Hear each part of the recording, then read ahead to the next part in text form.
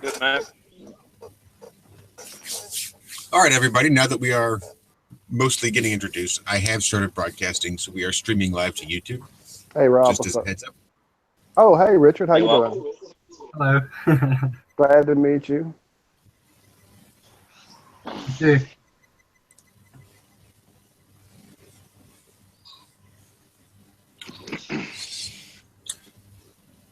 So I haven't even been on your blog recently, Richard. What number blog are you on? So I did 22, and then I skipped a couple and posted that the one on the alien deception one. So Right. I'm on 25, but I skipped a couple. Gotcha. I'll be putting those out soon, hopefully. You are one hard-working motherfucker, if you don't mind me saying. Thank you. Yeah. Indeed. I'll try my Indeed. best. You know, here in America, we like to sleep sometimes. Yeah. I yeah. love it how you just seem to never. You are always on the go. You No, are I like working amazing. at night. I like working at night, so it's like your evening time is my like middle of the night time, because I just silence then, get things done with no distractions.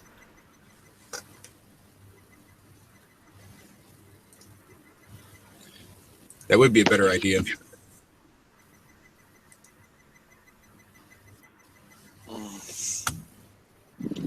So did Hey, you Josh, write have you got much live? before Flat Earth, Richard? Sorry. Did you write much before Flat Earth?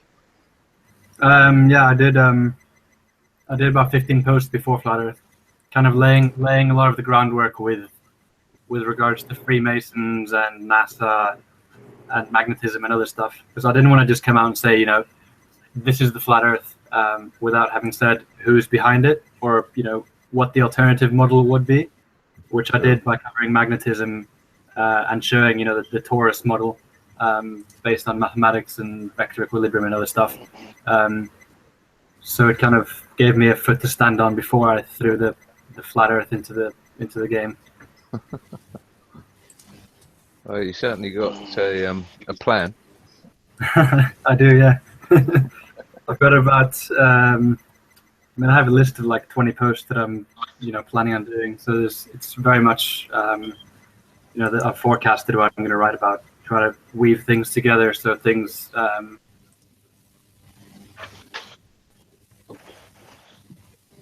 Uh-oh. He froze up, went quiet. God, I have trouble mastering doing one thing a day. I can't even get a bloody video of a gyroscope. I do understand, John. I'm quite jealous of his output as well. I haven't had a video up in quite a while on my channel myself. What do you do for a living, Richard? I think he's gone. I think he's been kicked off. His icon's still there. It's just he's froze up. Yep, I suspect he'll not be there long. And he's back. There he's back. All Sweet. right, his clone is here. What do you do for a living, Richard? Well, I've been bartending quite a bit the last few months, since about June. Before that, I worked with my brother who runs the startup. Yeah, just do enough to get by so I can keep writing my blog and sharing stuff. Can't beat working in a pub. Yeah. Can't be drinking in a pub. Well, yeah, that goes along with it, doesn't it? Working and drinking in a pub. It's a good balance in a way because it. I get kind of wrapped up and obsessed a little bit with the truth, as it were. So it's nice to meet people and just get away from it for a bit. So that's nice. And how long have you been into the flat Earth? I may have missed that question if somebody already asked you. Well, I came across it last summer.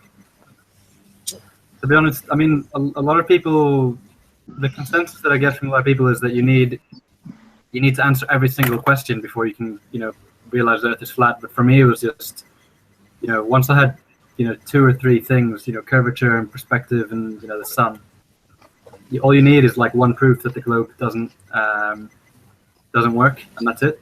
So for me, it was pretty quick to realize that accept the Earth is flat, kind of, and then took a few months until around Christmas, maybe October, November, to answer all the questions I had in my head. The hardest one was 24-hour sun in Antarctica. So pretty much since last summer. How about you guys? Well, I myself am probably found it around, I guess, April of last year. Had the usual, that's insane, response, knee-jerk reaction. Watched a couple videos to prove to myself how crazy it was, and realized, those are questions I had when I took all the astrophysics and things, because I was a big NASA fanboy. I was shooting for working at NASA at some point, and I had a lot of that under my belt, and I had a lot of unanswered questions, so definitely. And it turned out that was the hardest thing for me to get through and let go of. Okay, so the moon landing was fake, but that shuttle had to be real, right? And then, wait, no, because those wings don't work, and these guys are all still alive. Okay, well, the ISS, that has to be real, right? So, yeah, I just had to let it go one piece at a time, but I started posting my videos and doing this crazy Twitter thing because I was kind of like you, just have to get this out. People need to know. Yeah, but did you find that you immediately wanted to share stuff, or did you want to wait a bit until you knew all the answers? It was kind of a toe in the water thing for me because I've always had a quest for truth. I've always been into the other, if you will, and so people always knew I had some interesting theories about everything, and so me throwing this at them wasn't a surprise. But most either just laughed it off or. I've even lost friends over this thing. But a few actually presented some interesting questions that made me do further research, like sniper bullets, Coriolis, things I wouldn't even have actually gone into deeply to discover how much of it is, a double standard. It works for this, but it doesn't work for that. You got your Velcro atmosphere for the plane, but not for the bullet, and it just doesn't. It starts falling apart. And when you show them that, then they don't want to go any further with the discussion, the cognitive dissonance kicks in and they're just stuck. NASA usually is what most of them just can't get past. And I'm showing them the fakery. I'm showing them the animation. I'm showing them the astronauts disappearing around corners. And, they're just, but yeah. Excuses. Yeah. Hey, Walter, what I'm loving at the moment is all the songs and everything that I keep on hearing, and you guys post, will tell me about them. And Richard, remember in the chat yesterday, Richard, someone was posting something about Westworld, and just all that sort of side of the flat Earth is what I'm enjoying at the moment. Yeah. The predictive programmer.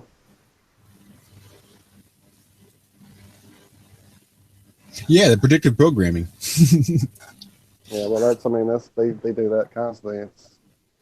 It's a double-edged thing, I think. It's both the elite and the Luciferian element that like to taunt their plans and rub it in our face and mock us with their obvious, here it is, but we've got you so dumbed down you're not going to see it. Mockery, and also the predictiveness of it to let us know, hey, here it is, as they show us fake news stories left and right on what's supposed to be the truth. And we wind up getting the truth from the fake fiction and movies and TV. Do you think that there is some sort of karmic necessity that requires them to put it out there? At this point, at the psychotic level we see them exhibit on a daily basis, I think it's more just ego. That they really are so convinced they've got us that dumbed down that they could show us their plans in depth just to laugh at it. I agree. I think they've done this years in advance. They're just rubbing your face in it. They don't think you're ever going to read Manly P. Hall or Blavatsky or anything, Crowley or anything. When they were written, they were clear peasant elite distinctions where no one, the elite had books and things that the peasants couldn't afford, in a year. So they never thought we'd read this sort of stuff. I think it was just ego, and I don't think they're obliged to tell us anything. If they do, they do it in a funny bloody way.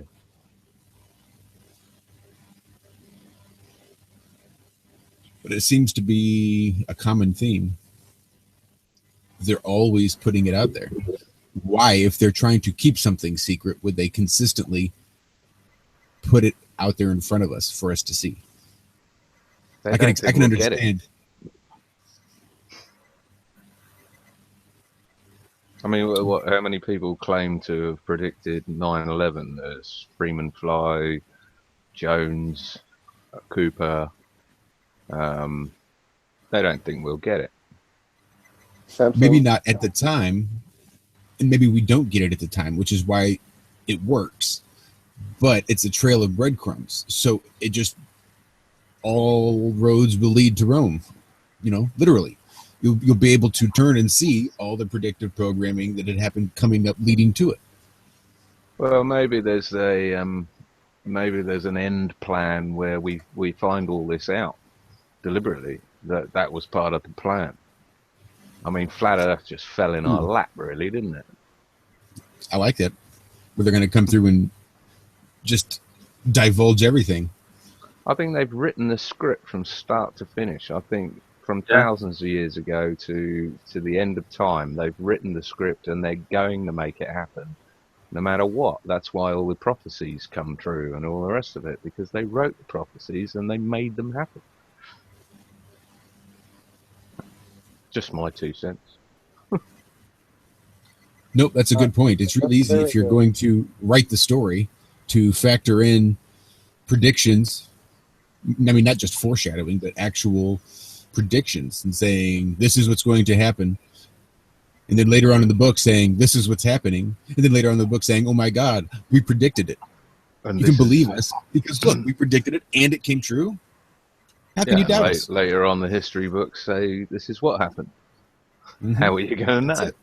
And they'll make sure the history books say that, right?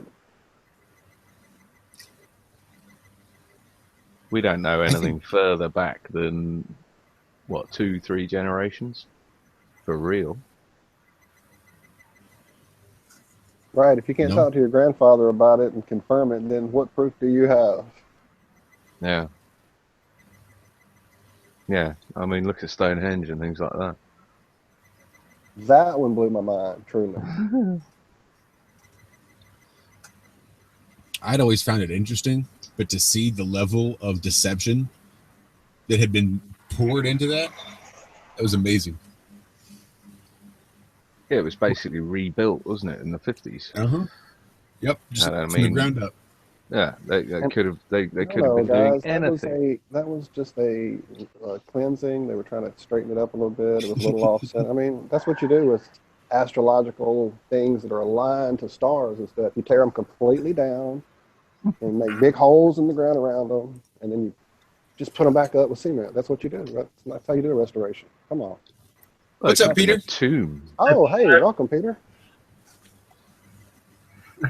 You're muted, just so you know. We can't hear you nor see you anymore. Oh, there you are. If you're talking, your microphone is muted.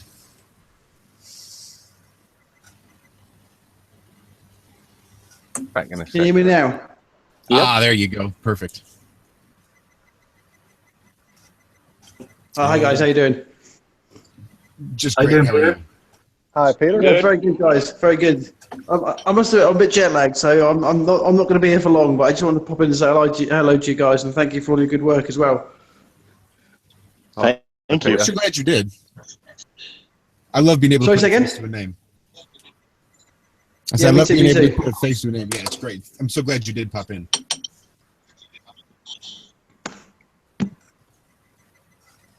So what were we saying? Predictive programming? There you go. Now you can see my ugly mug. Okay, put the light on. That's better.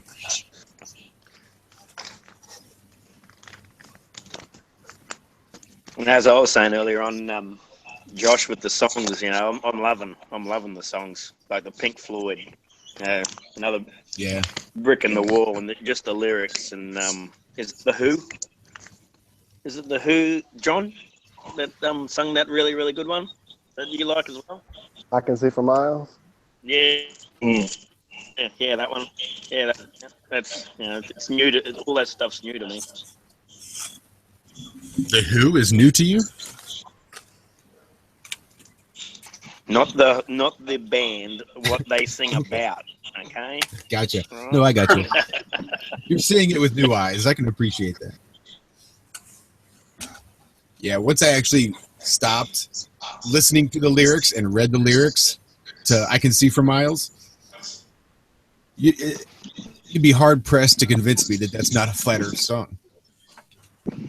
See, I'm a Radiohead fan, and they're very political with what they sing. You know what I mean? So listen to a few of their songs, and they're not that sort of thing. But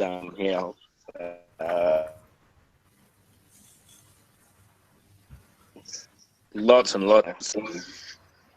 Oh, I love this. Look, hey, what's up, James? We got a room full today. Awesome. Hey, what's going on, everybody?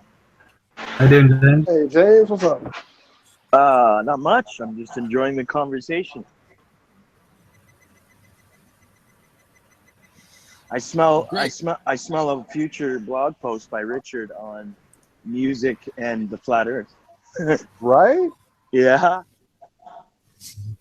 And we want it done by the end of this podcast. Sad thing is, he'll probably get it He done just by popped then. off to go do it. He just Right. popped off to go do it. He's going to come back with 2 pages done. What are you worried about? There. See? Done. It's 2 already pages. Done. I dropped off there, but about the music, I have included a lot of music in my 21st post. Another brick in the wall, actually. Nice.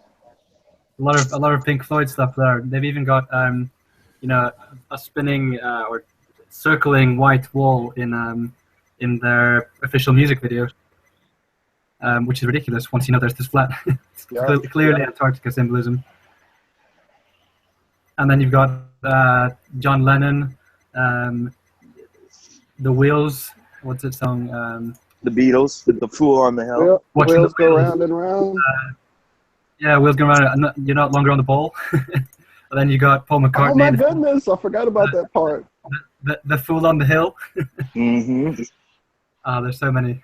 I've got a few of them in my blog already. You see, people by nature, they have to tell somebody. That's why all these stars, You know, they have to the- tell.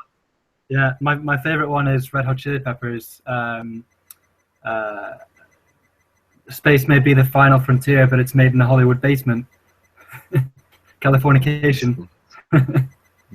REM are a personal favorite. They have many songs that decode quite a bit. Stand in the place that you live. Now REM. North. Think about the sun. Wonder why you never did it before. REM's coming up Yep. in my next post, actually. Their End of the World as You Know It song, released on 16th November 1987. It's all synchronicity. If you believe they put a man on the moon. Yeah, Meatloaf. losing my religion.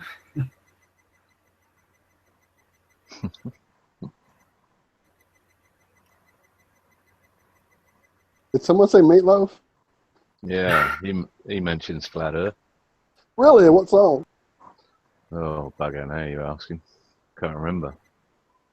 I don't know. I'll have to. I'm really only fluent on the Bat Out of Hell album, so I'm trying I to think think. it's what on it that is. album. I think it's on that album. Let me think. And he says, as far as I know, we live on a flat earth or something like that. Oh, I have to go dig this up. I think Paul McCartney referenced it in some songs too. Solo work. Yeah, a lot. Can you think of any? I bow to Richard on this one. Hang on, I can't off the top of my head.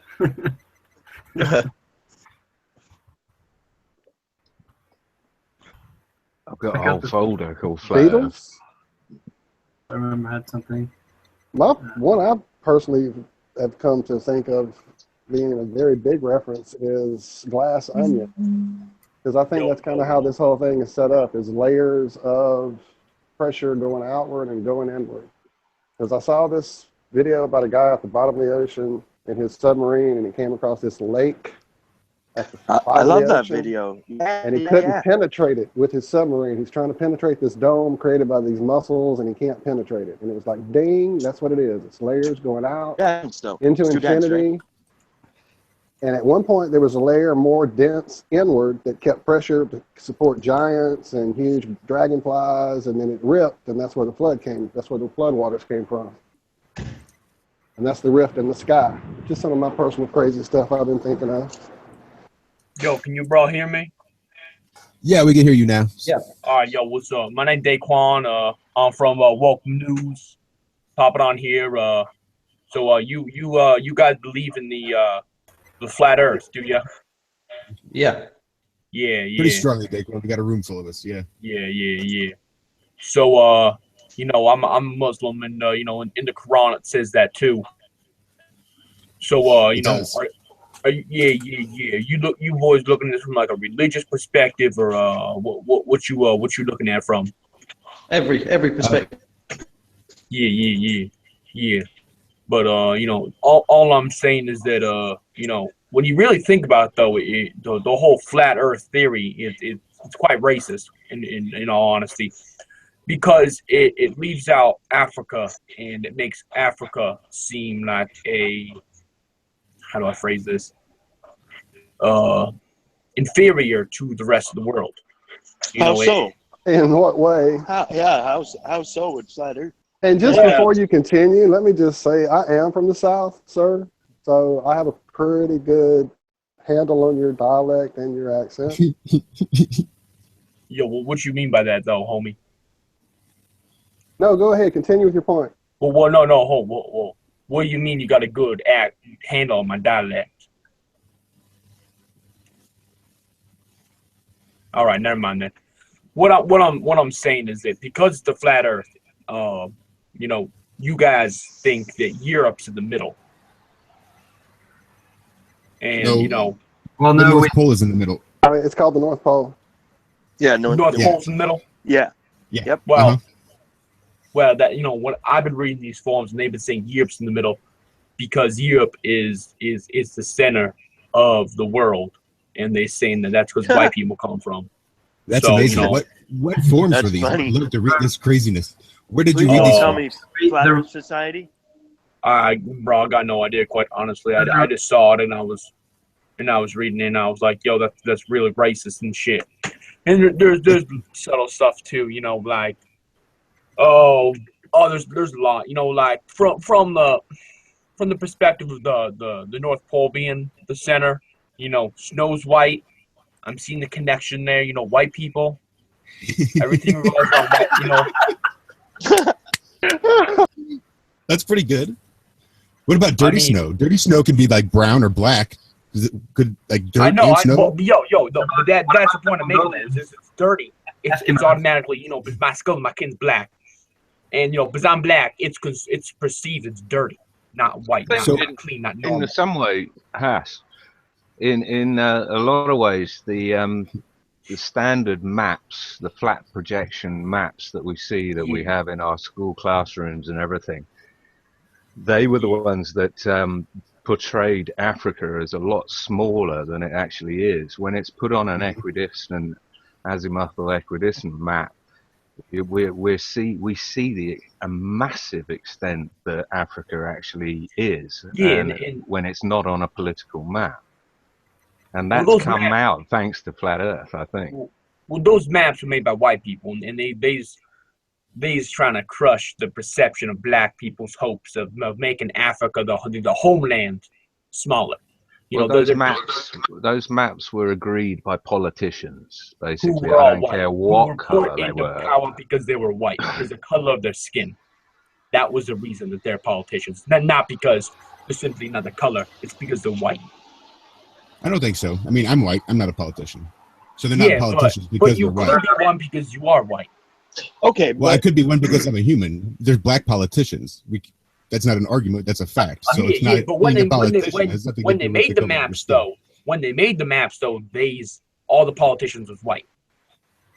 Right, but what John said very nicely, actually, and is very pertinent, is that because that happened and they did misrepresent Africa, the flat Earth is revealing the true size of Africa, and I think it's a positive thing. We shouldn't. I think we're feeling it's very negative from your end, but it's actually quite a good thing. Yeah.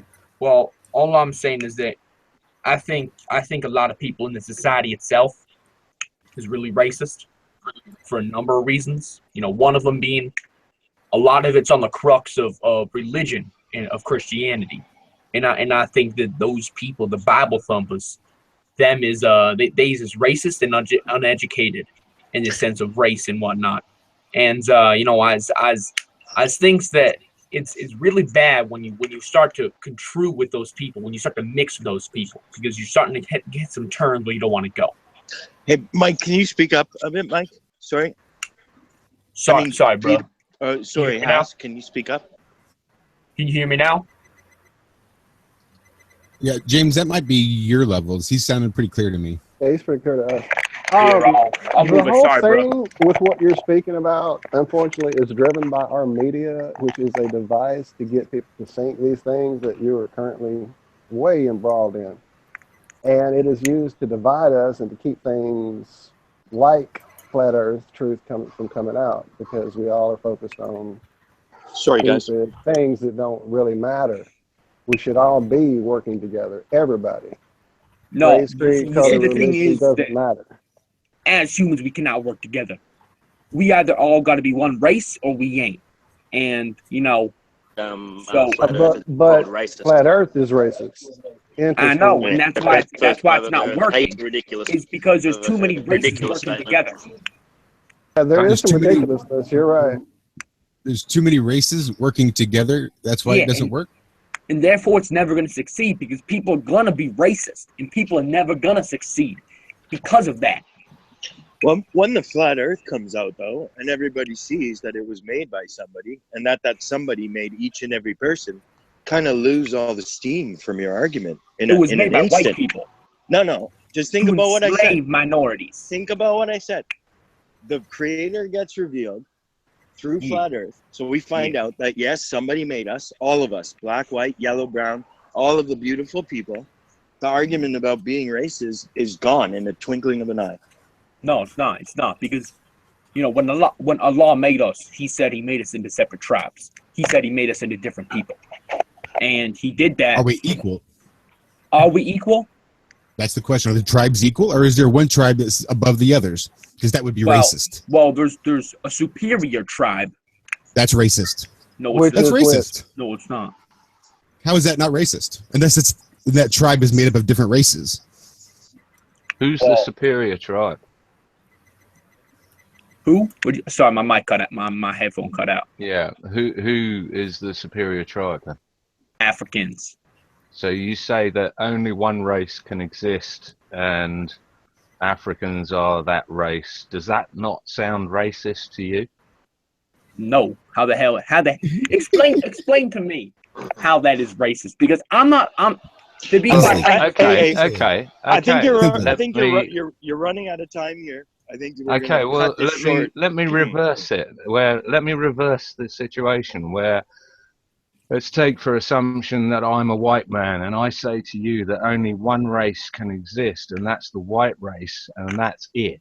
I'm gonna stop you right there. Would you not call me a racist? I'm gonna stop you right there. What you said is very derogative, and I don't appreciate that kind of talk. How is it derogative? Is it just We don't reversing appreciate exactly what you're You're saying? saying that one race is superior. That's why. Cut him. Cut this. All right. Call it a tribe. One tribe is superior. Let's say one tribe is superior. Yeah. If you're worried about, if you think flat Earth is racist because they put Europe in the middle, yeah, but you would have put Africa in the middle because you think the African tribe is superior to all the others. Josh, Africa is in the middle, bro. You know what I'm saying? It's not. It's the north. May I make a request? Explain flights. Africa in the middle. Explain flight path. Cut him off. Is anyone on here saying? Don't cut me. Don't cut me. Daquan, you've got about 5 seconds to understand to explain how African could be in the middle. Because And black a people flat are the earth. superior people. You know what I'm saying? You're done. Yes, we are. You're done. No, we ain't. I Cut. ain't done, bruh. You don't know what you're talking about. Take No, one. I Goodbye. do know what I'm talking about. Hey. What was all that Thank about? you. Sorry. I don't We're know not if one that of was a real we are person not or a one of those character. shows. Character. Sounded like neural linguistic programming on the word racist. Uh-huh. It sounded like Yeah. as if someone wanted to derail the conversation here, that is exactly how they would do it. Well, fuck That- 'em. Yeah, So, when did racism come into flat Earth? I'd never heard that before. no, not me. Anyway, Was White that meatloaf. racist call? Was that Everything call? That's when louder it than came everything into it. else. My goodness. Well, meatloaf. Everything louder than everything else. So, And when did anyone say Okay, Europe I'm was in the looking it middle of up. the flat Earth? Bizarre. I think he's making shit up. There's no way he Yeah, saw you see. a flat Earth map with Europe in the middle. It's I don't never think- happened. I I thought don't his think voice. any of us know what is in the middle, do we? I thought he was having a hard time staying in character with the voice and the accent, so I think he was Yeah. faking it. Uh-huh. Yeah, that's what I think too. So He's do, awfully sick. As I said You guys earlier, think you're better I'm than me? from the South. There is no doubt that was fake. 100%. so All do right. you? And plus, What I were you do a bit of saying, Rob? acting. You're better than me? Or Sorry, do you Rob, guys go think ahead. you're better than me because I'm all the way down here, and I'm Yes. not in the middle. You Yes, feel better than me, or what? Shit, I hate that when you're better than me. No, it's that very liberal definition of what racism is that they've been pushing these days. That only people that are in power can be racist, which means only white people, because they're the majority. Only white people can be racist. So that's the only thing racism can be, is white people being superior. If you talk about black people being superior, that's not racist because, well, you're not the one in power. So that works out well. Yeah, I think there's a lot of races that would have heard that would agree that there was only one racist in the room there. Mm-hmm. It was all made up. That was made up, John. I wouldn't even. Yeah, Let's I move agree. on. It was That a was red that's like herring. anti-Semitic, Semitic, but for blacks. Sorry, Let's for let's African move Americans. Sorry. on from this Yeah. whole thing that he Yeah. purposely brought into the room and get back to the music. What was the song, John? I'm trying to look it up. I'm sorry. It was Meatloaf. Everything louder than everything else. I can play it if you want, but it won't come through on here. No, I'm gonna look it up. Josh, can I send you the link? You can send it to me, but if we play it, we'll probably just get a big old fat copyright strike. You could probably get the lyrics up on the screen without a copyright strike, though. Yeah, This you is probably true. could, You can, actually, yeah. you can send me a link with lyrics. Yeah, I can just mute it, and we can just show lyrics. Meatloaf beats racism any day.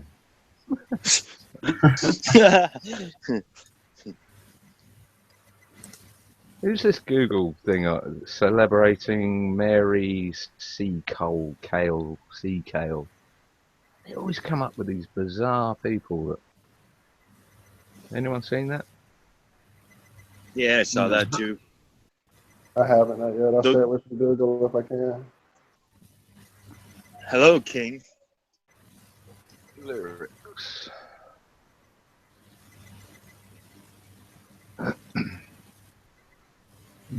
King, you're muted, just so you know. Ears up. There we go. Can you hear me? Yeah, now we can hear you. Hey, Walt. Alright. Walt. Yeah, I got it. Okay, it's How we everything doing, guys? louder than everything else. I know that I will never be politically correct, and I don't give a damn about my lack of etiquette. As far as I'm concerned, the world could still be flat, and if the thrill is gone, then it's time to take it back. That's awesome. That is awesome. Sorry, whoever just came in there, King. Sorry, hi, mate. What song was that, John? That was Meatloaf. Everything louder than everything else. Sorry, we're just doing flat earth music at the moment, King. Ah. Yes, welcome. I haven't actually found any real flat earther podcasts on this. It's pretty interesting. Have you been looking at it long? For a while, yeah. Just been, wondering. And at what stage of wondering are you, sir? I don't know so far. Now, Great answer. would you be near the center of the map or on the edges of the flat Earth map? Would you say?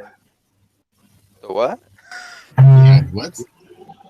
Whereabouts are you on the flat Earth? Well, I'm in America, so there's Yeah. that. Do you know what an average, like what most people consider a flat Earth map even looks Yeah, like? like Would you say? Yeah, no, you got the North Pole in the center of it, right, and then you got everything else around it. Yeah. Oh, so you've done a little research. That's cool. Yeah, that's right. The only way is to test it yourself, Yeah, I'm just gonna go down to Antarctica and forge across. Do it, man. Let's go. Let us go. We're ready. Plenty of ways to test it. Test whether you've been lied to for a start. Yeah. Have you looked into the moon landing? I have. I'm pretty sure they're probably faked at this point. Well, you're well on your way then. If you have any doubts, you can check out my blog post. Shameless plug. Yeah, plug it, Richard. Do it, sir. Do it. Yes. The Narrow Yeah. Gate is an awesome place to see. No, it is. It is. I highly recommend it too. The post number 17 is called "The Greatest Liars of All Time," and it covers all of NASA's lies. CGI, Photoshop, terrible acting, bad hairdos, the works. Oh, Medusa The dudes. I love the Medusa. Yep. So, I love- King, are you on Twitter? I am. Are you on this King Leonidas? No, that's just my old YouTube account. Gotcha. No worries. Oh, you could do worse than following Richard. What's your Twitter account? I'll send it here in a. Chat. At Richard Colberg. Or Rob? What's yours? Might as well do the rounds, eh? As you're on Twitter, Yeah. King. What's your handle, King? It is. It's Latin. It's Quasidum 3. Nice. So if you wanna. I'm Sweary G, by the way. Yeah, I'll add you. Square EG. Sweary, Swear. because I swear so He much. swears a bit. He's a bit of a square. Not when I'm alive. And this is at Facebones777. I used to be a bit of a Metalocalypse fan a long time ago. Alright. There you go. Here, one sec, guys. Who else we got? So- Where's Josh? I was going to say, so Josh, Stop your lurking. I'm here. I'm lurking. I got people calling me on Skype. People You're the popping biggest in. celebrity we've got. JR Corey77. Richard, I got a question for you when you have a second. I was just wondering, the cymatic stuff and the coral castle? Yeah. Okay, so is it possible that they use frequencies to move the stones for the pyramids? Yeah, that's exactly what they did. It's all Ah. frequencies. I mean, everything has a resonant frequency, and if you can match or if you can find the resonant frequency of the limestones, limestone is a superconductive, has superconductive properties, so it's excellent for, magnetic levitation through, resonators like Ed Leeds-Kalmans. So if you look at the rocks that are used at Coral Castle, they're made with limestone, which is similar to the rocks that are used in the Giza pyramids, which gives the whole Yes. thing away. Interesting stuff, man. I have to admit, like a lot of people may say, like, I was like, oh, I've checked out your blog, I've looked at it, but do you really look at it? And since I started looking at it, man, you've got good information. Especially since I know audio technology, right? Like I was looking into frequencies because that's what I used to do. I was an electronic music producer, eh? And when I started looking at the cymatic frequencies again, and then the frequencies of objects submerged in water that Walt turned me on to, which was, what do you call it, Walt? The bioluminescence, I think it is. Sonoluminescence. Oh, yeah, that one. And then it just started making sense. And then what scared me is that... Sorry, I missed the last 30 seconds of what you were saying. Sonoluminescence, it's sound creating a light in a jar of water. Basically what stars are, I think. Yeah, exactly. I'm going to cover that.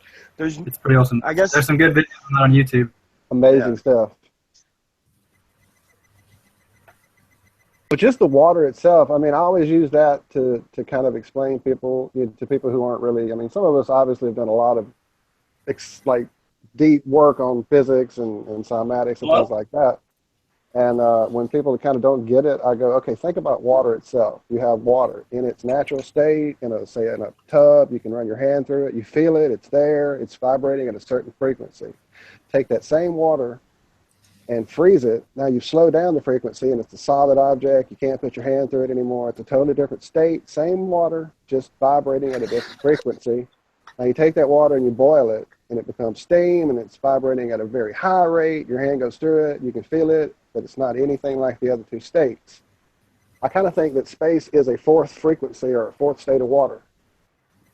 Have you seen those Buddhist bowls where they make water boil just by making the bowl resonate with with the edge? Yes, that's amazing stuff. I mean, you can make water boil with just sound. It's pretty amazing.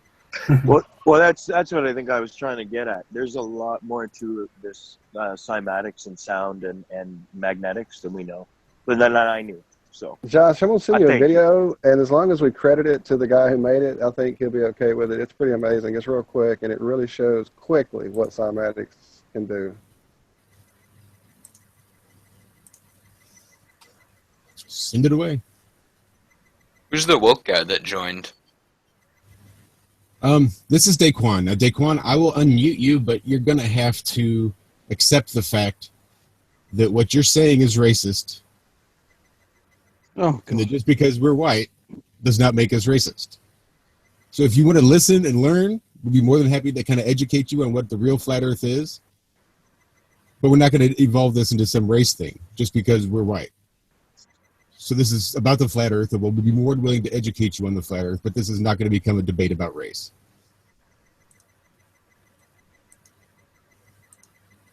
I don't even know if we are all white. I agree on that one. That's a good point. That's a good point.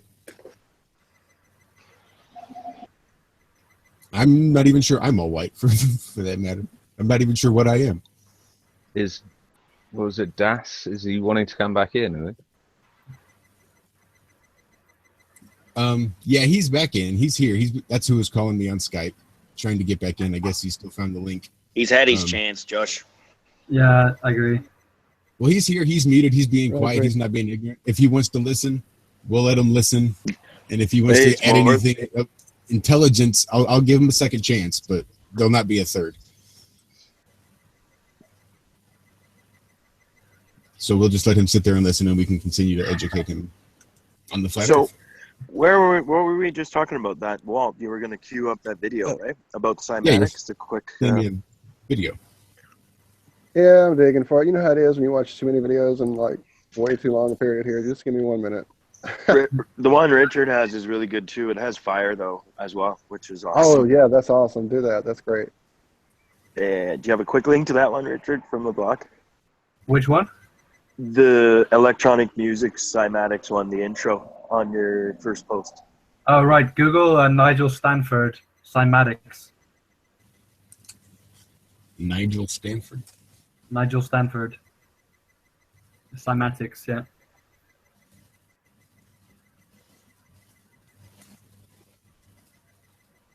Anyone studied Rudolf Steiner much? No. No, me.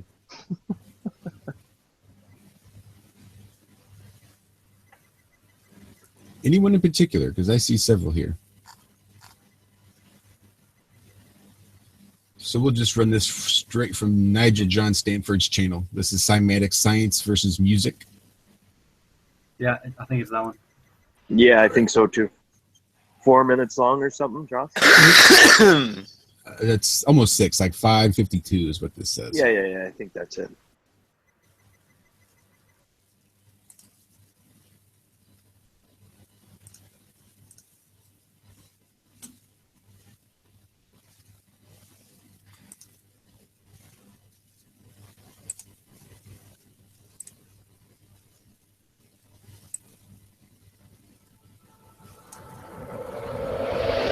The film you're about to see has no characters.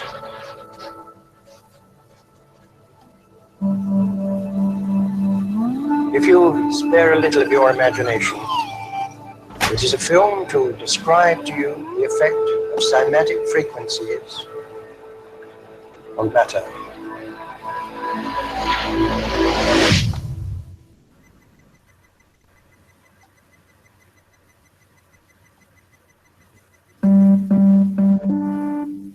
Is this going to get us a copyright strike? I don't think so. We've credited him. Shouldn't. It's from his channel, and we've given him the credit. And we're discussing it. We're talking about it And it's for very educational purposes. It is very cool. I want to do this. Thanks for getting rid of the ad.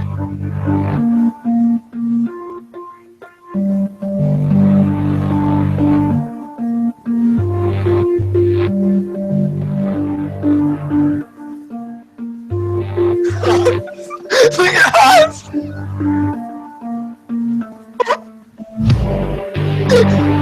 He's got his camera on.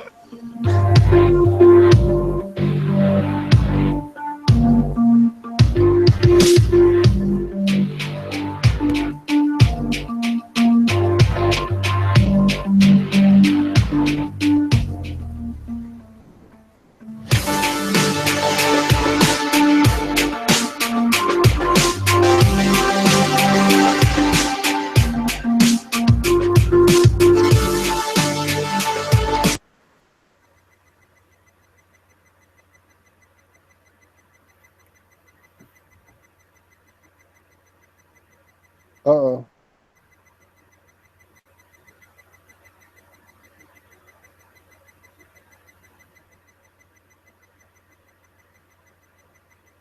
What happened there then, Josh?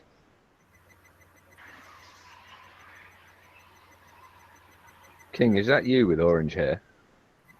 No, this is me. I'm from Woke News Media. Oh, Yeah, hi. oh yeah. Yeah, I'm a communist capitalist, so What does that mean? I mean, essentially it's a deviation from ANCAP's anarchist communists, or anarchist capitalists, excuse me. It's just a deviation, a denomination of it. So describing it, that's what it is. Okay, cool. Welcome. Yeah, thanks, man. Yeah. Welcome. Thank you. Are you a flat earther? A flat earther? I'm getting into Yeah. rhymes. Sorry, That's a good place to start. sorry, man. Fucking cat. Cat. We're good. I just dyed my hair like a week ago, so.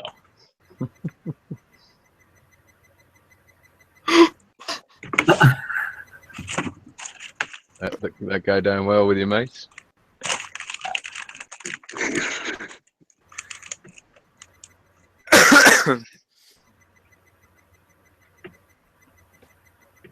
So is that what you think the Earth looks like? What happened to the video?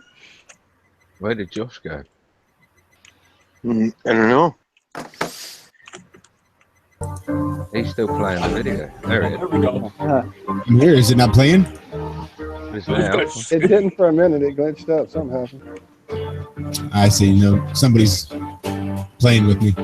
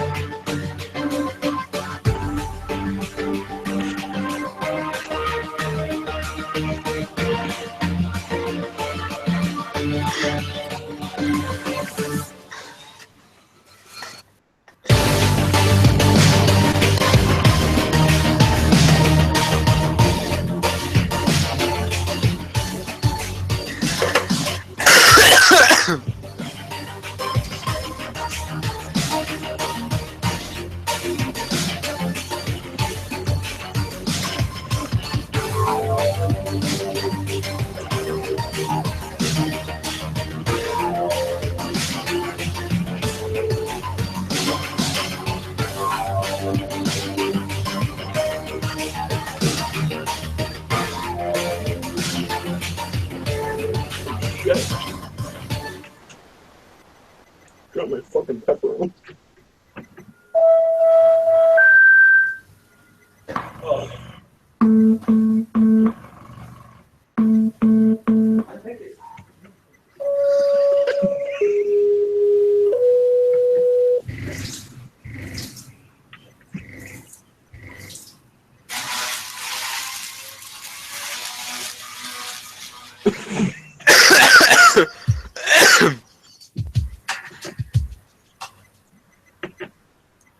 You're pretty good stuff. Yeah, whoever keeps coughing, could you please mute? Seriously. Cut him.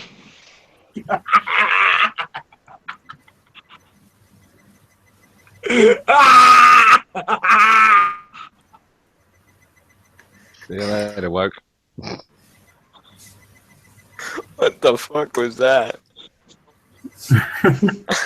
What did he say? He was an ANCAP Something like that. or ANCOM? Communist capitalist. He was a What? A communist capitalist. oh, is that what it was? A communist capitalist, which was an offshoot of the anarcho-capitalist. Right. I think it's something beginning with a C. Exactly.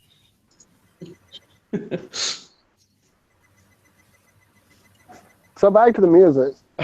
No.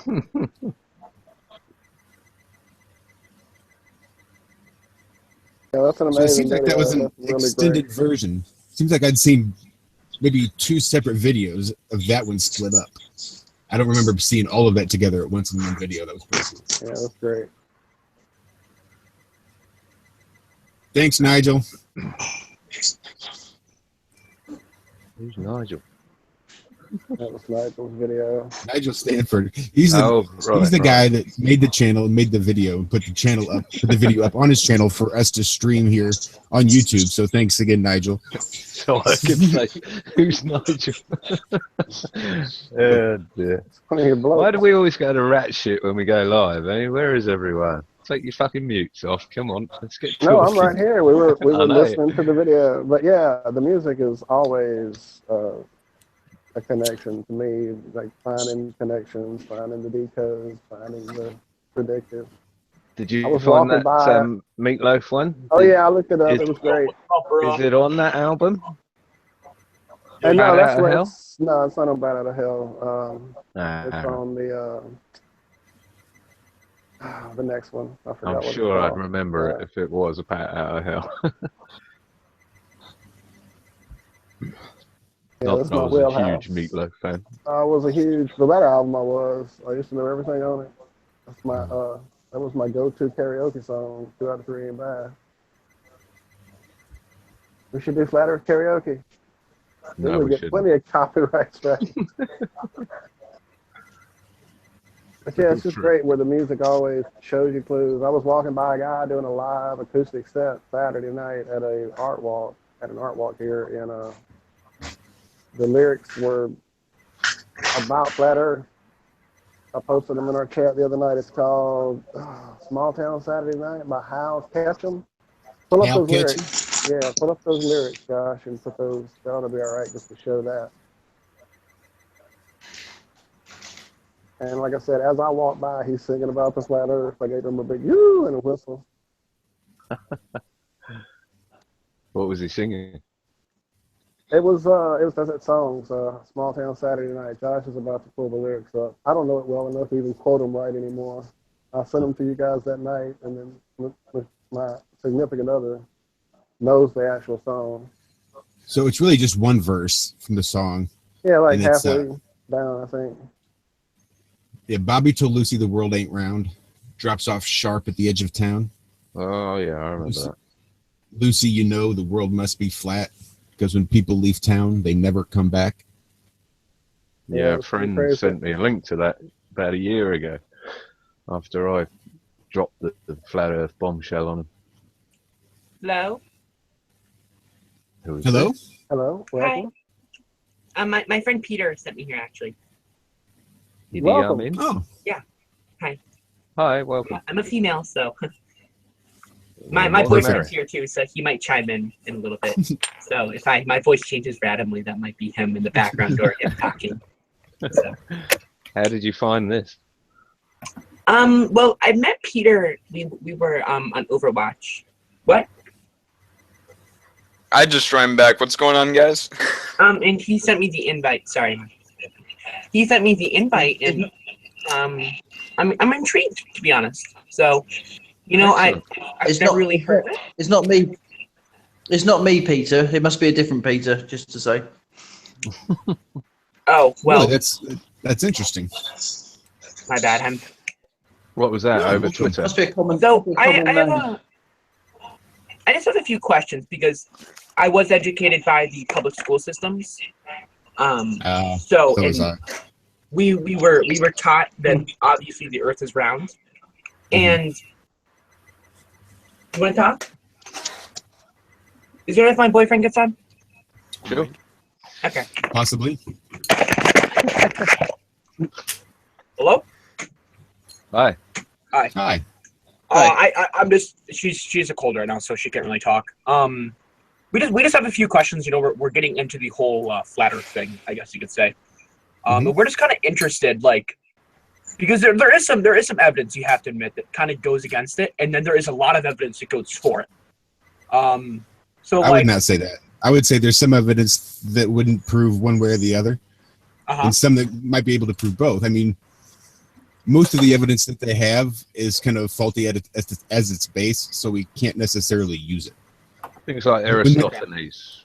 I just have a question. Like, do you guys believe that every single video they come out of space where the Earth is round, do you believe that's fake, photoshopped, or edited in some way? If they say it's coming out of space, then yes. Have you seen the movie Gravity? I've heard of it, but I've not seen it. Fantastic. A high Fantastic altitude. CGI. Fantastic. High altitude Never- plane with a fisheye lens on it would give you a curved looking Earth. So are you guys? Have you seen can see, the? have you seen the Bumgardner jump? Mm-hmm. Have you seen the water bubbles in space? Every spacewalk. Have I seen what? The water bubbles in space. Inside the ISS, coming out of astronauts' helmets. That Canadian guy. Yeah. What about those?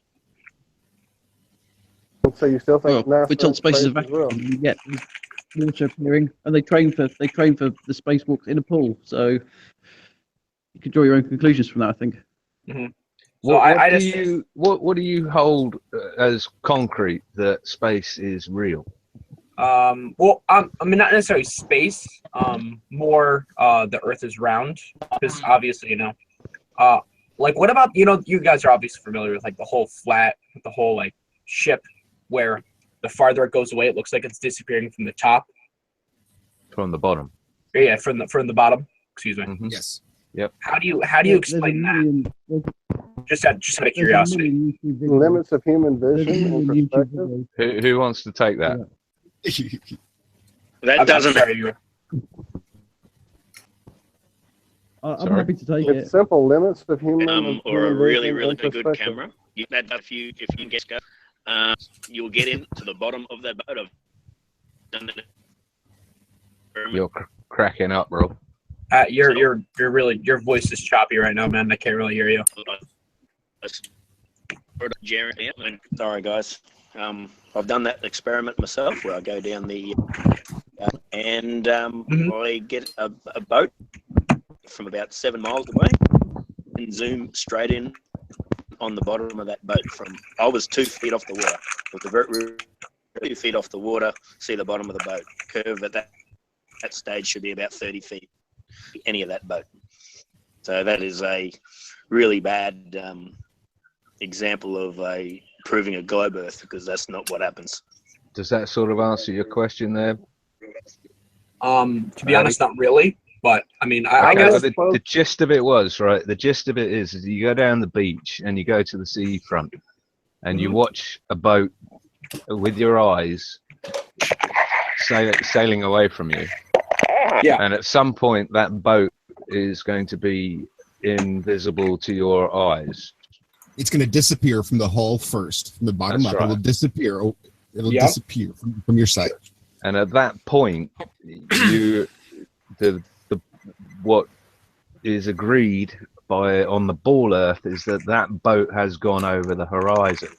And what we're saying is that if you take some optics, binoculars or telescope or a zoom lens, you can zoom right back in on that boat and see it from the water touching the hull of the boat for another certain distance of time, and then it will go out of view again. Then if you jump on your telescope, then you'll be able to see that boat again. But horizontal view across atmosphere is finite. It's not infinite. Does that make better sense? Yeah, I suppose so. So it's all about perspective and your line of sight. So it's just you can only see so far. You can bring the boat back into view. The more powerful zoom you've got, you can bring it back into view, proving it hasn't gone over a curve. It's still there. You just cannot see it with the naked eye. And eventually, no matter how powerful the optics you're using, eventually it is going to disappear. Basically, and when it disappears, it doesn't go below horizon. It just amorphously blobs out of existence. I've watched the sun do that with a telescope. But to Rob's point, at 7 miles, if we lived on a ball, Rob should not be able to see it. So the fact that he can do it even at 7 miles proves that it's flat and not a sphere, or oblate spheroid. Yeah, I looked to a bridge in New Orleans that's 24 miles long, flat, perfectly. That lacks over 300 feet of curvature. Yeah. And I've got another great example. I've got another great example. I've got an island off the coast here that's about 33 miles away. Now, recently I went closer to that island we went on a weekend away to another island that's closer. So that island is now 20 miles away instead of 33 miles. Now I'm still seeing that island the same shape. Now, if I had been 13 miles closer, I've done the calculations, and I should be seeing 400 feet more of that island. But that's not the case. So it's the same shape, no matter. It obviously the island's bigger because you're closer to it, but it's the same shape. So therefore, yeah. I've done the same, Rob. I've done the same here in the UK, from Seaton in Devon, being able to see the Isle of Portland in Dorset, which is 30 miles away, when the whole island should have been obscured by the curve, using their spherical maths.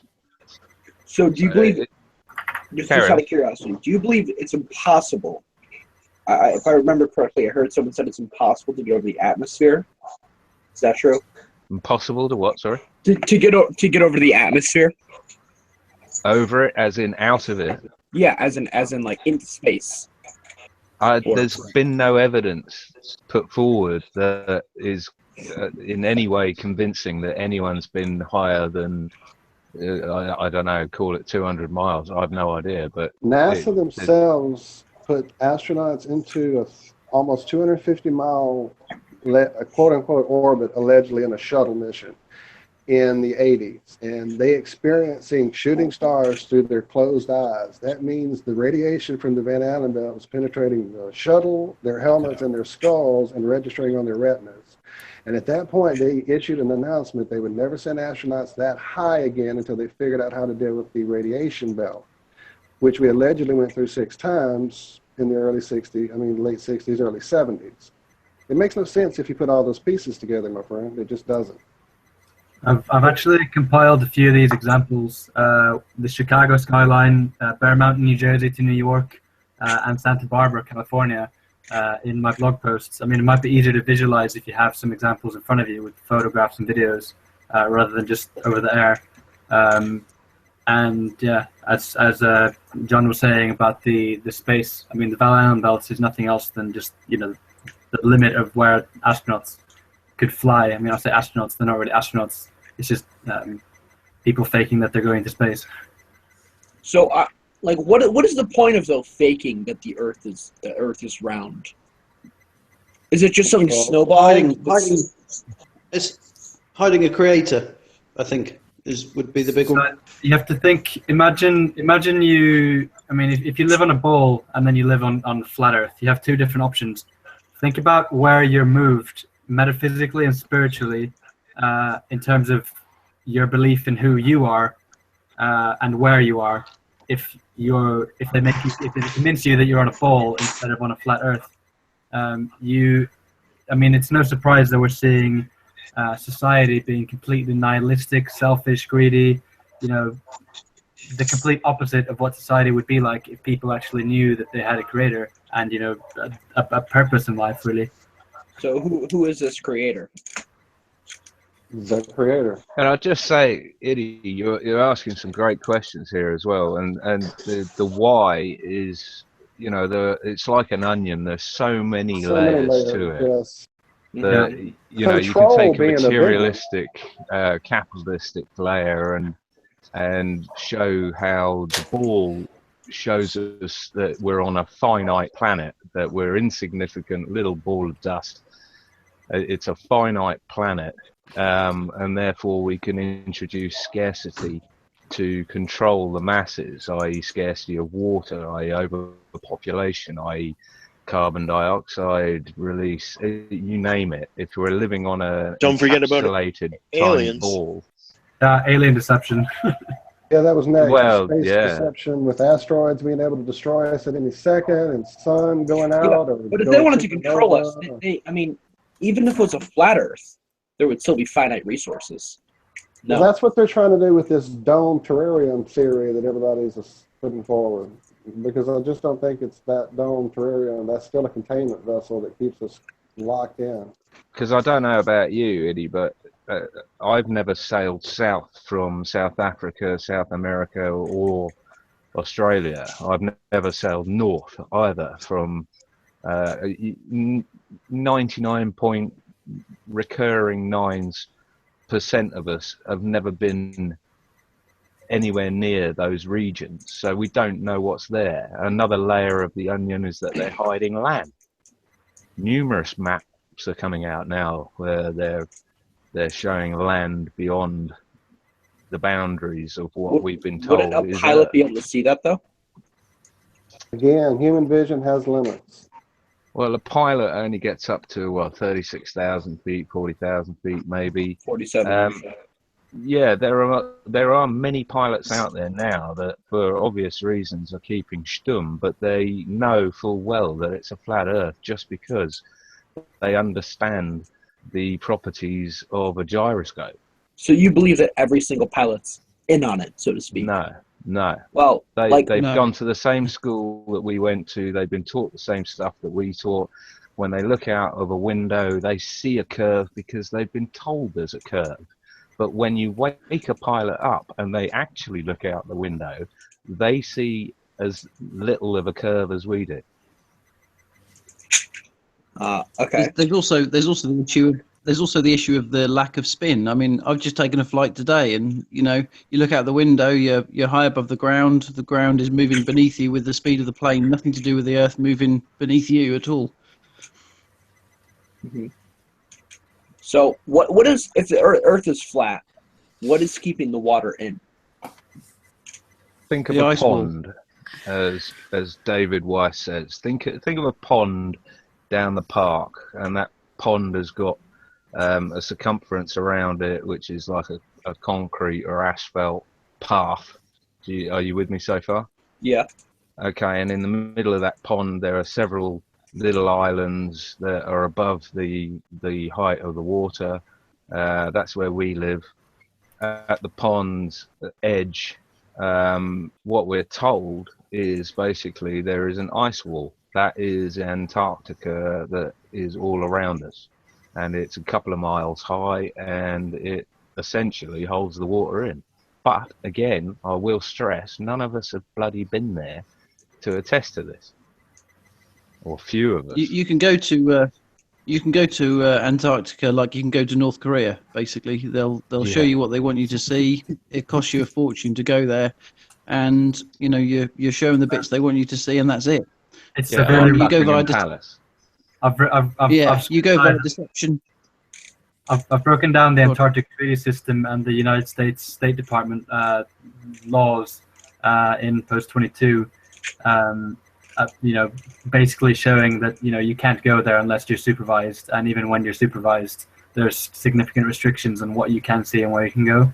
So what tourists are being shown when they go to Antarctica off the Chilean southern coast is just a small peninsula of the entire, what they call a continent. Is it Deception Island? And if you do is it try Deception and go there Island? yourself, It is you'll indeed get called the same Deception Island. response. Yes, sir. Jarl Anderhoy has tried to go there without permission, and you can read his. You can read what happened to him. His when he was on the ice, with a quad bike, driving away, he got an emergency signal from his boat. Lost 3 crew members. But not what happened to the rest of the crew, though? The crew and the boat were disappeared. Yeah, so three of his friends who were on the boat, disappeared. Basically, the boat sank supposedly, and every time he tries to go back, he just gets arrested by the Chilean Coast Guard or a New Zealand Navy or someone. And he's been fighting, the Norwegian court system for the last 2-3 years. He could just be a fake story, but that's the only story we've heard, and it matches up with what the Antarctic Treaty System rules say about going there. I can take a cruise from the bottom of Australia down there as a tourist. It's going to cost me $27,000 for the week, a cruise. But if I just take a cruise around the Pacific Islands here for a week, it's only going to cost me $1,000. But if I go down there, it's $27,000. Work that one out. And if you go, there's all these weird rules and laws about not bringing fossil fuels or not having food out on the decks and all these weird rules. Mm-hmm. Is it this? You can't go below the 60th parallel with fuel on board, or you can't stand on deck with food or anything like that. Correct. No smoking. Mm-hmm. Okay, so what about all the scientists in Antarctica? Because there's a lot of them now. Mm-hmm. Are they all in on it? They're very compartmentalized. I mean, if there's a story, and I can't remember, maybe one of you guys will know, of a plumber. He came out, he worked there on a stint, and he explains, the processes and where the bases are in relation to each other. He was a maintenance worker or something. It's Doomweaver on YouTube. Doomweaver. Right. Correct. Yeah. Robert. Thanks, John. But the way he lays it out is in a very, compartmentalized way. There's like a central area, there's certain tunnels, and it's a very small area where all these scientists actually work. Very small. Mm-hmm. But every single scientist working there is in on it. That's exactly what he's Not saying. necessarily, Most no. of them aren't in on it. Most Yeah, of them are they just have doing no their they have no job. idea. They're trying They to just make their bills and Yeah. feed their kids and make their way in their scientific Addy. discoveries and Paddy, working have on it you for- ever been to the so-called Southern Hemisphere? Addy? Okay. Has anyone ever been to the Southern Hemisphere? Not me. I'm born in Brazil, so yeah. Okay. Have you been to the Northern Hemisphere? Yeah, I'm Swedish, so I lived in Sweden for a while. Who am I talking to now? Got it all covered. I don't know who I'm Richard talking Travel. to. That's Richard. He's the man. Okay, well, the point is that, I mean, similarly, I've been to the Northern Hemisphere, the Equator, and the Southern Hemisphere, but not as a flat earther. So when I was at the Equator, I wasn't looking at the stars to see which direction they went. When I was in the Southern Hemisphere, I wasn't looking to see if the Southern Cross went around an equivalent Polaris in the south. The fact is that basically most of the time we sleepwalk through life. We don't look at obvious things around us. How many of us knew that moonlight was cold compared to moonshade until a couple of years ago? I got into flat Earth. Yeah, quite. Yeah, so I mean, but It's a great point, John. simple experiment right there tells you and shows you how you can go down your library and see how your science books are lying to you blatantly when that is such a simple experiment to do, and you can find out right there you're being lied to. So that should be a red flag enough for anyone. There's also the fact that no one's ever circumnavigated north to south. No one's actually gone around the world. No, yeah, exactly. Absolutely. I mean, that's a clanger. Enormous clanger. But there's too much ice. They do, John. They say that they do, but what they do is they just go down, they follow the same path back again. So they're That's not right, actually they zigzag. going around the way. But Or they go to the South Pole and they turn around 180 and they come back. Or the North Pole, they do a 180 and they come back. They never carry on and come out the other side. The argument about there being too much ice, if you're in an aeroplane, it makes no difference. You should be able to fly. If the Earth is a ball, you should be able to fly all the way around it in any which way direction you choose and end up at the same place. But no one's ever done that either. They've got no problem flying planes over the South Pole. Why is that? What is the official reason that they would say if you were to play naive and ask somebody? What do they say? What I mean, about the weather in South Antarctica? navigation? The weather in Antarctica could be pretty bad. So I mean, that's what I've heard is the temperatures. They're saying too cold for the planes. I'm guessing. I mean, considering they use a special plane to fly over the North Pole, not just normal passenger like 747, 757, anything like that. They use a special kind. I forget what it's called.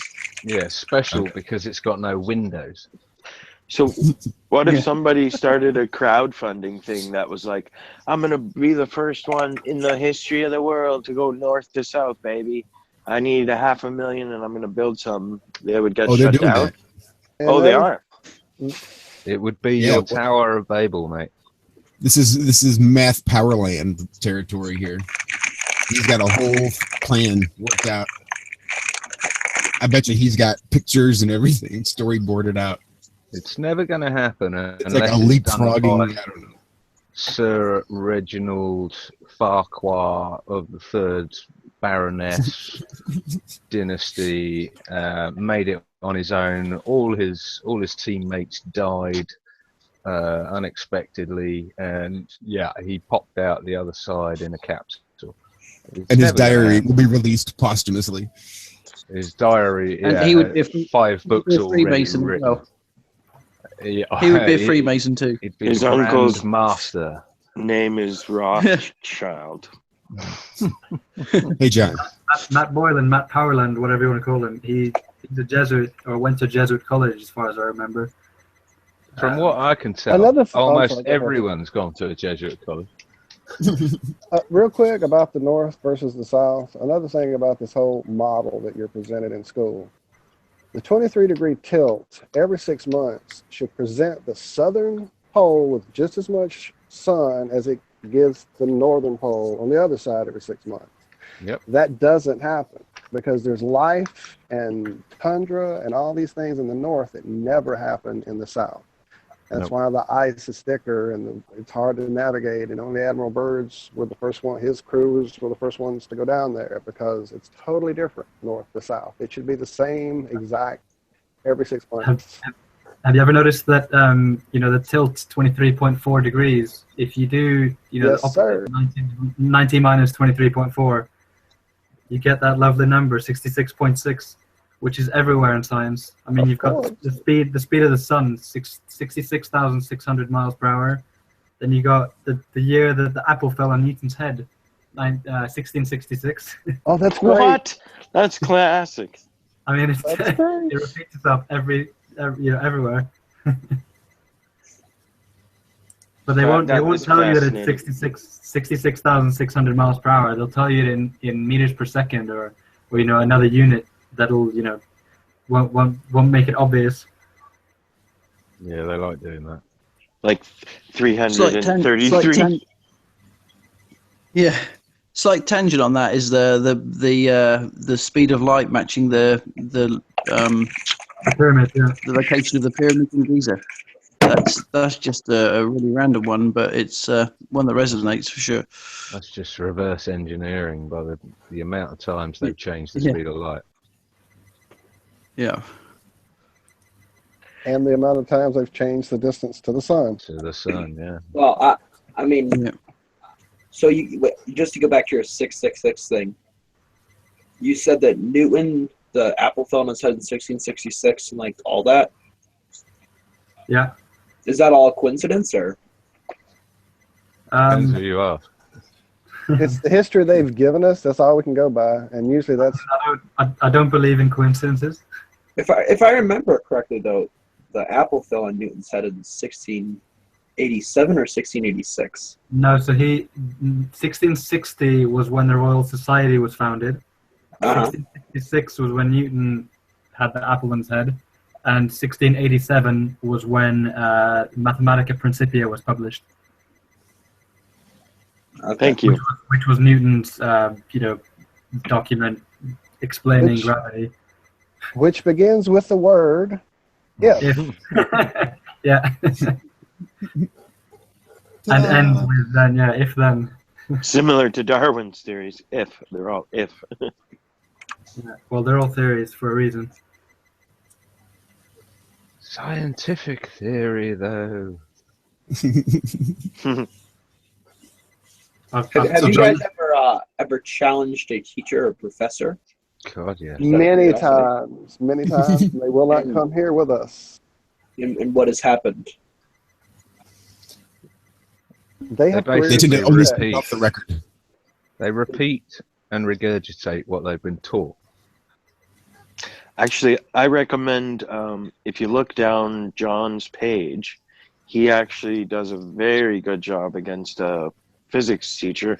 And it's not really against, it's more of like a question and reasoning process they go through.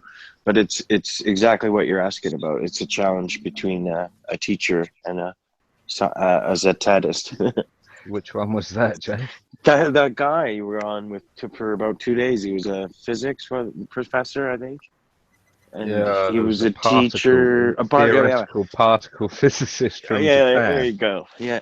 That was one of them. But yeah, no, there's been several PhDs. There's been a bolometer expert from Cardiff University who, to this date now, has still not managed to...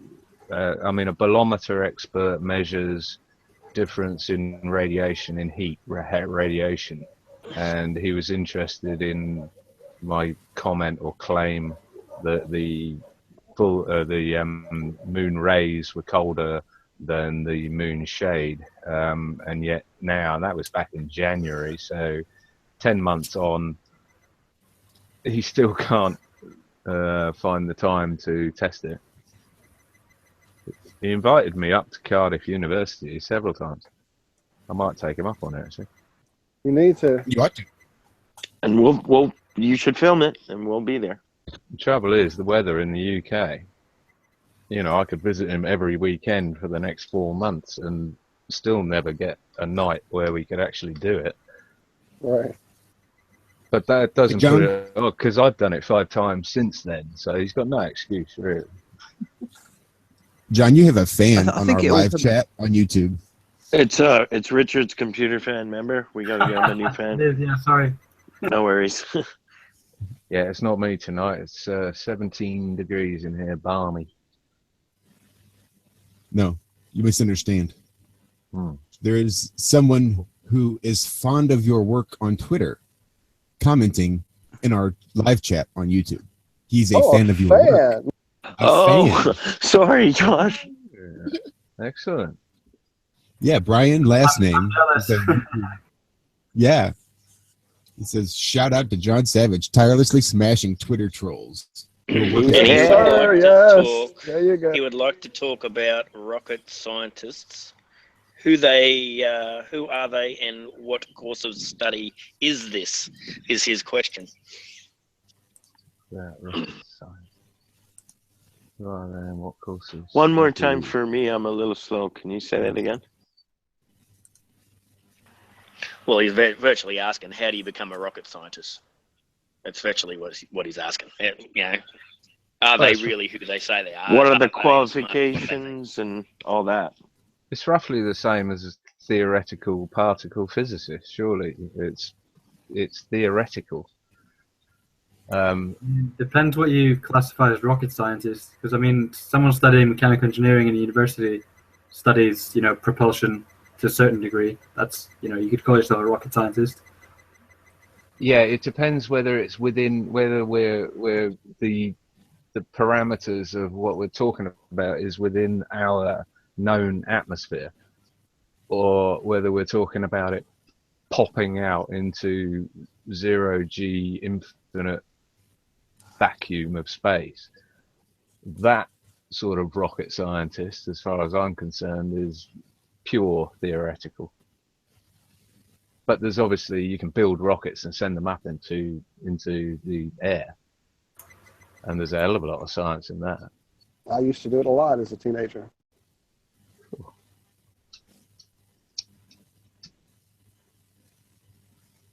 Not sure if Rocket that's Man. the question or whether that answers it, but cheers to Brian, last name.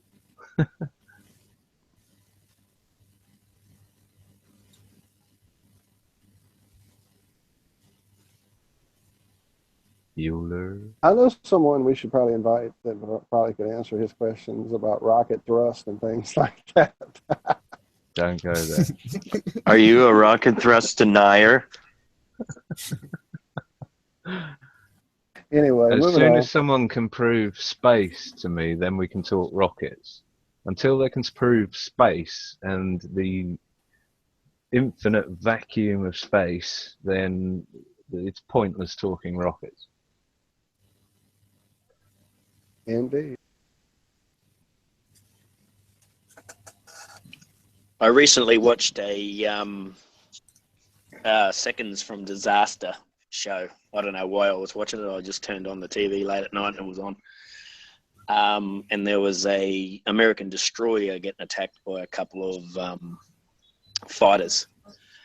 I can't remember what country the fighters were from, maybe Iran or something like that. Anyway, the radar operator on the ship was picking these fighters up from 400 kilometers away, and they weren't very high up off the ground, off the water, I should say.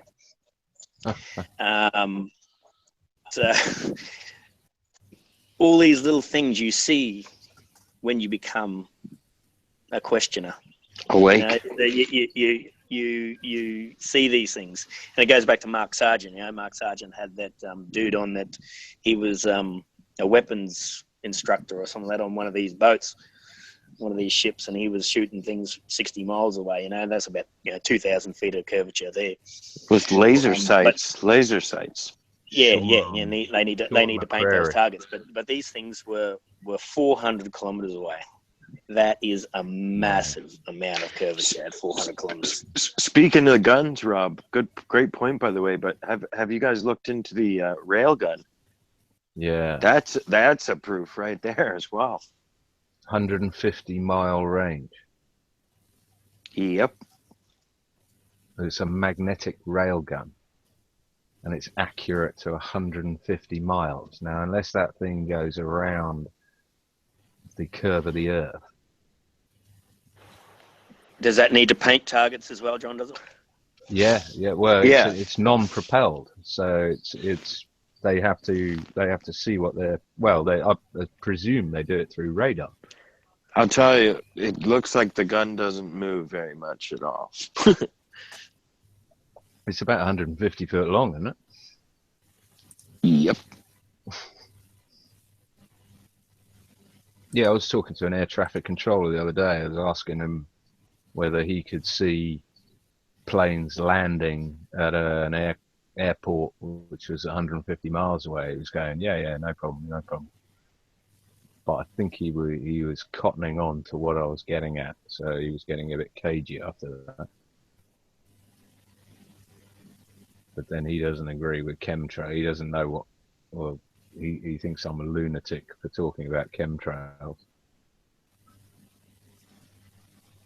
Wasn't there just a large protest in Italy of the chemtrails by pilots, or was that a false story? Don't know. Didn't hear about it. Did we lose Ali and all the others? I think so. King Leonidas is still here, but I think whoever that was, his girlfriend's account, something. I don't know. That whole setup. He had some good questions, though, didn't he? He did. He had some really good questions. It just seemed like a very strange setup. I'm glad it ended well. I think we should be used to strange setups. I was worried it was going to turn into a Afrocentrist. You're racist. As the muffle equidistant. Racist. The snow is white. How can the snow be white? I still can't quite get my head around that one. Sorry. But no, he was asking some good questions. I mean, there was I can't remember what he was talking about now. What was it? Antarctica, ships over the horizon. There were several. We got any more? We got any more questions? I didn't catch that dude's name that was asking us questions before. Has he got any more? Idi Amin, I think. And yeah, who is Idi Amin? I mean, I know who he is, but look, she said that she got the invitation from some guy named Peter, but it's not. It wasn't me. Our Peter. No. So some random person just happened to have our join link. I don't know, strange, but they were good questions. It was a good interaction. Absolutely. But for her friend Peter to give her that link to call and introduce her boyfriend, to have him get on the line and ask the questions, just seemed really strange. Yeah, that was weird. I feel with people like that. This is how it works. Like that. You just need to point them in the direction of one of a million YouTube videos, and they could get a lot of answers there. Do you know what I mean? That would be my way of kind of going back at them. They can find out a load of that information for themselves. You can also you can send them my way. Like my like my personal troll. They don't watch YouTube. They don't believe anything that's on YouTube. Idi Amin they believe everything was they say on the their president of Uganda. Sorry, just thought I'd put that in there. Oh, in the presence of our esteemed, someone quite esteemed then. Oh, he said he was a Muslim as well, didn't he? No, different. Or was that the first? Oh no, that was the troll. Racist. That was the troll. That was the racist Snow guy. That was Snow is racist. Yeah. Yeah. Mm-hmm. It's I think we should call him Snowman from now on. Was there someone saying Snow is racist? Did I miss that? Yes. Oh, dude. Yeah. Yeah. Snow. Yeah. Mm-hmm. White is snow being white is a conspiracy theory against. Every wild thing we would diffuse, and then it would get more wild. He started by saying that flat Earth is racist because Europe is in the center, and Europe is where white people come from, and it's racist against black people. So we diffused that, and then it was like something else. We diffused that, and then finally he's like, "Yeah, well, snow's white," or something. It was pretty funny. Was that That's what. Anyway, guys, I'm gonna have to go tonight. I'm gonna have to go tonight. So thanks for your time, by the way. It's Peter. Peter, good to meet you, Peter. Yes, Peter. Yeah, Please come back again. Yeah, and you guys. Are you on Twitter, Peter? I'll come back. Nice I am to meet indeed. you. At Peter Felth, Felth. He's in our friend. chat. He's a good guy. He's in my follow. No, I think I'm following you already. Yep. Glad to finally hear you, Peter. Yeah, cheers for that. Yeah, and you guys. Nice talking to you. Thank you. You too, Peter. Cheers, Yeah, mate. Richard. Cheers, guys. Oh, we need some more questions.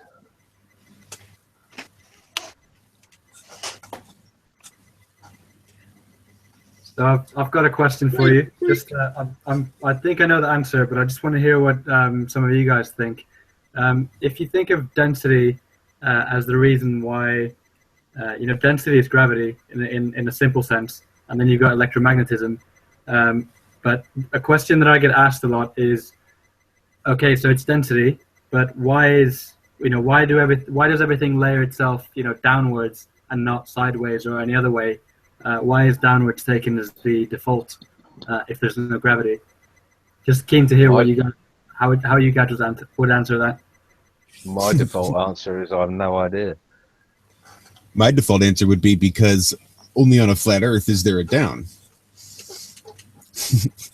But then there's gravity, isn't there? That's the retort that I get whenever I tell them that answer. Well, I mean, everything goes down because of density. I mean, you put a toy in a cereal box and you shake it, the toy settles at the bottom. But then why would it necessarily be down? That's the default. Just playing devil's advocate here. No, I've had this several times, Richard. But why down? Why is your feet down? I think. Ultimately, I'd speculate it's due to the electromagnetic setup of the whole structure. Yeah. But I don't know that. All I know is that what gets thrown up. If comes down was the other way around, then we would be poking up the other way, and then we would think that was normal anyway. Yeah. I mean, well, you do, Rob. You're an odd. The explanation I would think is, if we live inside a torus field, the field lines on the top half of that torus, apple torus shape would be downwards. So it would make sense that things would be down. Another thing that I've seen, another explanation would be that, there's a vortex pushing things down, which is an interesting theory. Yeah. It's an interesting question. There must be something that keeps, the sun and the moon spinning like it does, like the weather. It's all moving. If you look at the azimuthal weather patterns, it's circular, and there must be some motor or some vortex of some sort that's keeping it, moving. And I'm thinking that vortex keeps things pressed down in a way. Like the salt in the ocean. The salt in the ocean is why you get tides, because salt water is more electromagnetic conductive than sweet water, which is why you get heavier tides in the oceans than in lakes, which don't have much salt. In one of the theories, it's like a battery. The salt is the power for the battery for the system. Exactly. Right? Yeah. Exactly. That's what it is. Yeah. Yeah. Yeah. It's a really interesting but philosophical question without us being able to find a frame of reference, as in being able to, get high enough or further enough away from the Earth to be able to see what the Earth is, in order to say why this is down and why this is up. It's just one of those things, and not something I'm scared of to say that I don't know. Yeah. I mean, I don't want to. The reason I ask, I'm writing a blog post on gravity. I've been working on it a while actually, and I don't want to leave loose ends like that to give people, skeptics something to hang on to. I want to just kill all the arguments, and I don't want to be like, yeah, we don't know why it's down, because then people are going to say, well, that's gravity then, right? Give the enemy no foothold. Yeah, exactly. I just want to shoot everything down as it comes. And the argument, what I'm thinking of presenting is that it's electromagnetic, either that or a vortex, which makes sense to me, but I don't have any proof for it really. I think it's the most logical explanation, but you may want to stick a caveat in there, or even a blog post in there about the fact that we don't want to jump from pretending we know everything on a ball Earth to pretending we know everything on a flat Earth, because we've had no funding, we've had no explorations dedicated to finding flat Earth stuff out. We know so little about what we are in, other than the absolute basics of things like water finds its level. I shouldn't be able to see this island over however many miles away, and gyroscopes wouldn't work on a spinning ball. These little straws that we grasp at, that's all we've got.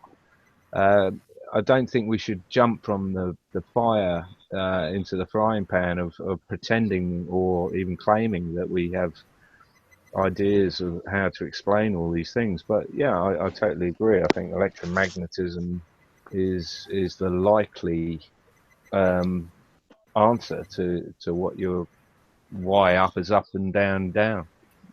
But the things you say, John, that are that's all we've got. Those things that all we've got are huge. Gyroscopes are huge, and seeing how far we can see is huge. It's all we need. It's all we need to keep going, to smash paradigms. To be able to say categorically that we don't live on a spinning ball. Yeah, absolutely. And the likelihood is that it's flat because water finds its level and all the oceans are connected. It's really an adventure too, John, because knowing just that, the possibilities are endless of what it really is. And we're all trying to figure out what that is. Well, 2 years ago, we all thought we lived on a spinning ball. I mean, how far have we come since then? Well, what did you say yesterday about waking up or the PSYOP stuff? That was gold. Can you say that again? Yeah, it was hilarious when I first heard people saying that the flat Earth was a PSYOP, and I would always just tweet back, right, best PSYOP ever. Yeah. It wakes you up to all the lies around you and makes you want to show others all the lies. So, yeah, go ahead. Keep bringing those PSYOPs at me. But if we play devil's advocate, like what could be a reason for the PSYOP? I mean, I've seen evidence that the flat Earth did get a lot of funding, beginning of last year. Well, if you look back over YouTube analytics, it's peaked numerous times since the early 2000s. Like it peaked in 2009, it peaked in 2003. So it's had these little peaks. This has just been the biggest peak ever. I think they saw that coming with their analytics and all their computer, projections, and got ready for it with people like the ones who are currently being accused of being shills, etc. I still haven't settled on any of that. I just kind of use my own discernment at this point. I've seen so many lies torn apart before me in this last year and a half, 2 years going on. So, have you seen the stuff on Eric Dubay and CIA connection? Oh yeah, I mean that as well. He kind of got in ahead of the game there with his book. He definitely did. Conspiracy, and then, I mean, at least speaking from personal experience, he kind of leads people down astray. So a lot of the early conversations in the flat Earth movement that I saw, it's very new age. Exactly. Yeah, very new age between Matt Boylan and Eric Dubay. There was a lot of Jew bashing here and there. The conversation got steered off to that. I became a vegan for a couple of months after watching a lot of Eric Dubay's things. And I mean, it's incredibly new age with his yoga. Which is very misleading in general, because in essence, like what we think is bad, they tell us is bad is actually good, like in terms of fats and milk and stuff like that. That's a whole other conversation. But quickly, I just wanted to tell you what I think on it is.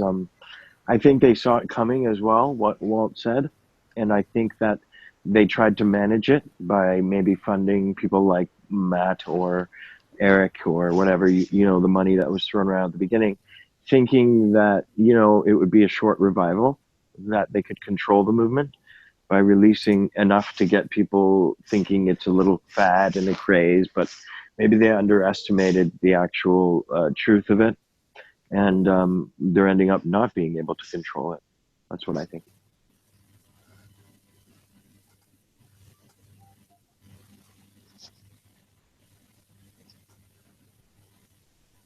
But it's constantly being hit with very shilly sayings. I mean, like the Mark Sargent quote unquote sex tape with Orphan Red and Patricia Steere, and the whole Patricia Steere saying with her, like, you know, talking heads, really silly show. Seems like a lot of things just to distract us from doing true research.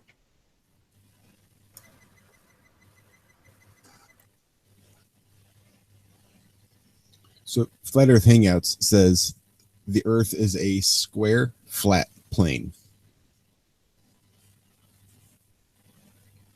I've done a lot of looking into that. I did quite a bit of looking into that with Free Energy's research into that square, flat map that's based on ancient Egyptian stuff.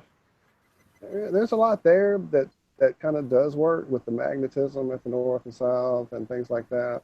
I just haven't wrapped my head around it. Y'all give me 1 second.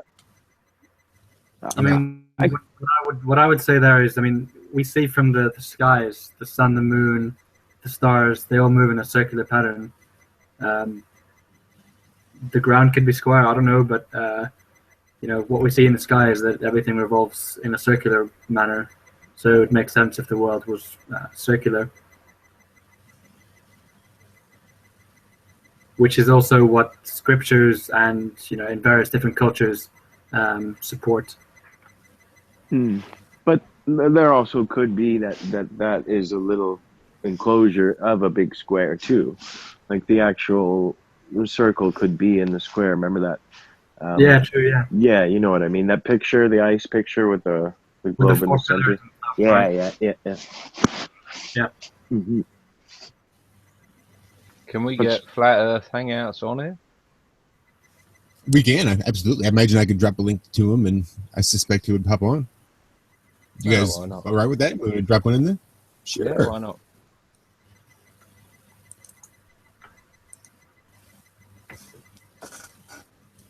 And just going back to what you were saying, Richard, how much of it do you think was corrupted in a collaboration? You think it was just the top, or do you think we're just going to see more and more and more of it? What are you talking about here? Is that Eric Dubay? Yeah. Stuff again. I mean, I think there's a lot of misinformation and disinformation. I mean, I don't really recommend any particular channels just because I don't know. You know, it's very hard to tell who's, you know, telling the truth and stuff. And it's bringing people in by hundreds of thousands, though. Those guys. If you wanna call someone a shill, you need to tell me what bits they're what they're saying's wrong. You need to show me what they're saying's wrong. Don't you? You can't call someone. Yeah, I don't. You can't if you need to show me what bullshit they're talking. Yeah, I mean, I don't. When I say Eric Dubay and Matt Boylan, I gave the examples of, you know, the Matt Boylan went to Jesuit college, and he steers the conversation towards, you know, the Jew question with Eric Dubay. It's a setup that steers people away from digging further in the flat Earth things. That instead of, you know, if you go on ifers.org, a big section on there is about, you know, the Holocaust and Jews. And steers people away, and that's what I'm basing it on. And, you know, from my own experience, as I said, the New Age spirituality path that Eric Dubay clearly guides people down, with the veganism material on his site. Yoga. And also the yoga, the Tai Chi, all that stuff. I mean, I don't know if he's a shill. I don't, to be honest. But, from my own experience, he led me in paths that, weren't, what I would consider to be good. And that's why I would flag him at the moment.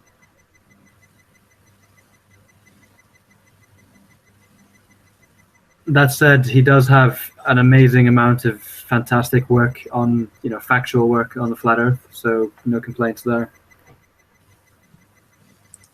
Yeah, he woke me up. Yeah. Yeah, What same. What woke you up, Richard? Or Jane? My alarm clock. No, I don't know. I was actually, for a few years, since I was like 15 or 14, I knew 9/11 was there was some fishing going on there, but I just figured it was like, money or something like that. Didn't realize it was like a spiritual, a bigger agenda there. So I didn't really research it properly until like 3 years ago. So I was digging in the rabbit holes, leaving no stone unturned, and then eventually, as you do if you are in so-called conspiracy theorist research mode, you do come across the flat Earth eventually. And as I said before, all I needed was 2 or 3 proofs to debunk the globe, and then it was just about answering all my questions.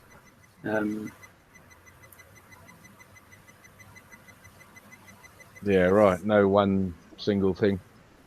Yeah, I mean, you can take a gyroscope, or curvature, or I mean, there's 500 proofs, but you really only need a couple to really prove the Earth isn't a globe. It is true, and when you see the sort of ball earth lame videos of 10 reasons why you think why we know it's a ball or a globe. I know which one you're talking about. Yeah, there's several now, but they're equally as lame, and this is 10 reasons. My favorite one, have... they say that they have pictures, photographs. Yeah. That's generally either number 10 or number 1, isn't it? Well, exactly. Yeah. We have pictures. It's like, yeah. Well, I have a painting that I have a unicorn in my garden, and is that true? Exactly. Yeah. It's I mean, over 100 years ago, there was 100 proofs that the Earth wasn't a globe, and literally only one of them needs to be infallible to prove the situation, or at least throw a question on it. You need 1 or 2 maybe to prove the Earth isn't a globe, but then to actually, I guess prove the flat Earth, you need to answer, all the questions, I guess, because there's a lot of things we don't know. I mean, I can't remember what we were talking about earlier, but Antarctica, we haven't been there, for example, so we can't be 100% sure of that. And there are certain questions. I mean, we can use, scriptural knowledge, old astronomical. The Chinese astronomers were really good at mapping the stars, and their records are fantastic. We can use, historical records, but then we don't know if these historical records are true or not. So we have to kind of mix and match to see what matches with what our own reality says. That's it. The only way is to test it yourself, and that's what I was searching for with the gyroscope thing, was to nail it down to a one-stop shop that proved both it wasn't spinning and it wasn't a globe, and the simple gyroscope does both. An opportune moment, and I finally got back in for a second. Hey, well, shoot.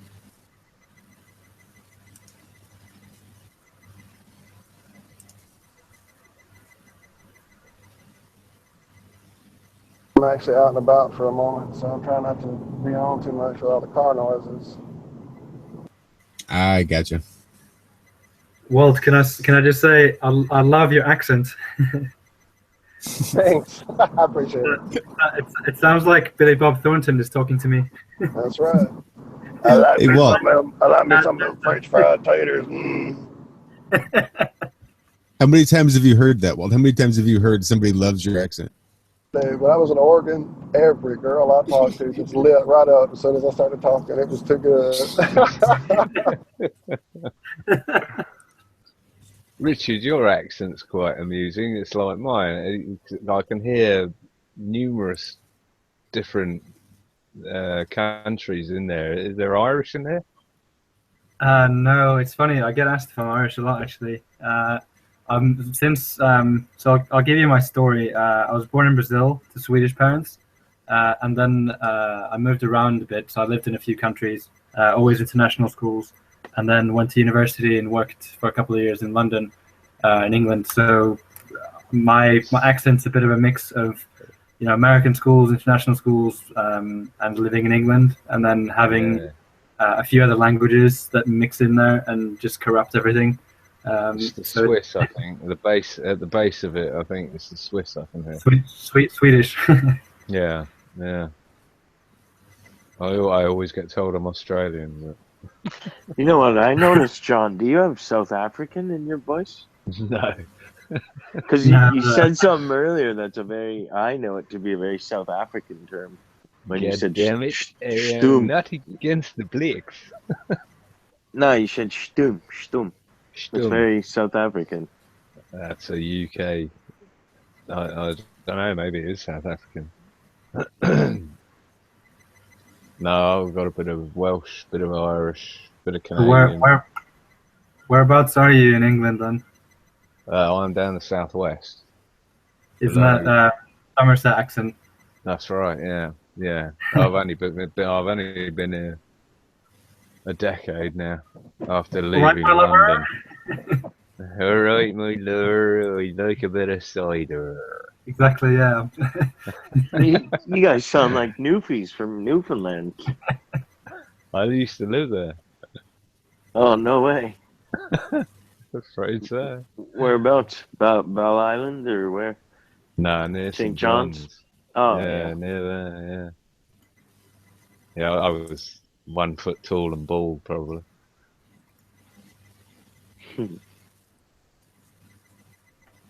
Yeah, you get about. I have a question that I haven't actually looked into yet, which is meteors. I know.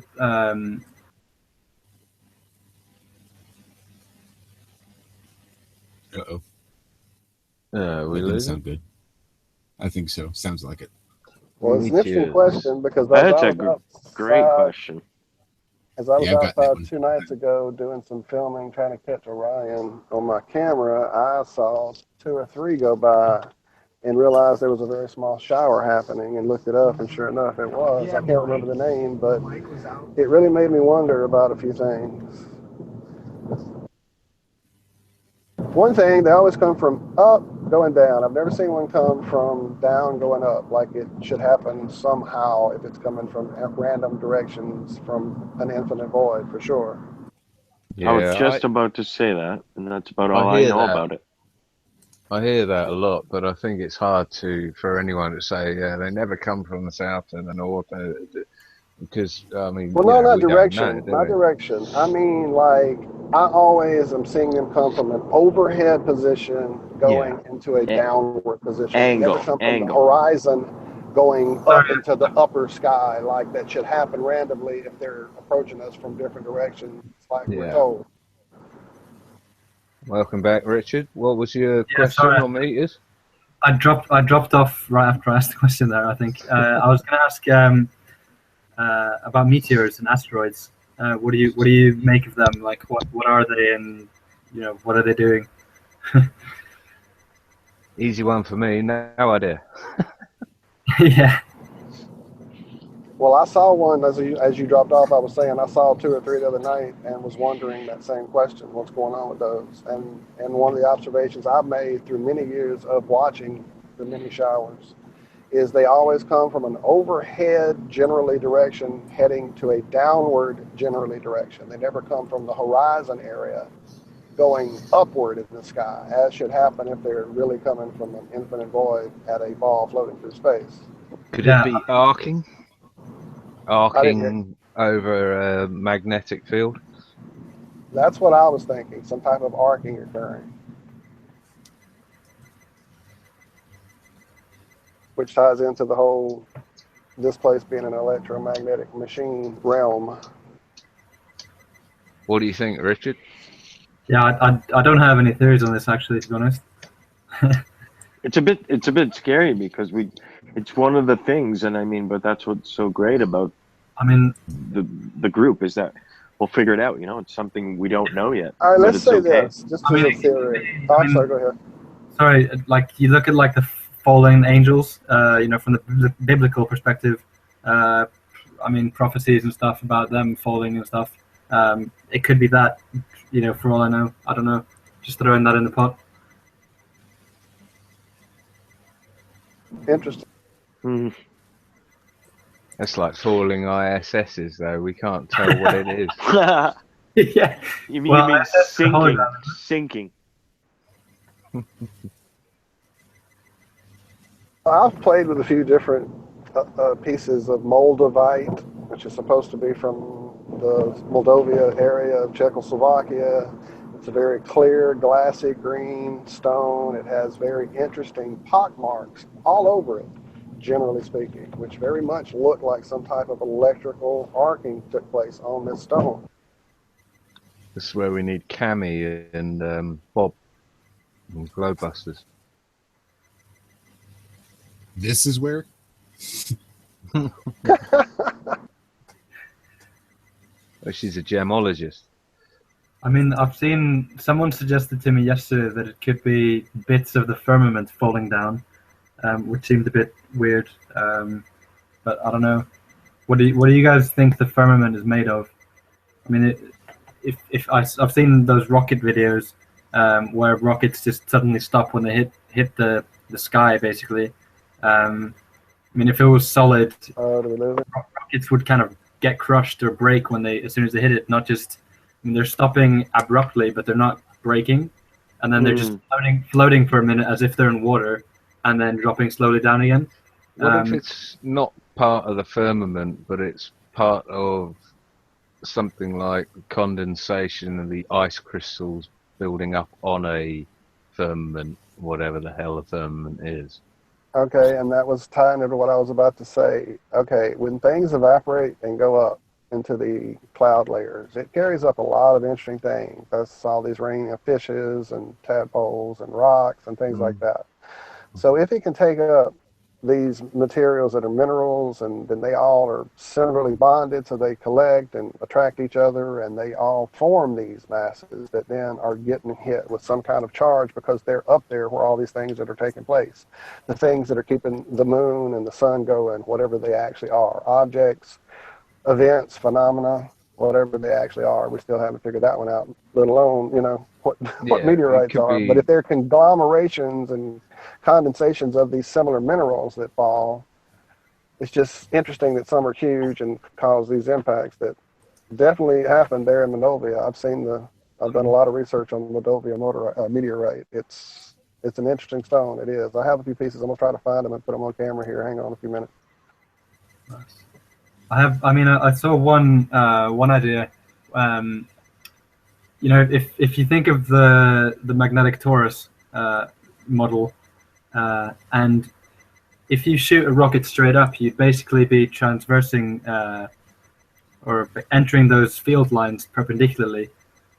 So if you think of electromagnetic levitation, what could be happening to these rockets as they hit the firmament, as it were, could be that they're just entering a really strong magnetic field that are just, stopping them, kind of. Like if you imagine two magnets repelling each other, South Pole and South Pole, you get some sort of like bouncy feeling. You talking about the Go Fast rocket, are you? Yeah, the one that, yeah, exactly. Yeah. And it kind of looks like it just floats around in the air a little bit, and it just reminded me of how, like, imagine if you had like a magnetic field and it's kind of stuck in between there. Yeah, it wouldn't blast you apart, but it would slow you down and kind of keep you there. It would be very hard to. It would be very resistant. I would say with the Go Fast rocket footage, first thing we need to do is work out whether it's fake or not, because that had a huge budget. I mean, that was no rocket in the park. Yeah. Who put that thing up? You know, all the cameras were GoPro'd, fisheyes. There was this sudden stop. They had a guy flying around in a jet suit. Yeah, before the rocket took off, they had a guy in a jet suit flying around taking footage. Oh, so they had some considerable. I didn't know that. Considerable money. Yeah, they had considerable money around them. And then at roughly the same time, they released the Picard whiskey ad. Oh yeah. I would question whether that footage is real before I'd start analysing whether it. Well, alongside analysing whether it tells us anything. Yeah. So personally, John, what have you analysed it? I don't think it's real. I think it's fake. What makes you say that? Is it just the money that they've got from the funding, or? Well, there's the funding. There's the cameras they use, the ridiculous. I don't know what it was. It was almost subliminal flashing of the screen with it when it was just spinning out of control on its way up. The underwater sound effects.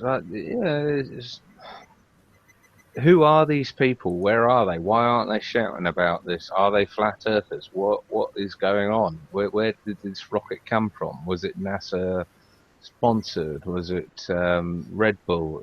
You know, who are these people that they can put a rocket of that sort of technicality and, like you say, rocket jet men? Let's find out right now. Hang on one second. I think I did some initial research into it, and it's a group of civilians. Yeah. Yeah. But I think they had military connection.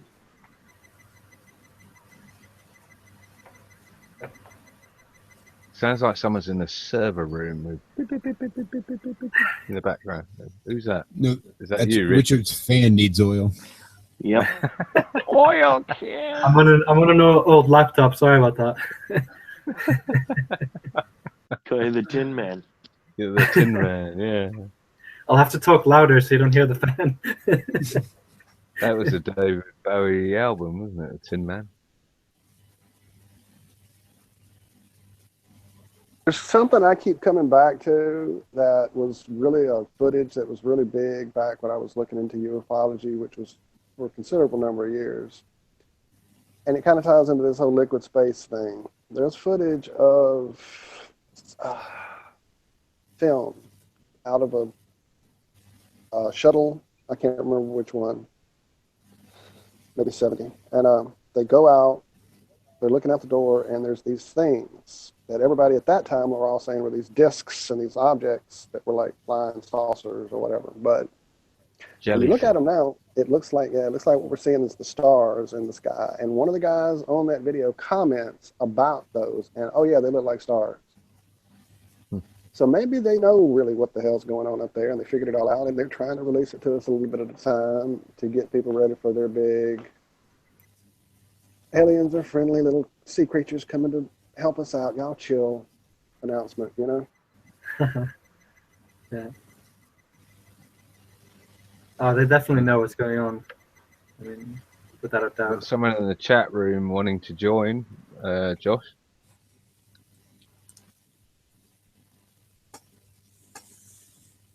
Can you do that, Josh? I'll be back home in a minute and can take over if you'll give me a minute.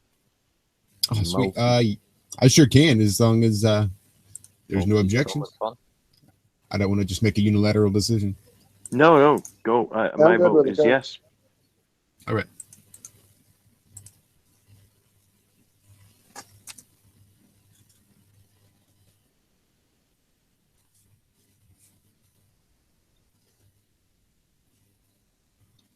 So, Richard, where'd you go from here then? If you've mapped out the blog start to finish, Oh, right. come to the end, where'd you go?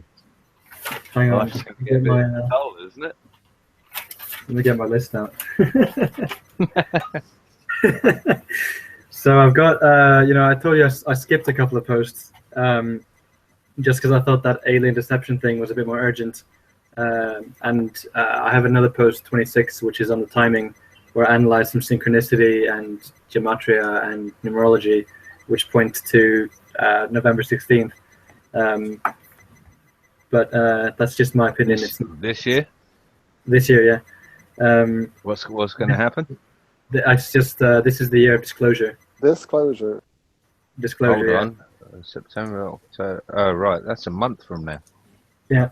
But yeah, then so I've got that post. I've got a post on gravity, a post on stars and planets, and then that's when it gets nice and interesting because I want to talk about, pull everything together on magnetism and cymatics and numbers. We live in a mathematical universe, and we can basically prove the existence of the creator using cymatics and other stuff. So I'm going to write a post on that. Are you familiar with Victor Schulberg? What's his name, sorry? I don't know if I'm saying that right. Victor Schulberg. How do you spell that? SCHO Schulberg. Bollocks. I'll drop you a DM. All right, cool. I'm not no. What about oh damn! No, I'll get back to you. My brain's failing me now. Then I've got a post. I'm gonna make a post on the cube. Now, I'm sure you've seen the black cube of Saturn. Saturnalia. Exactly. So I'm gonna do that. I have an interesting thing about that. Side note, I want to talk to somebody about, probably you, Richard. About that. Remind me, because it's actually about a friend who kind of lost his mind going into the black cube, and it now was labeled as a schizophrenic. So it's something I definitely want to talk to you about, or somebody. Wait, what? How did he? What do you mean lost his mind? So I actually have a friend who was awake, and he started looking really, really, really deeply. Almost became obsessed with the black cube and uncovering the secrets of it, and got really lost into it. And he is now, he started hearing voices and stuff and everything, and he's now labeled by doctors as what did I say? Schizophrenic. That's what happens to people who usually start hearing things like that from the other side. And he started hearing angels and demons tell him things, and he started getting that ability the further he got into the Saturnalia stuff. So it's kind of a personal thing, for me. I mean, that sounds like a guy I'd love to have a conversation with. Oh, I mean, the way he describes it too, this is why I'm asking about the numbers again, because he was told things, and he was told that things are built on a code, like all on math, right? And that, right. That there's certain people that understand how the thing is built and that have, not greater powers, but they can do things because they understand things. Right. I mean, I can see where he's coming from, but I don't know. I don't think I've gone as far as him by the sound of it. I mean, I just look at, Freemasons and stuff. They use numbers and encode stuff, 13, 33, and other numbers in events, and movie release dates and stuff. That's as far as I go. And I mean, the stuff I posted in the chat on Twitter about the cube, the Kaaba, in Mecca, black cube, rabbis with a black cube on their head. I mean, all of these religions are worshipping the black cube. So I'm going to do a post on that. At the North Pole of Saturn. Yeah, sorry, I didn't mean to derail your list. I just sorry. It was a good question. We'll talk later. Yeah. Here's to add to your list, Richard. The guy I was talking about was he's got a YouTube channel. His name's Ken Wheeler, Wheeler, and his channel is called Theoria, THEO. The Angry Photographer. Yeah, RIA. Yeah. Apophysis, APOPHOSIS.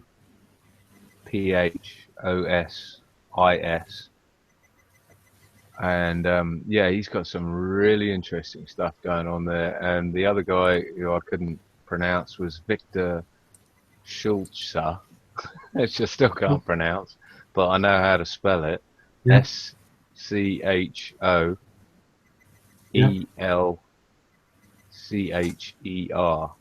Victor. SCHOELCHER. Yeah. Is that Polish? Oh no. It sounds Swiss. I don't know. It's sort of mid-European, somewhere around Poland, Slovakia, Hungary, around that sort of area. I don't know. Well, I actually got cut off earlier during the discussion of the square map. Have you looked into Free Energy's channel at all, Richard? Which one, sorry? The Free Energy? If I've looked into Free Energy? No, it's a channel on YouTube, Free Energy. It's like energy, but with an A. He has a channel on YouTube. With the electric square theory? Correct. I haven't seen that, no. His theories about an electric model and how the light would bend with magnetism all kind of ties into Theophia or Theosauria or whatever that guy's name that Tryon just gave you. Because he actually demonstrates with a ferrocell and some neodymium magnets exactly what this other guy's talking about with his model of how the North and South Pole stars would work and how this model works, kind of tying into the portals that Enoch talks about in his book. It's just a whole big thing. It's really it requires a lot of watching to get your head around it. You need to submerge yourself in it for a week or so to even scratch the surface on this one. But it's his thing about the light body and how the light body falls off of the sun. That's amazing, and the way the eye works. Yeah, he's got some next level stuff. Nice. I look forward to it. Speaking of eye, have you seen Enter the Stars stuff on the eye? Oh yeah, I've been watching him for years, since this whole thing started. Yeah, some amazing stuff. Have you seen Jeffrey Grupp's stuff on the gyroscopic eye model? No, not yet. Send me a link, or let me get that name again. What was it? Jeffrey Grupp. How do you spell that? GRUPP. He's got a YouTube channel. I think. Say again, sorry. I was just spelling Jeffrey. I think it's with the two F's. Yeah, probably. Right. He's got a YouTube channel. I think it's Zeticism. You can spell that yourself. ZETZETICISM. Yeah, along those lines. And I think he's got Zeticism.com. He's a university professor, been an absolute madcap. I followed him for a couple of years now. He actually turned me on to Flat Earth years ago in 2009 without even knowing it. He wasn't a Flat Earther himself until last year, I think, or this year even. No, it was last year.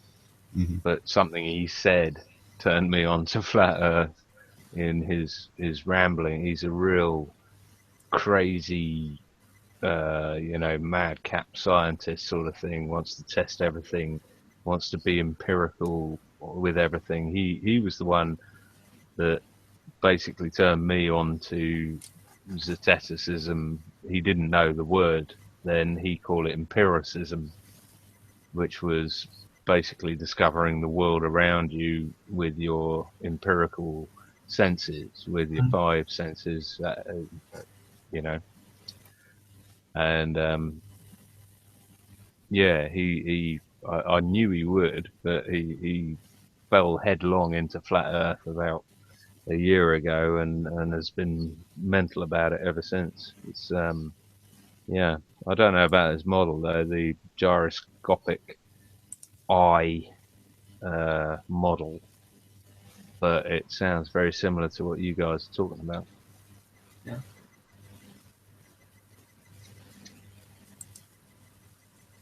So what do you guys make of Enter the Stars eye model? As in, we live on a convex lens Earth.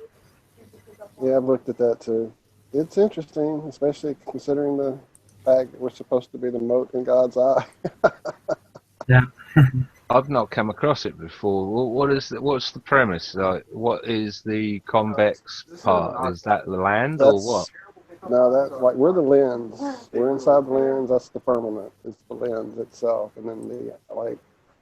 So, right, so the firmament. We live on the back side of the inside of the eye. So the lens, not the one that's pointing outwards, but inwards, and then the firmament would be the retina of the eye wall. Right, got you. And there's loads of biblical, truth and stuff that points to this.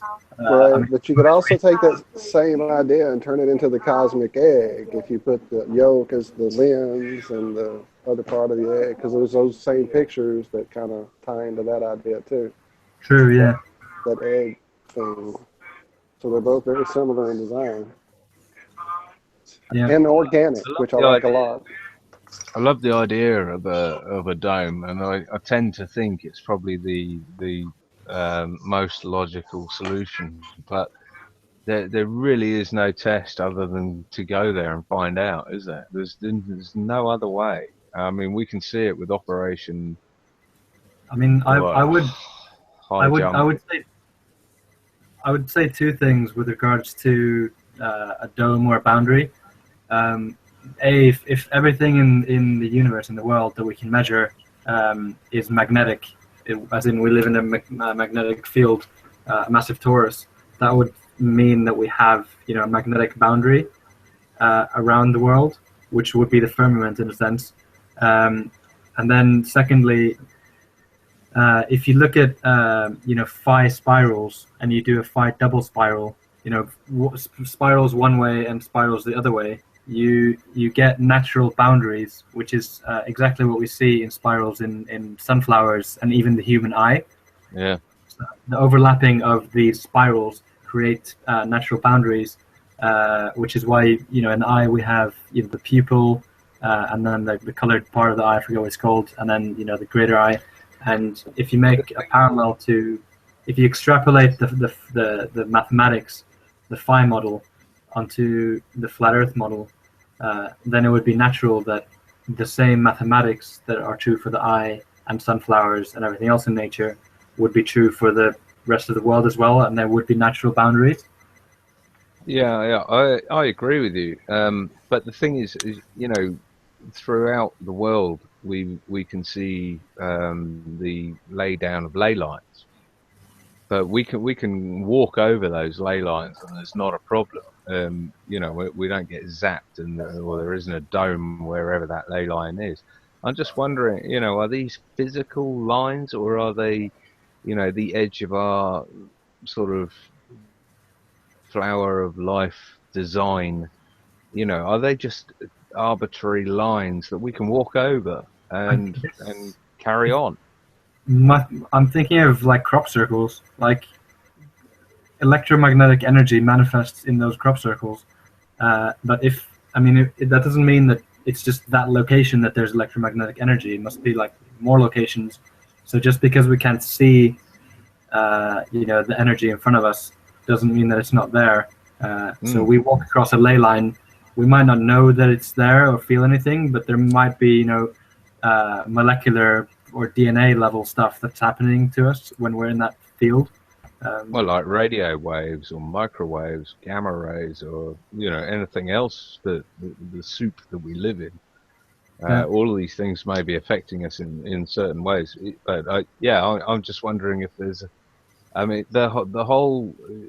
Although I enjoy the idea of a dome, and it's been pre-programmed in us to a sense, it is in a sense another prison for the mind. For imagine if we all found out we lived under a dome and you can't get out. You might as well live in a rat cage and can't get out. It's to a human that's fatal. I'm wondering if the next layer is you live on a flat Earth, but you've got a big fucking dome over you. You can't get past it. You're gonna die on the way there. So there you go. No point trying. Yeah, exactly. That's what I think it is. They're trying to keep that idea of containment. It's a more interesting thought than we're living under a dome, and it doesn't necessarily conflict with the Bible in any or any scripture, insofar as there is a boundary, or the waters above and the waters below. Who knows what's out there? But it doesn't mean that we can't explore it, go through it, or if there's anything out there at all. We don't know. Mm-hmm.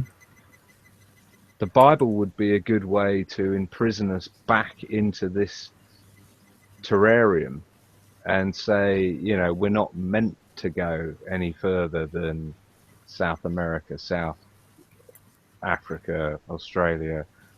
If you do go any further, then you're questioning what we've been told and what we've been warned against, and you're going to get the wrath of whatever down on you.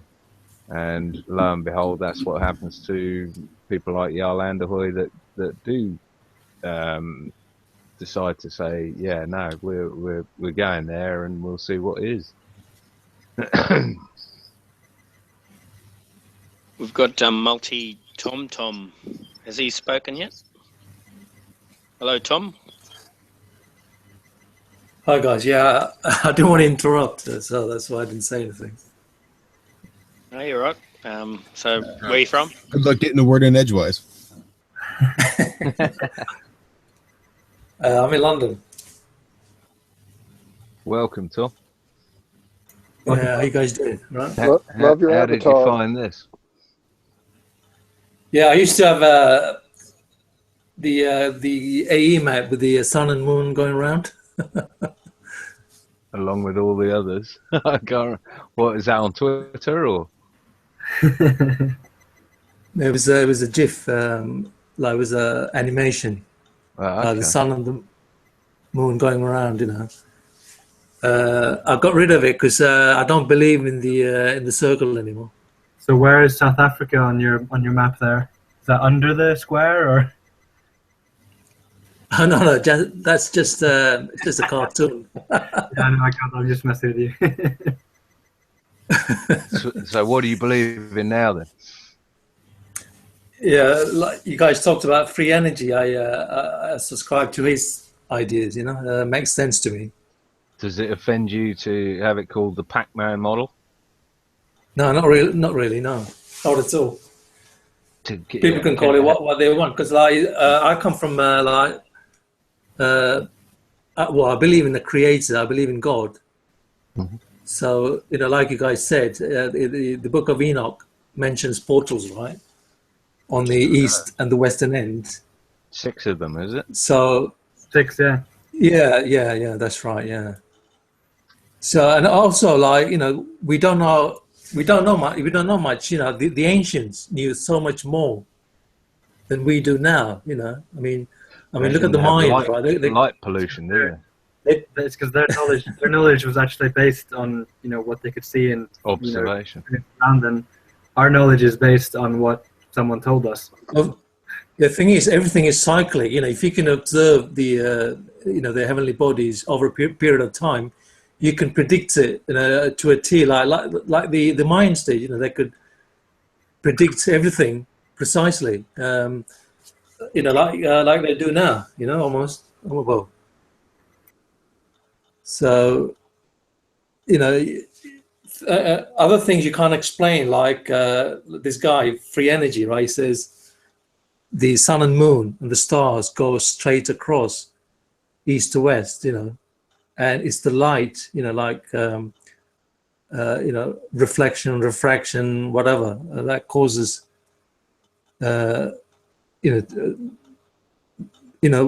what we see is not the real thing. I don't know if I'm explaining properly. I recommend his videos, to be honest. Go and watch them.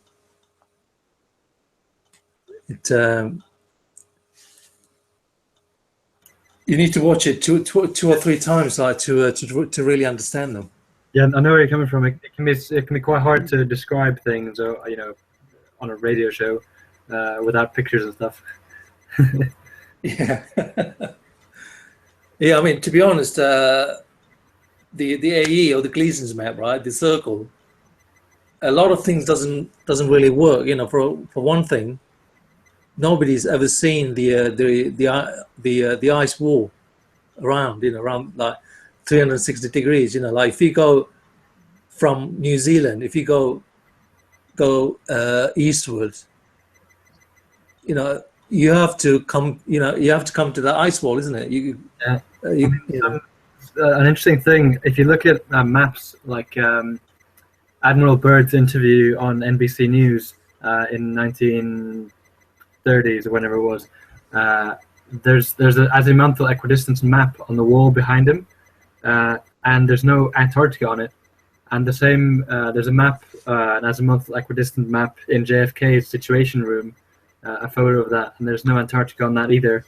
It is the same flat Earth map, but there's no Antarctica on these maps. Which I think the reason they did that is, like, instead of having the globe, what they do is it's a projection of the globe just flattened down. If you can imagine the North Pole, put your hand on the North Pole, and just squish it down.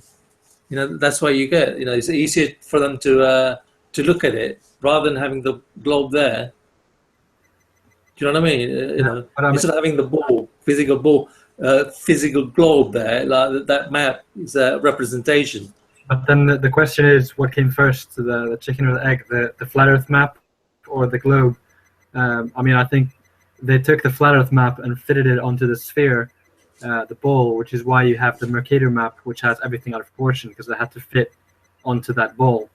You've also got to take into account things like the NASA flight manuals and the other things that say, categorically state that this model is made on a stationary flat Earth or a non-rotating. These coming straight from NASA, and they're flight instruction manuals for astronauts and along those lines. But one thing I had about the square or the rectangle, is it a square or a rectangle map that you're seeing? It's more of a rectangle, really. It's not actually a square, but it's when you look at it, it's a rectangle, isn't it? It's like that Mercator map. It's more of a rectangle than a square, isn't it? So the sun would go on a straight line, is that right? Yeah, it goes straight from east to west.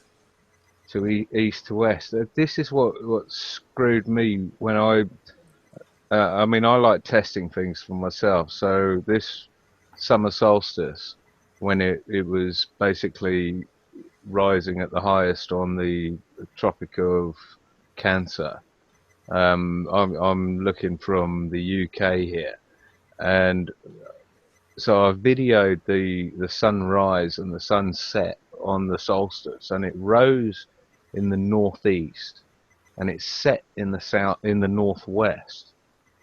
And for me, that alone sort of threw up questions of, the Pac-Man model and the globe model together. The only thing that really worked was a sun that was going in a semicircular formation, you know, or maybe in maybe an elliptical circle or something along those lines. I couldn't rationalize the rectangle model or the globe model from looking at the real world observations of the northeast sunrise and the northwest setting. Does that make any sense to you? I didn't Yeah, know what you were well, saying, yeah. this guy, Can I- free can I energy, just- right? Can I just ask where can I find a picture of this rectangular map just so I have reference? It's not actually a rectangle. It's he uses the Mercator. All right, yeah. Maybe look up just Pac-Man image. It's Yeah. so derogatory saying that. I'm sorry, but it's something that people have come to recognise it by Pac-Man. Right. So Maybe not. if I got it right, that if you have North America on the left of the map and then Asia on the right, if you fly west from Los Angeles, say, how can you reach Asia? Wouldn't you be flying off the? I mean, this is probably a stupid question. I mean, you might have an answer for it, but No, if you're no, flying it's not a stupid question at all. If you had, you know, the flat Earth map that you're thinking of. I mean, I'm just thinking of a Mercator map as a rectangle, as the map here. Okay, well, if you think of the flat Earth map, say the UN flag or whatever, Yeah.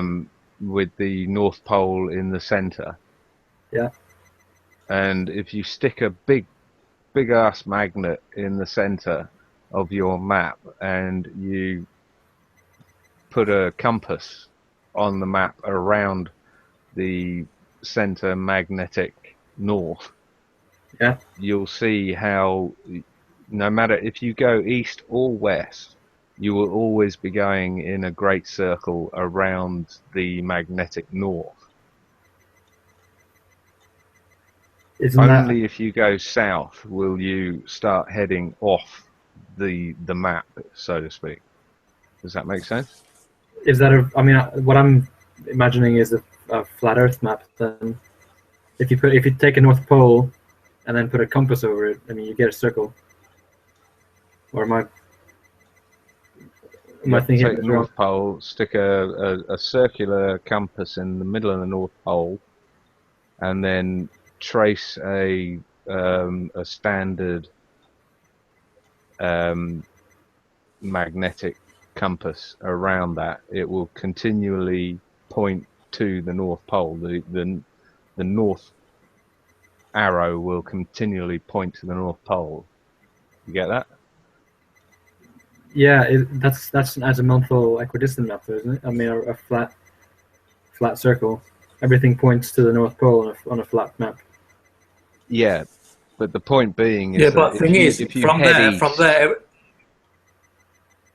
Carry right, from the North Pole, right? Everywhere you go is south, isn't it? From the North Pole, as you go down, yeah, everywhere is south, isn't it? Yeah. So it does work, does it? It does. And also the east and west, like navigation. I mean sailing. You have to make course corrections all the time. You have to specify north, south, east, west. Like you can't go like straight east or straight west. It's impossible. Does anyone and the distance? Does anyone have a picture they could send me on Twitter or something? I'm trying to look up. No, just Google it. Google it. Yeah, I'm looking Gleason's at or- video. Oh, are you talking about There's Gleason? Well, they're both the same actually. Not major difference. All right, then how can you get a rectangle from the Gleason's map? No, the rectangle map just uses the Mercator, the normal map, the normal Atlas map. Like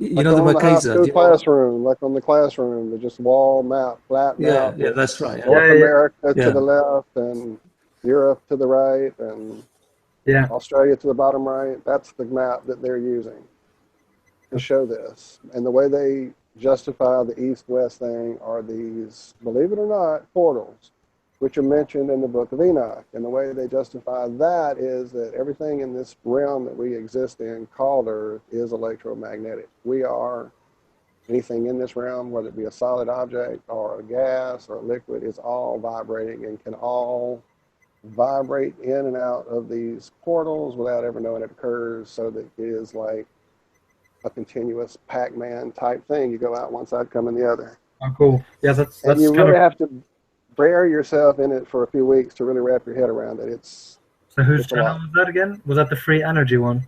Free energy with an A-N-E-R-G-Y. Okay, cool. I'll have a look at that. Sorry to be obtuse. I had the No, not at all. but I just couldn't. Yeah, when you mentioned the Enoch portals, it was like it just clicked. I knew what you were talking about. Well, that's kind of when it clicked for me when I read Enoch again. It was like, oh, right, this is exactly it. Yeah, I mean, I read that Enoch 2-3 weeks ago. Finished reading it. It's an amazing book. Yeah, another thing is, have you ever seen the Hebrew cosmology diagram? Yeah.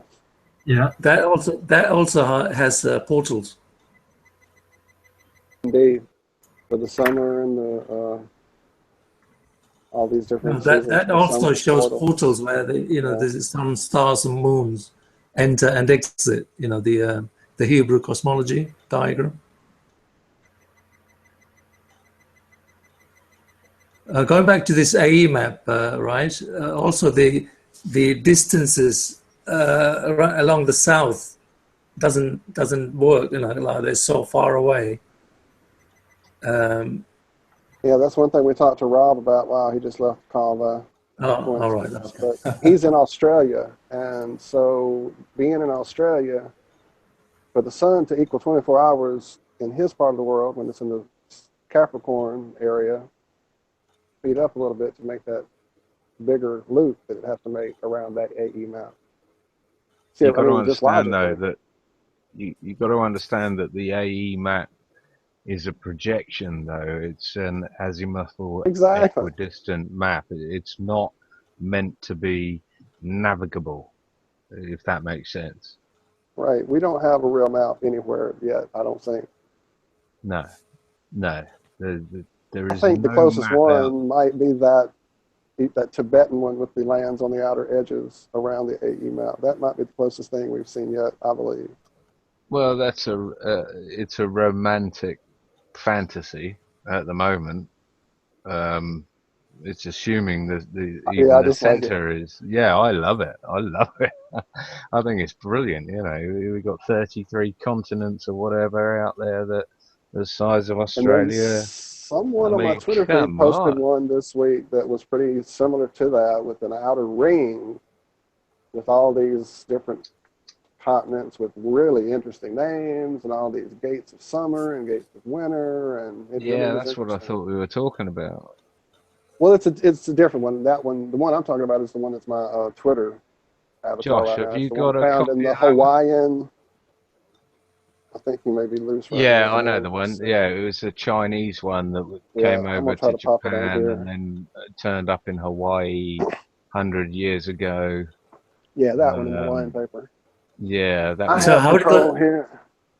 how do those lands work without sun? They don't have the sun, do they? No, they've got another sun according to this thing. Oh, Yeah, right. Bowl. I think Bowl. Do is the you name. know the layout of what we're told is Atlantis, where it's got rings Exactly, of the land rings, and yes, sir. rings of oceans and then rings of land? Are you Yep. familiar with that? Yep, it ties into that very nicely. There's even one of the lands they talk about on there that's Thought or however you say the name. That's very similar to the Vedic cosmology, Yeah. isn't it? It's Yes, which similar I've studied to a lot. most I love cosmology. the Vedic cosmology. I got into it when I was looking into the blood moon last September, and found out about Rahu and Ketu because I saw this footage of an eclipse, and all these little orbs suddenly appeared around the sun. I'm like, whoa! I've seen that in a video I made on the beach. So started looking into it and found out those are the orbs that are supposed to be Rahu, Ketu, and another one I can't remember the name. But yeah, it's a very interesting cosmology to dig into. Actually, I've seen a solar eclipse myself, with my own eyes, and no way is that the moon going across, because this thing is perfectly circular disk and it's black. Usually, right, the moon during the day is like semi-transparent. It's like almost like blue color, like like same as like the sky. It's you can almost see through it. There's no way that thing is the moon eclipsing it. There's no way. So you don't think the moon is going in front of the sun on a solar eclipse? No, I don't think so. Like I said, if you ever seen the moon during the day, it's almost it's semi-transparent. Like it's blue, right? It's like against Blue. the you can see the it's like it blends into the background of the sky. The same color as the sky. Yeah. No way that. Here's a question: what do you think the moon is then?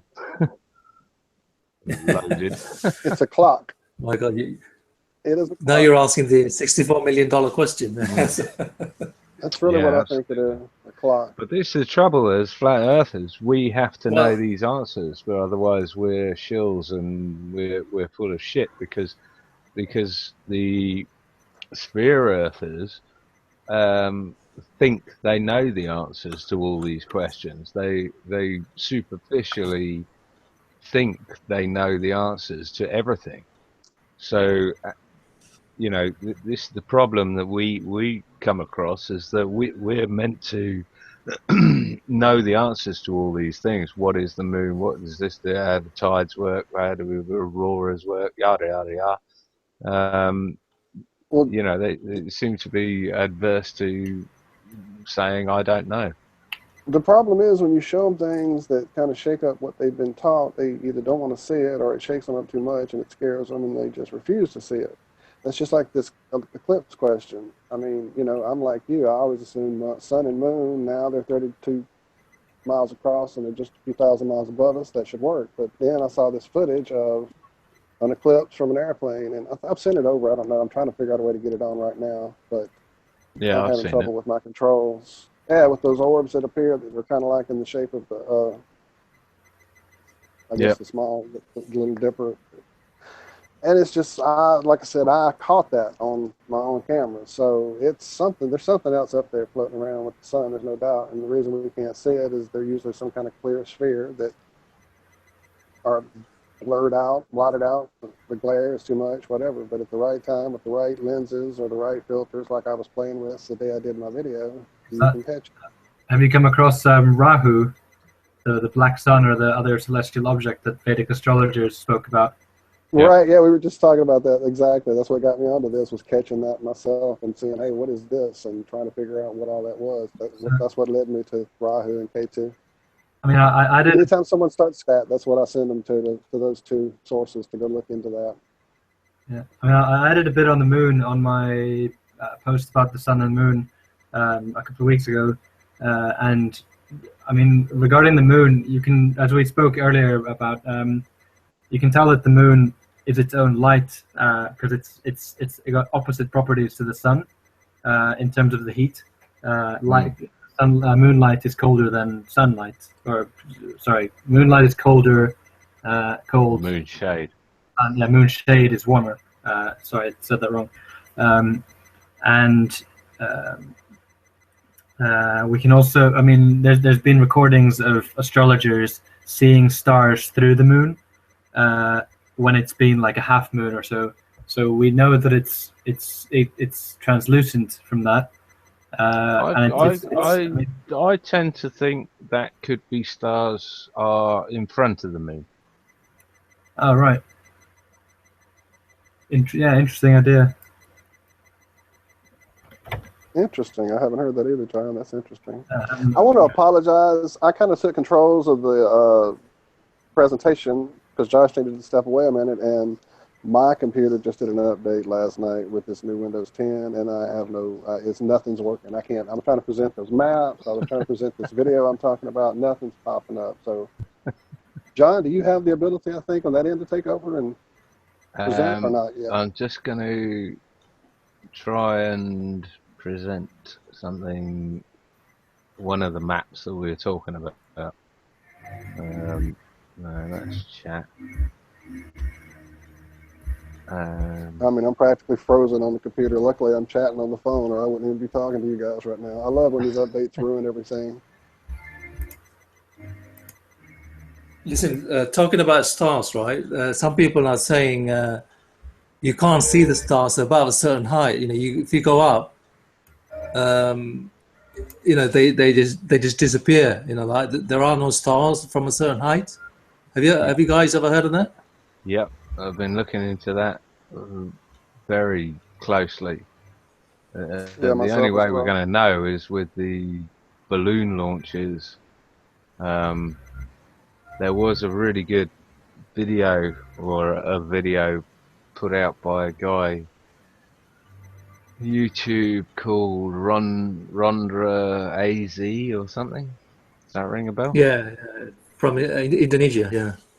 Yeah, and there was something like a 40-year study, and they concluded that you couldn't see stars above a certain height. And I'm talking to a pilot at the moment about the same thing. They're saying they can see stars at 35,000 feet. Yeah, it needs huge amounts of research into it. This is something we could easily do. But did you see the Globebuster launch the other day? That's what I was about to ask. Wasn't that the attempt with Rob? I mean, Bob had his camera pointed up for the launch, and it never got above 5,000 feet. Well, it went missing. They lost it, along with about $2,000 worth of kit. Goodness gracious. I never finished the show to see how it ended up because it was just turning into such a fiasco. Yeah, there's the map. Thanks, John. Oh, you got it. Brilliant. Yes, I see it there. Let me Like I see if said, I my can get the other one. computer's useless. I'm about to shut it off. Just let it restart and see if that helps. And then What I want is a picture of the one that's been going around that's YouTube. it. I'll send it to you. I have Yeah? it. I have it. Via how? Via I'll DM? send it to the Hangout room. Will that work? I don't know. I don't even know. Or to Twitter? Will that be better? Yeah, Twitter's All probably right, I'll better. put it on Twitter. I'll put it in our Hangout room. I'm in our chat room. Multi Tom, are you on Twitter? Thank you. I was going to ask that too.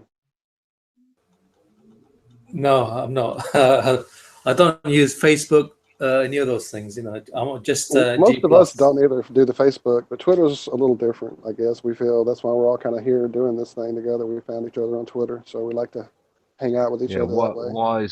wise move not to do But Twitter, not to do Facebook there. Right. Twitter, yeah, is a little different at the moment. So slightly. I mean, we know we're watched left and right. We've verified that amongst things we've seen disappear and whatnot, but you know, you can only hide so much these days. Where did I put the photo? Here it is. All right, I'm popping it over. 1 second. Okay, is that on DM via Twitter? Yeah, Core Operations. Yeah, I'll put it in there. That's fine. Great, lovely. I'll try and present that. Right, that map. It looks like some kid at kindergarten just, you know, got a paint and brush and just. That's what any map looks like. All maps are hearsay as far as I'm concerned, because none of us have been there, have we? You haven't been there, I haven't been there. Quite Yeah, but frankly, the I don't thing know is- what's 100 miles west of me. Yeah, but when you're flying, right, you can just make out the outline of the, It's in there the now, countries. Like you're going on.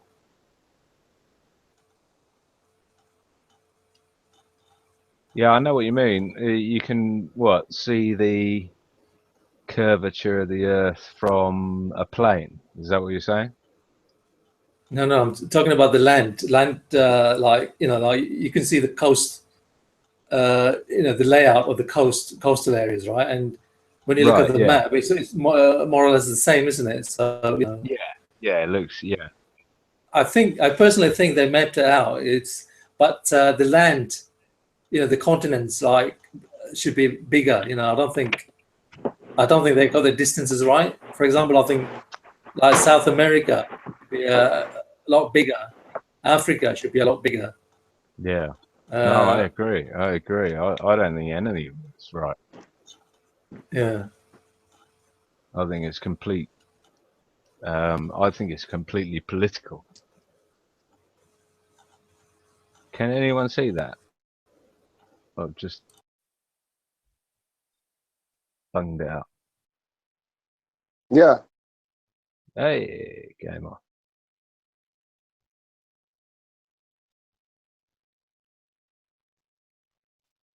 Still trying to source this one though. That's the issue with this one. Yeah, it's an interesting one, isn't it? As it's got names on it, it's quite interesting. And the way they're kind of tied into the constellations, they're kind of tied into the Atlantean thing, and there's just a whole lot going on. The Egyptian, there's lots of layers here. And could be a lot of subterfuge. That word I can't pronounce. Yeah, I know what you mean.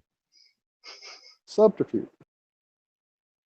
Yeah, John, what you should do is, on your icon, if you go over your, there's a down arrow, isn't there? If you can click on that and click on present to everyone, then when we talk, it'll stay on the page, on the screen. Right. That's what I was having trouble with because my computer is just not working right now.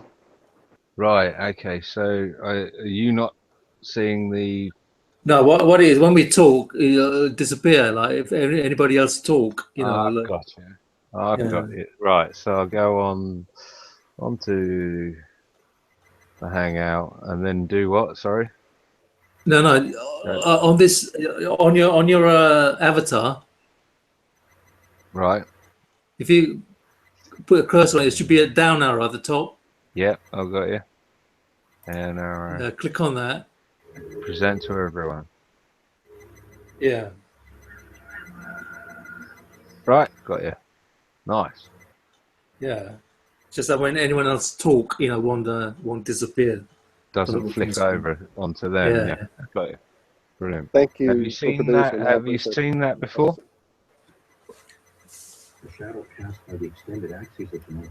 I haven't seen this one before. No, not this particular map. No. Yeah, this popped up in my feed 2 nights ago. Yeah, 2 nights ago, and I asked the guy where he got it, and he got it from a guy who's a flat earther on Facebook, which I don't do. So I asked him to find out where this guy got it, and I've yet to hear back.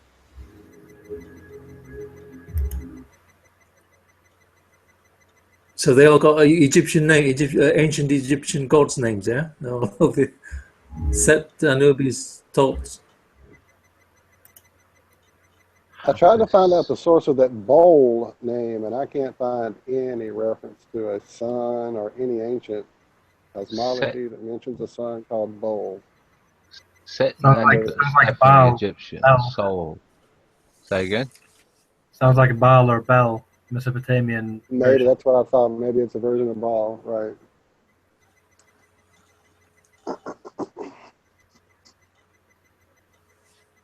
So where did this map come from? Still don't know. Still trying to find out. Sourcing it hard as I can. I've bugged him 3 times today by DM, and he still hasn't heard back from his buddy on Facebook he got it from. So we're checking out, actually.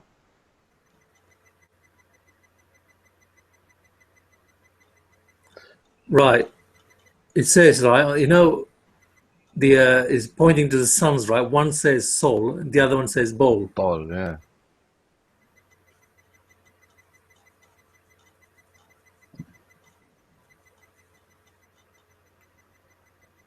But this is slightly Atlantean in itself.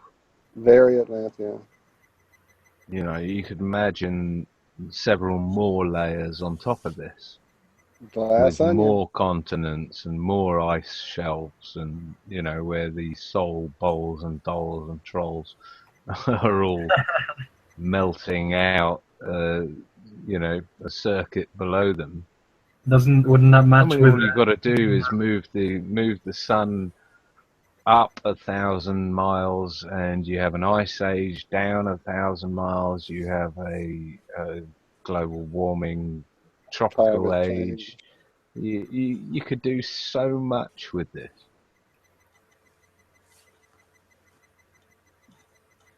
The thing is, what you have to ask yourself is, why are the military guarding the South and the North Poles? You know, why can't people go there? You know, there's something very suspicious going on.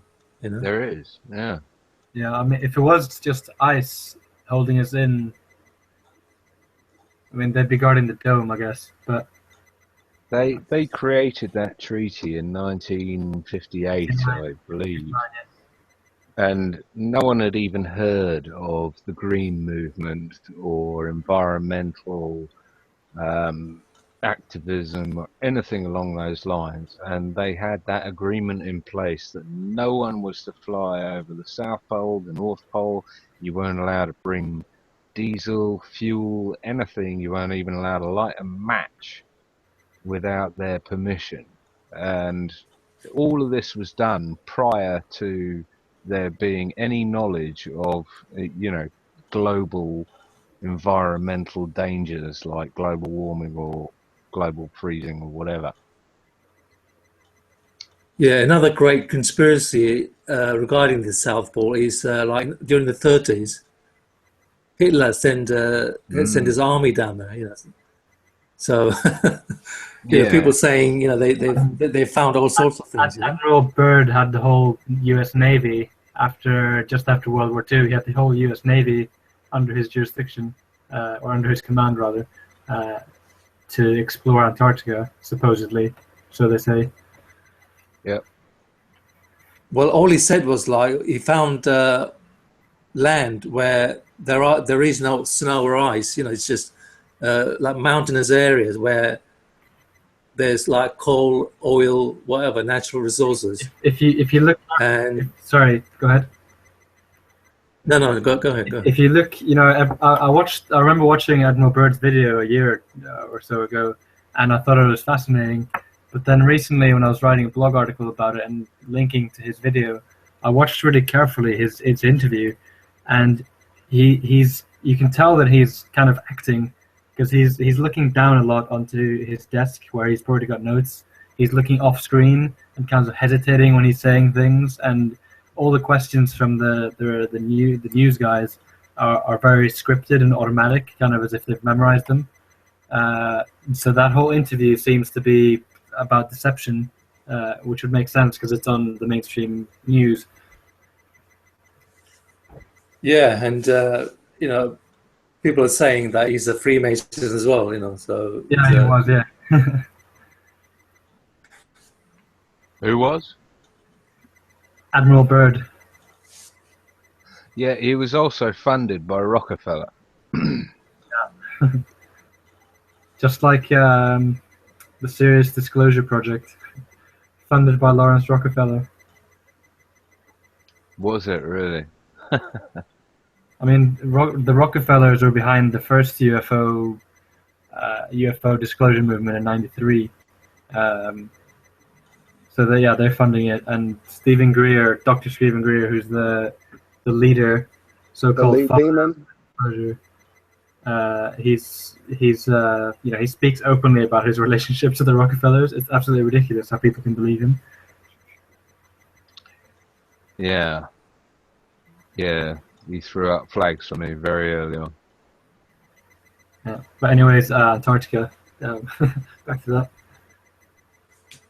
Yeah, I'm just wondering, like, you know, if they're trying to, you know, hold on to it, like, for, like, you know, when the resources run out everywhere else in the world, they just, like, go there and grab it and, you know, just control the world that way, you know, like, you know, they can control it that way, kind of, like, you know, whoever has It's easily done when they tell us we're on a finite sphere, that there's nowhere else to go other than space. And how many of you or me know how to go to space?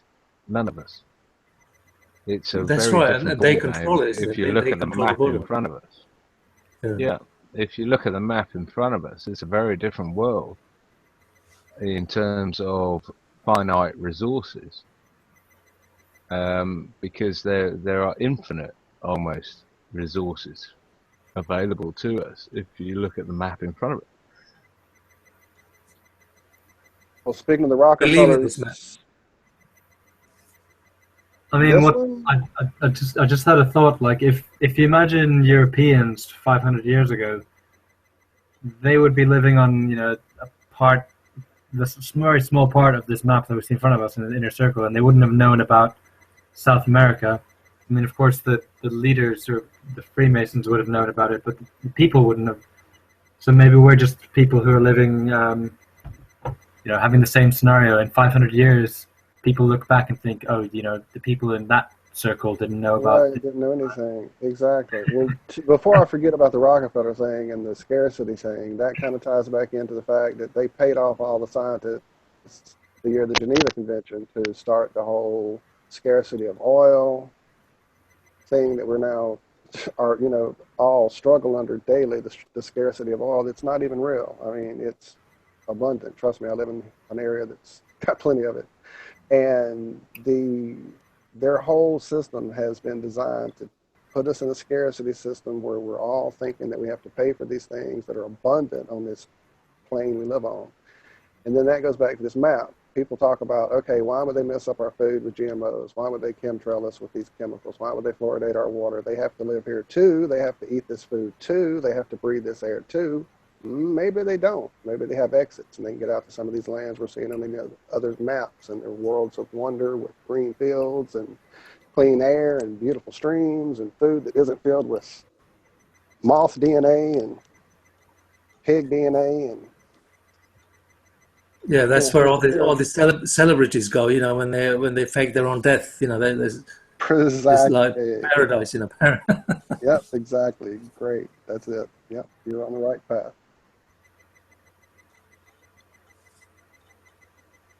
Jimmy is jamming with Elvis and kicking back with Jimmy Dean.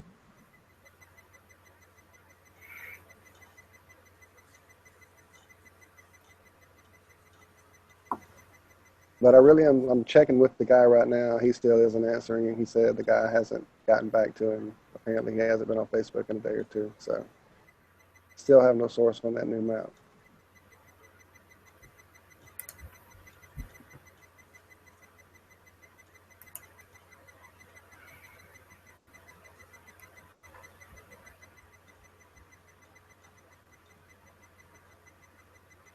I know at one point there was a lot of talk with David Weiss and his group, and they were all trying to do this thing of mapping out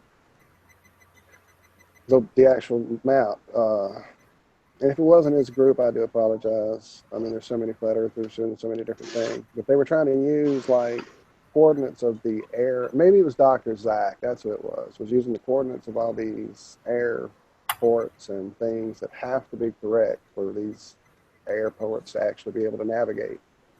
And using that with a map and changing continents around. And he'd gotten kind of far on it. He and I were talking on email, and then he got some issues at home and had to kind of step back. But I saw he posted a video not too long ago on some things. So I'm trying to find out, has his map progressed? I haven't got an answer yet. Apparently he's kind of still tied up with the family thing.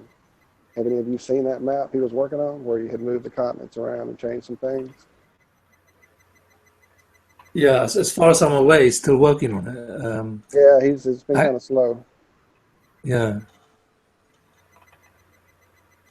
I think he was trying something about the sun as well, isn't he? He was trying to calculate the sun, right? Yes, sir. That's the same guy. Yeah. That's the sad thing. I see a lot of people get so far in their work, and then family issues come in, or health issues come in, or a friend passes, or some kind of emergency in their life pulls them away from their work. That seems to be a consistent thing in this movement, or this true quest, or whatever you want to call it. Well, look how long it's taken us to try and set up this podcast. Well, Exactly. I mean, it's been nearly a year, hasn't it? John, exactly, John. It's crazy how long it's taken us. You, me, Rob, Josh, James. Yeah, It's we're been not crazy. short of numbers either, but it's tying it all together. It's getting that, you know, when we're all on the crest of the wave or whatever. You know, like tonight's been fantastic. This We've has had been some amazing. great I'm excited questions to get coming in, involved. and you had some Yes. great guests. It's been great. Yeah, been really good. Josh still there, or has he nodded off? And I think he had to go deal with, family, supper, I'm back. etc. Hey, Rob's back though. Hey, Rob. So what do you think of this map then, Rob? Can you see it? Yeah, I can see it. I like it. It's quite amusing, isn't it? Yeah, big possibility, I suppose. Don't know about that little gap in the northwest corner there. Well, you know what you'd need to find that gap? You'd need a gyro compass. Yes, you would. Talk to us about gyros, John. You need a gyro compass to go in a straight line. Otherwise, you're going to be going in a grand circle around the North Pole. What you need is to fire up your gyroscope, set it in the bearing you need, and it will stay in that bearing. Yeah. Because of basically. rigidity in space. That's right, rigidity in space. Although I'm going off that description now because What you gonna space call it? doesn't exist. Oh, that's right. Rigidity along the plane. How about that? Yeah, well, it's more that the axes don't move relative to anything. They don't move relative to the spin of the Earth, the bullshit spin of the Earth. The spin around the sun, the ball traveling from the North Pole to the equator to the South Pole. The axis doesn't move. It stays exactly where it was when you fired it up. And that's where I lose everyone. No, you got Except me. us. Like I was gonna say, you got us. It's just the rest of the guys we got to get on board. Have you looked at gyroscopes much, Richard? No, I haven't. No. Enough to know that enough to know that they're proof of flat Earth. But I haven't dug deeper, to be honest. If you want to work together on a blog post about gyroscopes, then give us a shout, definitely. There you go. I was going to recommend John to go be your go-to guy. He is the go-to gyroscope, sir. Yes. Absolutely. It's a one-stop shop that proves it's not a globe and it's not spinning. Yeah. Without a doubt. Might take you up on that offer once I've worked through a few of my posts on my list. Yeah, sure. Yeah. Awesome. If I can get my gyroscope working again, then I'll film it. Well, Did you see it's like the my gyros on gyroscope an film? aeroplane, isn't it? Say again? No, I was going to say it's like the gyroscopes on an aeroplane, isn't it? Keeps it level, right? And the airplane always flies level, doesn't it? It doesn't, fly in a slope, upward slope or downward slope. After it reaches its height, it's level to the ground. Proving flat like Earth. a flat earther to me. I am, yeah. Gravity keeps the plane perfectly in a circle. Okay.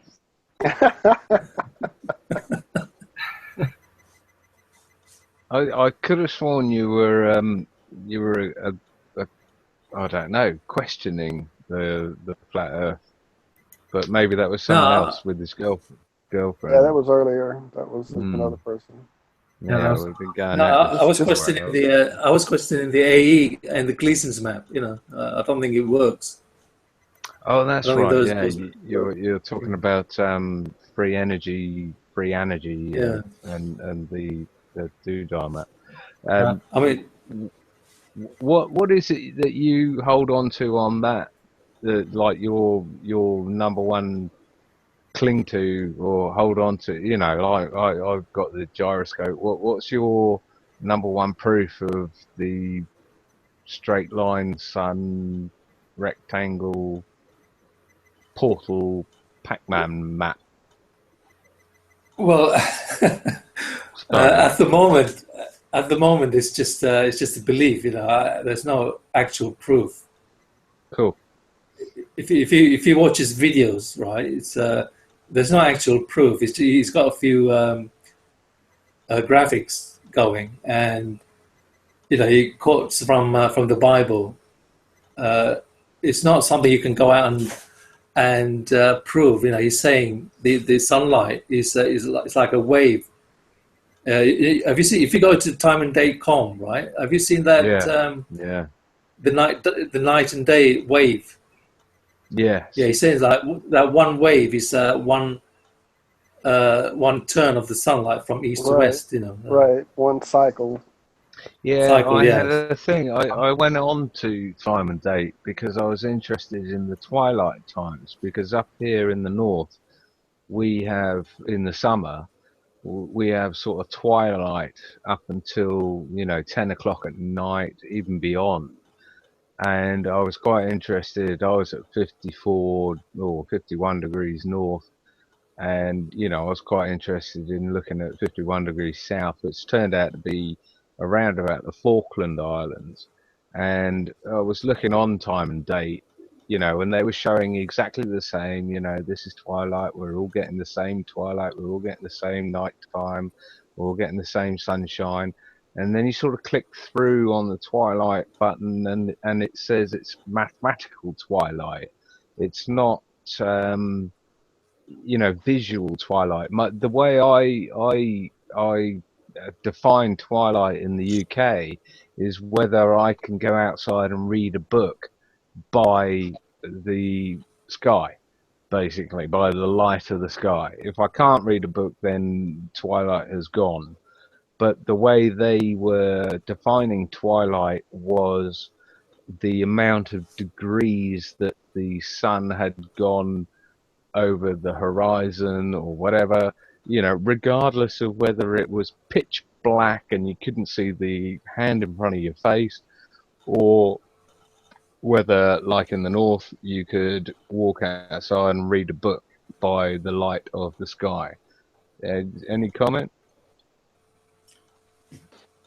Yeah, the thing is, can you trust Time and Date? You know, no. They're promoting the globe. You know, they. Well, I can tell you personally, algorithm. From personal experience, I live on the Gulf Coast, and I see the sunrise and set a certain way living here. And then I went up to Oregon for 3 months, and there it's just like what John's talking about. The sun sets, and it is in the west until 10:30, 11 o'clock at night, lighting up the sky. And then it finally goes away, and then within like hours, 3:30, 4 o'clock, you start seeing daylight in the east, and that just doesn't add up. Anywhere down here, it doesn't do that, So yeah, it's kind of insane. That matches the AE map to see that happen for me. But I very much have dug into the free energy videos, and it works for some of the north and south pole issues with the magnetism and the starlight, with the southern sky that we're all trying to figure out. It works with the equator split that's supposed to happen, which again, all I've seen are pictures. I've never witnessed that myself, with the equator in the sky with the stars that occur. It works with a lot, It except does work. what you can observe. Except you for know, that and I part bring that I up again, just say, right? Exactly. That part doesn't fit. you know, that I see the sun rise in the northeast and I see it set in the northwest. I mean, how the hell is that possible? If it's how we think it is. The only way I can see that possible is if it's going in a circle. And then you've got time lapse that shows it doing a huge arc. You've got Yeah, I've made them time myself. lapse that shows the sun getting smaller on the horizon as it goes Yes, away sir. and getting That was my larger aha. as it comes towards you. And you did a fantastic video on that. Well, Thanks.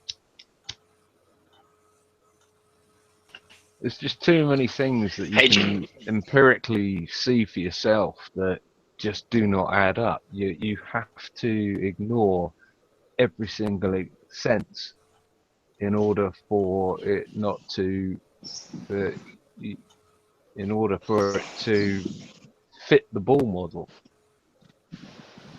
What about the weather conditions in the Falkland Islands compared to your weather conditions? John? Yeah, talking about that a minute ago. I mean, they're literally the same. I think the Falkland Islands is 53 degrees south. You know, I'm nearly 52 degrees north.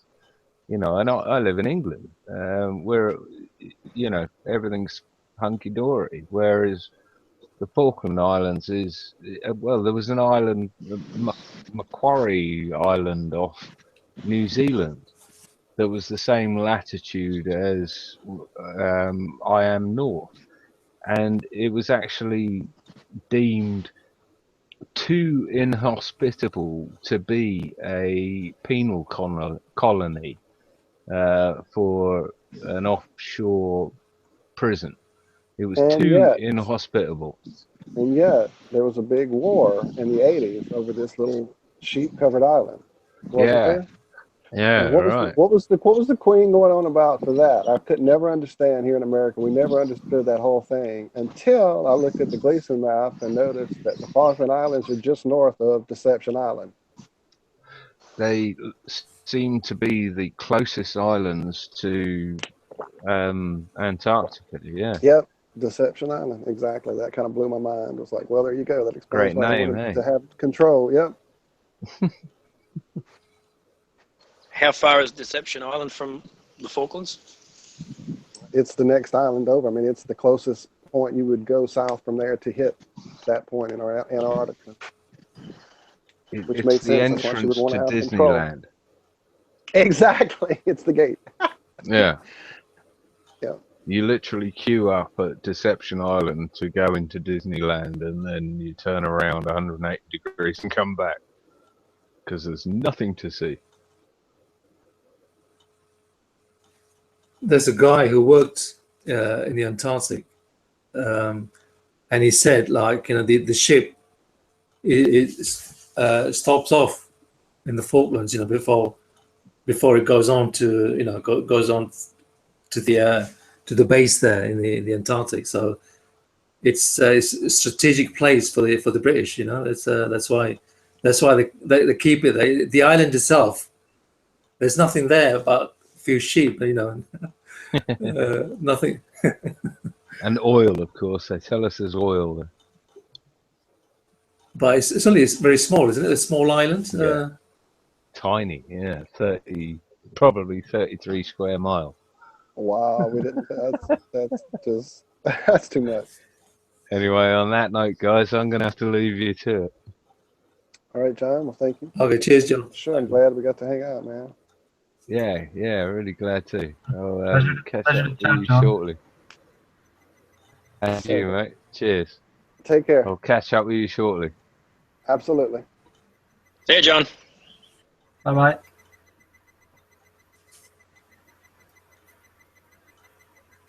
Why don't we change tack? Richard, you were talking about the numbers with 9/11 yesterday on Twitter. Yeah. With me and the new tower as well. I found that very, very interesting. I've never. Yeah. I mean, it's. I'd never. Did you want to? I mean, it's kind of. Hang on, let me get that up on Twitter so I can have that as a base.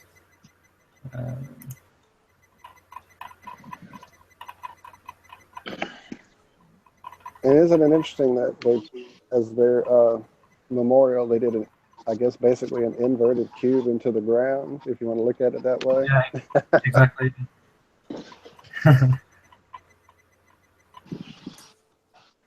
So first off with 9/11, if you go on Google Earth and you draw a line along one of the sides of the towers, you'll notice that it's aligned to 119.00 degrees.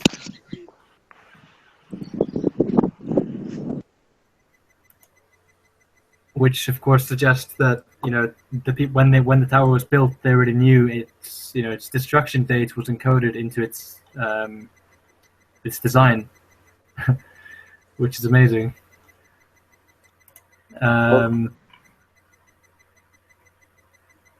It seems I saw a picture and some footage of the sunlight passing through the middle section of one of the towers. Yeah, I know. You could see nothing, no office front. There was nothing. It was empty, an empty area. Like the building was made to be collapsed, is what it looked like. Like it was set up to be this big sacrificial ritual thing they had ready, which what your numbers are leading to, I'm sure. Yeah. I'll just so all the numbers, the dates of opening the towers, the dates of it collapsing, when Tower 7 was built, etc. It's all by their, by numbers. So for example, Tower 7, which was the third tower that fell on 9/11, is 47 stories tall. 1987, when it was built, is the Hebrew year 5747. So 47 stories, 47th year of the Hebrew calendar. And then, in 87, they had the song, Bon Jovi, Living on a Prayer. We're halfway there. That was the #1 played song of 87. So you can find all these numbers and clues in music, in movies. And when you start to look at 9/11, those numbers are everywhere. The Shard, for example, has 1,016 feet, I think. 1,060 feet tall, I think it is. Which is, they like to flip the numbers. So 6 is 9, like the Jimi Hendrix song. If 6 was 9, so you get 116 as well as 119 show up everywhere. So the alignment in Paris, for example, between the what do you call it, obelisk with a golden top, the alignment from that obelisk to the Arc de Triomphe is 116, and 116.000. It's exact. The odds of that happening are really tiny, and so these numbers show up everywhere. It's just their way of encoding things into events, and once you start, once you realize that, you can look at pretty much any event and you can find it. I wrote a blog post on synchronicity, the 8th post in my blog, The Narrow Gate, where I talk about how the number 33, 13, 322, which is the Skull and Bones number, 9/11, they show up in pretty much every single false flag event that's happened this year. Munich, the truck killing in Nice, like all of these events, the London bombing, 7/7, they all have these numbers encoded all over the place, in ages, in addresses, in the dates, in the number of the train carriage on 7/7 bombings. It's absolutely phenomenal how much once you realize that these numbers are there, you can dig and you'll find them literally everywhere. And it's not a case of, the reaction that I get when I show people this for the first time is that, oh, you can find numbers everywhere, but you don't really need to try that hard to find it. I mentioned the movie Westworld in the chat yesterday, and if you just look at the Wikipedia page and go down the list of actors and directors and producers, you'll find these numbers and mirror dates featuring several numbers: 33, 119, 69, and then 96 mirror, as well as the 37, 73 mirror, which is significant. You'll find them encoded in every single person, every single actor's birthdays and personal record basically, and you don't have to look very hard because it's just birthdays, and the chances of those numbers reoccurring so often is pretty tiny. So we see that these actors are chosen beforehand to have roles in these movies. There's bigger. I mentioned on the chat as well that you have the Cube Matrix, which is going into some of the stuff that I'm sure James will want to talk about a bit more. Because once you start realizing these synchronicities, you realize that our universe is mathematical, and which ties in very nicely with cymatics, magnetism. It's all maths basically, and numbers appearing everywhere. You can kind of decode reality with the numbers, which is why, if you look at, for example, the year that Roswell happened, 1947, which is again the 47. The fake moon landing was 1969. You take 69 years after Roswell and you get 2016.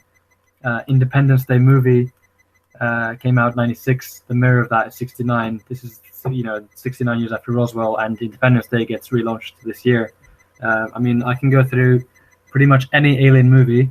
The big ones, Avatar. I can't remember them off the top of my head, but all the movies. You can go through them and find all these numbers, and they all point to 2016. And then you compare that, as I did in my blog post, with what politicians are saying in the news. They're all talking about disclosure. Obama's talking about aliens, and etc. The Podesta files that came out now. All these numbers and all these occurrences and the news media, movies about aliens. It's all predictive programming to Paris or something, and it's pointing towards November, in my opinion. Hillary walking down the path next to David with her alien book in her arm. Yeah, pretty much. Have you seen that picture? I haven't, no. What? Yeah, she's walking down a trail with David Rockefeller, and she's got a book clutched to her chest like a schoolgirl would carry her books, so that the cover is easily seen, and it's a book about aliens. Oh right, yeah. I think I've seen. Oh, thanks for raising this. I'll include this. Yeah, this is the sort of stuff. They talk about stuff. You look at my last blog post on the alien deception. You see in the same year you have Obama, Bill Clinton, and Hillary Clinton, among others, appearing on the same Jimmy Kimmel show, and he asked them exactly the same questions. It's just repetition. Exactly. It's just repetition is the best form of mind control. And by repeating stuff, they're just going to get the public to buy into it, which is the same as when you had the 1983, speech by Reagan at the UN saying that, what better way to unite the world than if we were faced with a common alien threat or something like that. Bill Clinton says that. The president in the Independence Day movie says exactly those words. These words are just repeated, ad hominem. By Michio Kaku on the news, by newscasters, presenters. They're preparing us for disclosure, essentially. Sorry, it was about numbers, but I got onto disclosure because that's kind of a big topic now, and I'm tying a lot of numbers into that because it's a big thing. And very timely because it's coming. It's coming quick. Yeah, I think you've probably seen all the predictive programming with 9/11. From The Simpsons and Jurassic Park on the watches and stuff. You see 6/11 or 116 as well, and 9/11 flipped backwards is, upside down and backwards is November 16th, 11/16.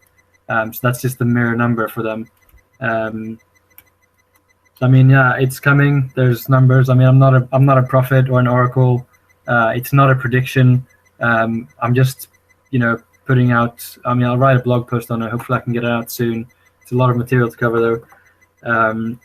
But the numbers are what they are, and they point to that date, and that's that. It's not a prediction. No one would be happier than me if it was wrong, but I think a general consensus is that disclosure is coming. and it's going to come soon probably. Another fascinating thing I came across yesterday is that the Giza pyramids are 5776 inches tall if you include the capstone. Then you mirror that to the Hebrew year. 5776 was 2016, though we had the Hebrew New Year on October 3rd. So currently we're in 5777. So we're in the year the New World Order gets introduced, I guess. I mean, we're kind of already living in a police state, New World Order, but this is the year where the New World Order, where it comes out of the shadows. Yeah, this is. I mean, they need, in the words of David Rockefeller, they just need the right. He said, "We just need the right crisis, and people will accept the New World Order." And the sort of stuff you're talking about with Project Bluebeam, and they've got UFO technology. Flying saucers is nothing more than just what they call anti-gravity levitation that Tesla talked about in his patents 100 years ago. That they got in Operation Paperclip too. Yeah, exactly. I mean, when these craft fly, due to the electromagnetism, electromagnetic nature of how they fly, they light up in the dark, which is why you see these glowing, in the 1952 UFO sighting over Washington, D.C., you see these glowing flying saucers, basically. Hey, Mike. Richard, what's up, guys? How you doing, Mike? Hey, Mike, what's up, brother? I won't interrupt you guys. Keep on going. Yeah, sorry. I was just saying about UFOs, how they, they fly. They're anti-gravity. I mean, not gravity, but that's what they're called. It's electromagnetic craft. So they glow in the dark, essentially, which is why when they fly over, Washington in 1952, you can see that they were, glowing kind of, and you can imagine, there's tons of movies that have had the plots that, there's the narrative that, UFOs appear over a city and then everyone panics and just runs towards the government, basically, or United Nations. And it wouldn't be very difficult for them to just throw out a few hundred of those over, the biggest 20 cities, and everyone flocks to the New World Order. That's just step one, basically. So yeah, there's a lot they could do, and I don't know how they're going to do disclosure, but I've got my popcorn out, trying to warn as many people as I can, because people who aren't aware of it are just going to get wrapped up in that deception. And once you're in that deception, particularly considering that Project Bluebeam has, you think about the mental aspect, them bombarding, very low frequencies and extremely low frequencies from radio towers. They can feed you thoughts, essentially. And once that happens, if you aren't aware that that's happening, it's going to be very difficult for you to see past deceptions, particularly for those people who aren't questioning things already, and laughing at conspiracy theorists. Yeah, I've been talking a lot, so interesting to hear what you guys think. No, great. That's great stuff. And interestingly enough, I was quite wrapped up in the whole ufology field for some number of years. I did a lot of research into it, went to a lot of conventions, met a lot of the names in the field. Got to be pretty good friends with Lloyd Pye before he passed away, and examined the Star Child skull at length. Oh yeah, he died from weaponized cancer or something, right? Yes, sir. I looked into this stuff. It's fascinating. Yeah, he was a brilliant man. Yeah, he was quite a brilliant man, and I used to do a show on cable access back in the early 2000s. He was on there a couple times, and he brought the skull. And so how do the skulls fit in? Are they like Nephilim skulls or something, or what's? Yeah, that's what I know it is now. But at the time, I was completely wrapped up in the alien mythology. So yeah, the story that went along was a Mexican girl in a cave, and exactly, yeah, found the bones, and it was from these people who had the star beings visiting and the whole classic mythology of the hybrid children. And the cool thing about the Lloyd Pye stuff is that I when I was looking at that, I was wrapped up in the Stephen Greer serious disclosure thing. Right. And then I kind of just parked that and went on with, other conspiracy theories, as you call them, and, got into flat Earth. And then you look back a year or a year and a half later at, stuff like Lloyd Pye, and it just fits in with what you've learned, newly learned, but you didn't know it at the time. It's quite cool. It's nice to revisit some of your old theories when you have new eyes. Yes, it is. Exactly. Yeah, that's what I mean. Yeah. So how have you been, Mike? What you going on? What you doing these days? Oh man, I'm glad you asked. Richard, do you mind if I float our idea to Walt over here? Oh, you mean the magnetism of the sky, or? Yeah. Hey, Walt. I beat you to it. Hey, Walt. Richard and I have been kicking around some ideas, and I know that you were in on this at one point. What do you think? Do you remember seeing the rocket hitting the dome and all the rockets that never hit the dome, right? Right. What if it's magnetism? Because remember we were talking about supercooled water before, and Richard and I were thinking, well, if it's highly, highly, highly magnetic, it would either be repelled against the dome or sucked to it. Right. Actually, coincidentally, I was watching a video last night about quantum locking with very super cool magnets, that they can be quantum locked into a place in space. You'd have to see a video, and I can't really present from my setup right now, but yeah, that's really cool stuff. Yeah, like you see those videos where the guy's got like the little saucer UFO shaped magnet on the track, and it's really cold, and it's leaving a trail of frost behind it as it goes around in a circle, right? And if you take that same disc and like turn it at a 90-degree angle to that, or a 45-degree angle to that track, it stays in that position, still completely frictionless, still can float around that ring completely. If you turn the ring upside down, it'll hang from that ring magnetically and lock into whatever position and float around in that track. So yeah, that really, my mind did the same thing. Wow, maybe it's not liquid exactly. Maybe it's some kind of highly cooled magnetized field up there that's locking those rockets up. That's crazy how we all had that hive mind on that. Well, the biggest thing for me is and this is something I was saying to Richard, as we all know, when hot air rises, it cools, right? And if there's got to be some kind of energy source above us that's keeping the waters above us cold. That's why air cools, right? Right. Does that make sense? Oh yeah, something's keeping it cold up there for sure. And maybe perhaps nothing hits the dome. Maybe because the electromagnetism is so strong, nothing will ever touch it.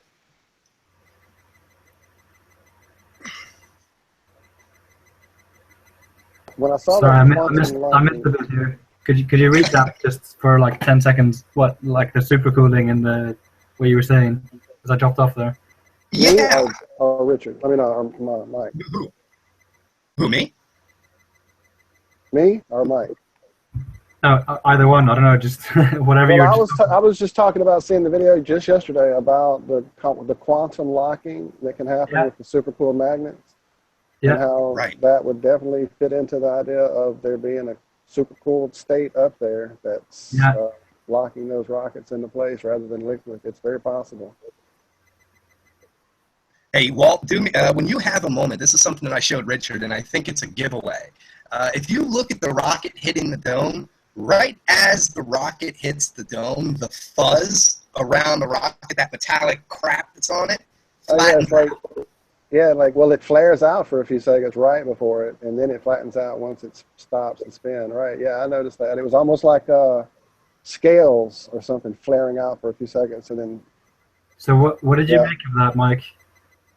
See what?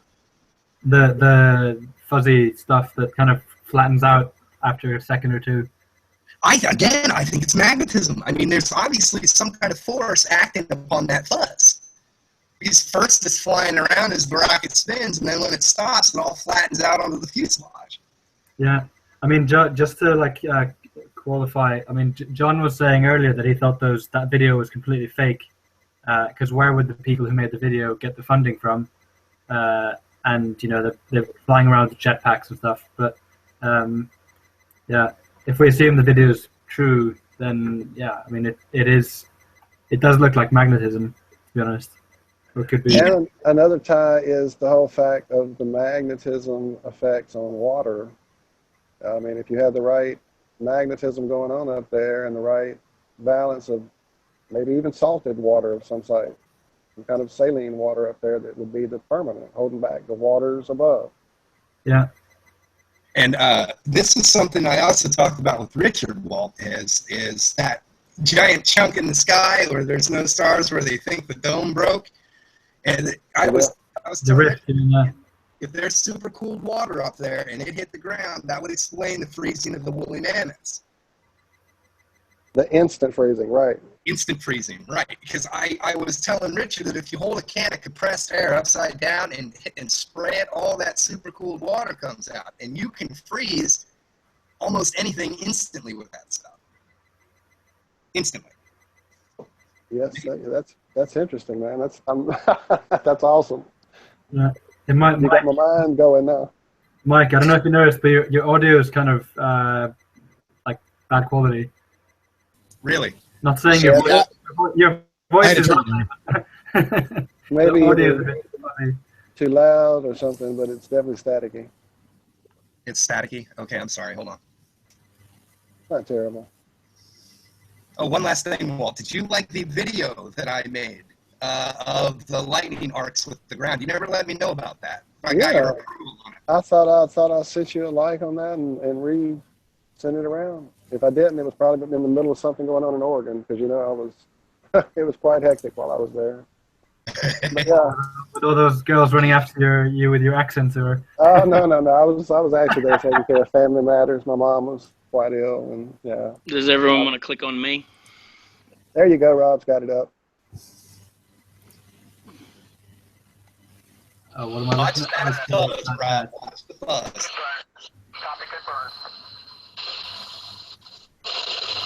There it is.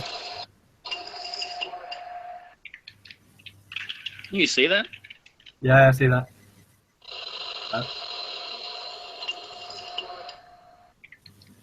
Yeah, look how it just floats. Yeah. It's almost like. I mean, what was quantum it? blocking is a very interesting thing now, I think. Look at that. It flattened out.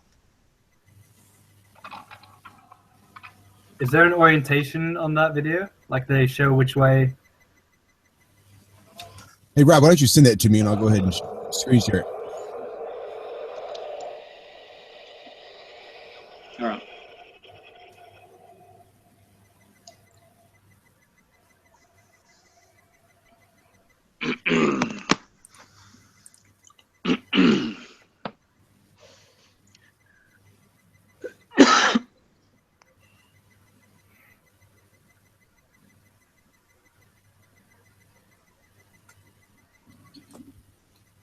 I'm sure I have a cricket sound somewhere. And he's back.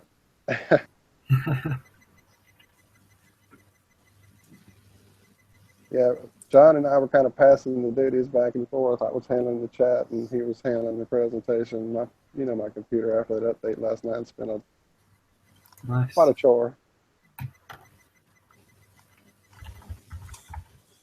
Where does this? Is this live on YouTube, by the way? Still.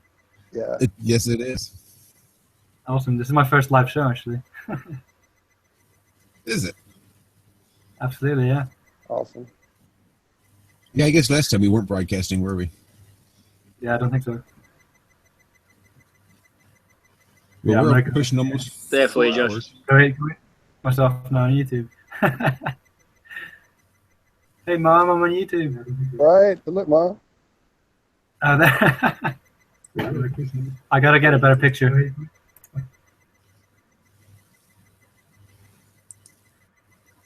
It's up there What did for you say, Rob? Josh.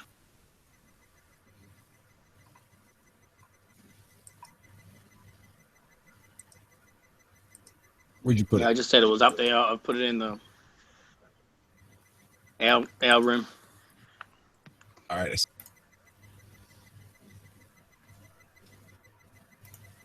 How many viewers have we had tonight?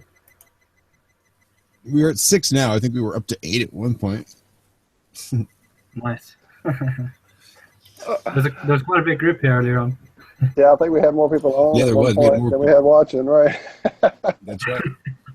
Probably half the people watching were the ones on.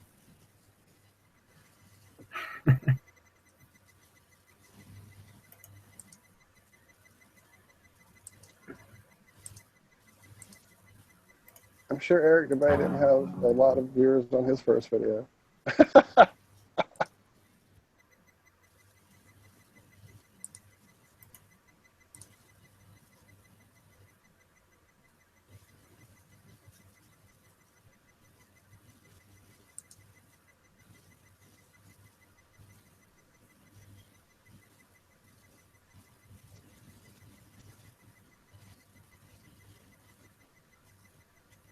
Is this any better, guys?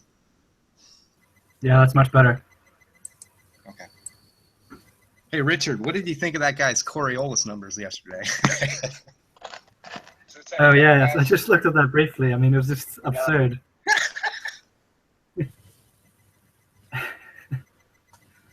I mean, some of these guys are just. They say the Earth is spinning and they don't know which way it's spinning.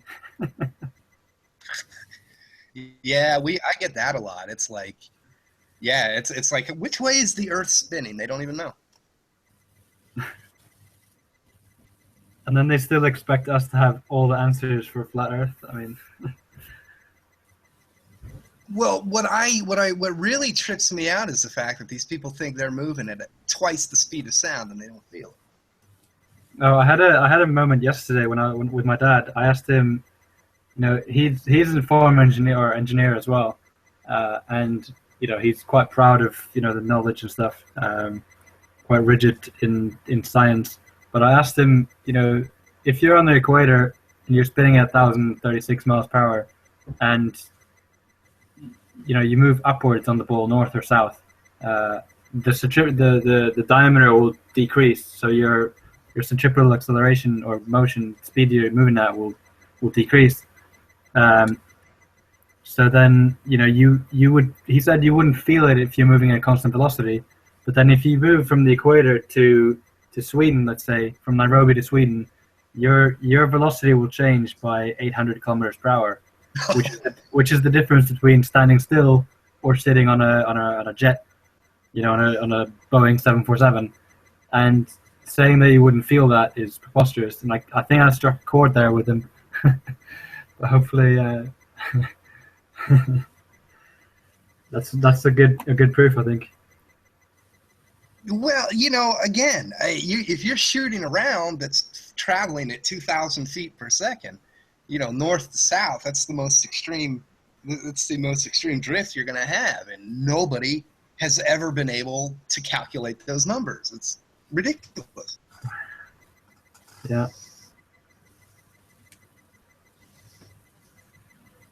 Well, they can't because they don't exist. Yeah, I love the fact that it's called the fictitious force. That's the best part. I mean, Coriolis, I saw there's a video on YouTube of some park ranger or something going away with his rifle and proving Coriolis. Gets his shooting chart out, and then he takes 4 shots, 5 shots, and some of them go west, some of them go east, some of them go up, down, and then he's like, yeah, this explains Coriolis. It's like, no, how could that explain Coriolis? That one pissed me off because he's a shooter as well. That really ticked me off. And the other problem he had was he was shooting east and west where he wouldn't have the exaggerated effect of the Coriolis anyway. Yeah. It doesn't make sense to me because if you were to travel west, you would reach a destination faster going to the west than you would going to the east. Hey, Mike, I like the one that, we got the whole atmosphere moving at 1,000 miles an hour or whatever it does. And you can have clouds at all different levels moving in all different directions while the atmosphere is moving that fast. That's what fascinates me. Yeah, I mean, the radius, I mean, clouds higher up would move faster than clouds lower down. So you could never, you wouldn't see clouds moving uniformly as one big body. You'd see them moving like layered, kind of, if the atmosphere moved with the spinning ball or pear or orange or whatever you want to call it. What I'm saying is you could have clouds, at say 5,000 feet are moving east, and then you could have ones at 1,000 feet moving south. Clouds are moving all in different directions at different heights. Yeah. And I mean, it's impossible. Fireworks wouldn't work the way we know it. Rainfall wouldn't know. I mean, rockets wouldn't work the way that they work, like with that video that we just saw. Yeah. The Earth should be spinning below. The alternative to that would be that the atmosphere doesn't move, but then you would have, you stick your head out the window, and it gets torn off by 1,000 miles per hour wind. But then the question is, if the atmosphere is moving with the Earth, then you'll have a point where the atmosphere meets space, supposedly, where you'd have vacuum 0 miles per hour and 1,000 miles per hour plus whatever, it'd be faster 100 kilometers up than it would be on the surface. So you'd have about 1,100 kilometers or miles per hour meets 0 miles per hour of vacuum of space. That's the equivalent. I mean, a hurricane is like 150 miles per hour. So a space shuttle that sticks its head out of the atmosphere would get totally blown to shreds within a millisecond. Well, my big problem is they say we have what, four or five layers of atmosphere. If you had varying amounts of speed or spin, you'd have serious electrical storms, because all of if you're decelling that quickly, all of those different particles are gonna wrap electrical. How about the fact that you have the thermosphere reaches temperatures of 2,000 degrees Celsius, and then you have I've looked this up. I'm including this in my next blog post. You have these space shuttles that have aluminium wings and aluminium this and that and titanium. Aluminium melts at 600 degrees Celsius, so you've got 1,400 degrees Celsius to account for as to why it doesn't melt, and it's just absurd that people don't question that. Well, satellites as well. Well, what really bothers me is the fact that nobody actually understands how gliders work. The dry weight, I looked this up, the dry weight of the shuttle is 165,000 pounds. Yeah. They don't even have wings. I mean, gliders have long, thin wings. I mean, the shuttle, those wings are designed for supersonic flight. The thing is, people have been watching Hollywood movies for too long, so they believe anything about that. Don't they also say that the shuttle is traveling, say, at 15, 16, 17,000 miles per hour, and then it comes into the atmosphere and slows down to about 1,000, doesn't it? Imagine the stresses on a person's body going from 17,000 down to 1,000 in a very, very short space of time. Yeah, there's another problem with that, Rob, is remember that the shuttle flies a circuit approach, just like any commercial airliner or a plane. As soon as that aircraft turned northbound for, say, your final approach, you have 1,000 mile per hour crosswind to deal with on an unpowered 200,000 pound brick. Yeah, that's right. That's exactly right. Well, and what I don't understand, maybe one of you guys can help me understand it, is they're saying that because the Earth is so big, we don't feel that. But I just don't see how you relevate the two between, okay, well, we're moving at 1,000 miles an hour, but you can't feel it because of scale. That doesn't make sense if anybody wants to tackle that.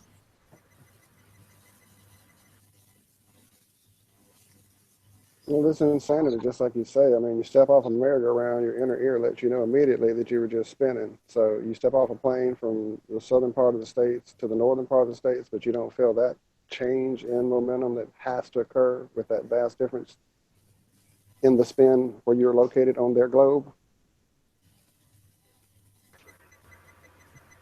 I don't even think smoke signals would smoke wouldn't even come out of out of your fireplace correctly. It would all be blown away. I'm sorry, smokestack, chimney, whatever. Well, your chimney wouldn't be standing there if you had 1,000-mile-per-hour wind.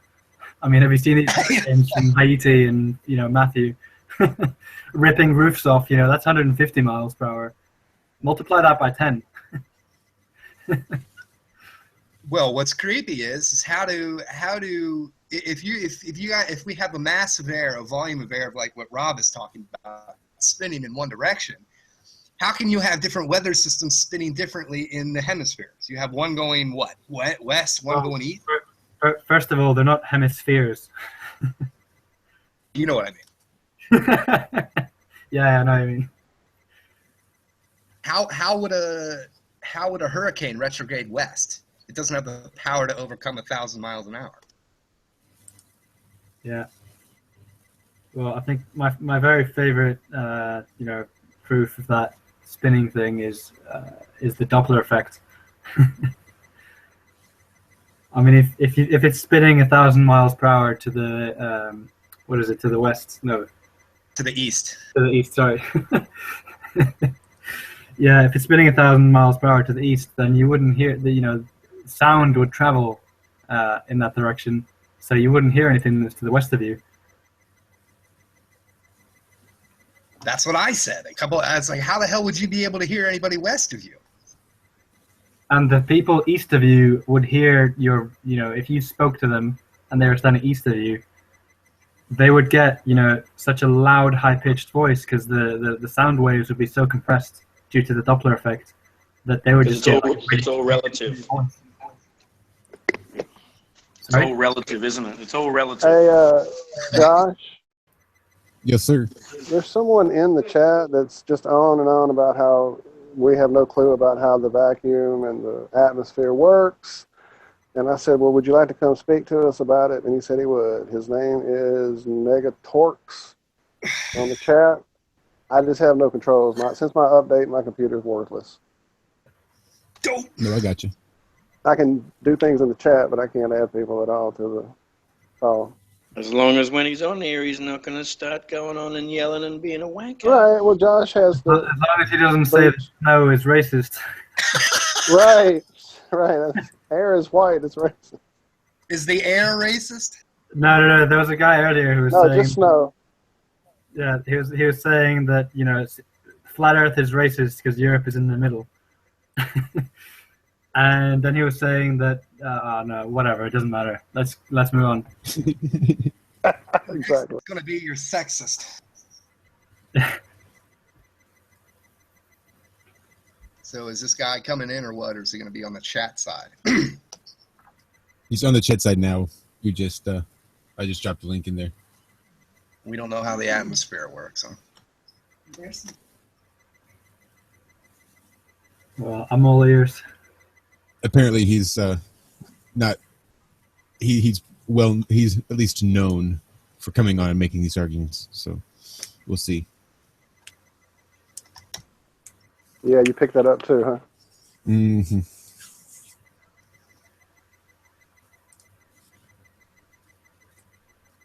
Well, has he been on this show before, or? No, I was just Apparently monitoring the chat room, and he's apparently on about the atmosphere. So I'm like, well, just come and show us what we're wrong. Yeah, our buddy Dave apparently has encountered him before.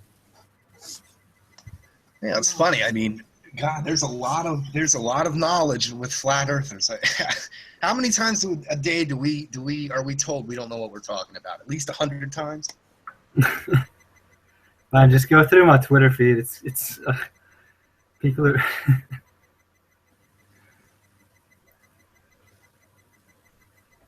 But they have such a witty repartee. Moron. I mean, I don't have kids.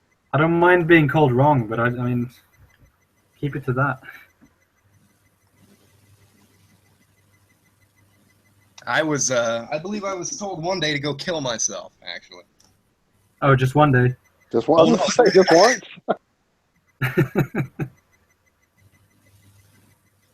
I don't know. I still don't understand why people don't realize and how they can't realize that if the Earth is moving under their feet, how could they walk west? The Earth would be like a giant treadmill if it was moving, you know?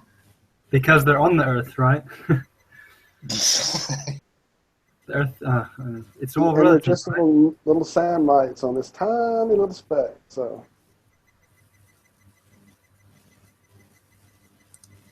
So what's the question? Is the question that we don't understand how the vacuum of space works? He's, I think, getting ready. There he is, I think. He's putting his makeup on and getting his purse ready, or no? No, he's, No, we shouldn't he heckle just jumped in. No, we shouldn't heckle him before he's on. Sorry. No, he's Hi. on. Hello? Hello. Negatorks. Hi, it's Negator is fine. Negator. All right, that makes Negator double X. I got you. How are you? Good. How are you? Yeah, very good, thanks. Welcome. So where are you calling from? I'm in Georgia. Oh, cool. Yep. Georgia. I didn't explicitly say that you guys don't know what you're talking about. I heard that, but there's a few things that didn't weren't quite right, I guess. All right. It's quite possible. So I don't know how. I mean, this is sort of the first hangout I've seen you guys on, and I'm not real sure what I guess how to approach this, unless you just want me to dive into everything that we're talking about.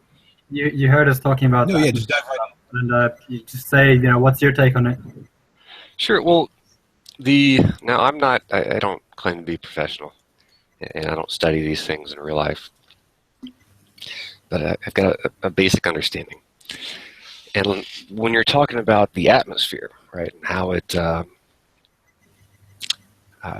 there must be some point where like the atmosphere ends and space begins, and once you cross that point, there's going to be like a violent reaction. Was that what was said? Yeah, sort of. Yeah.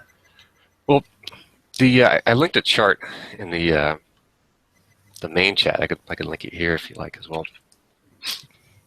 But all it represents is the pressure gradient as you go higher in altitude. Yeah. For instance, when you walk up a mountain, right, it's harder to breathe at the top of the mountain because there's less air, right? There's lower air pressure. Mm-hmm. And that drop in air pressure continues all the way out to space. I could find a graph that displays this if you like. So there isn't like a hard drop, right? Because that would produce a vacuum, right? A vacuum is when you have two pressure systems that are different and they meet, and they seek equilibrium. So there really isn't a point where it goes from our atmosphere to space with a very hard drop. It's so gradual that there really isn't any of the problems that were sort of brought up earlier. Does that make sense? Yeah, sure. I mean, that's the classic argument. Even that low pressure, is it not spinning? Is it not moving at that same rate of speed? Well, sure, yeah, all of it is. Then Now, why do snipers have to account for the spin? Do snipers? That's what they say. That's what we're told. Do you? I have an interesting one here for you. My longest range shot on a rifle range was 1,000 yards, which is 3,000 feet. I didn't adjust for the Coriolis effect. It was an 8mm round fired at 2,100 feet per second. Yeah, Mike, but the problem was you missed by 10 feet. Is that what happened? Did you miss by 10 feet? No, I hit the target dead on. And again, we only adjust for windage and elevation. Nobody adjusts for the Coriolis effect, which is impossible considering the fact that the Earth is in a constant velocity state. So if we go back to the pressure gradient and vacuum, I mean, to me, I'm not an expert either, but to me, I mean, if you've used a vacuum cleaner before, I mean, you either have a vacuum or you don't. I mean, there's nothing gradual about it. You see these industrial scale vacuums lifting large bricks and stuff. I mean, vacuum isn't something that's classically gradual. And NASA and stuff, they can put whatever charts they want, but it doesn't explain how you can go from having A pressure to going zero pressure, no matter the magnitude of that pressure, if you know what I mean. Well, would you agree that 3 miles on top of a mountain there's lower air pressure?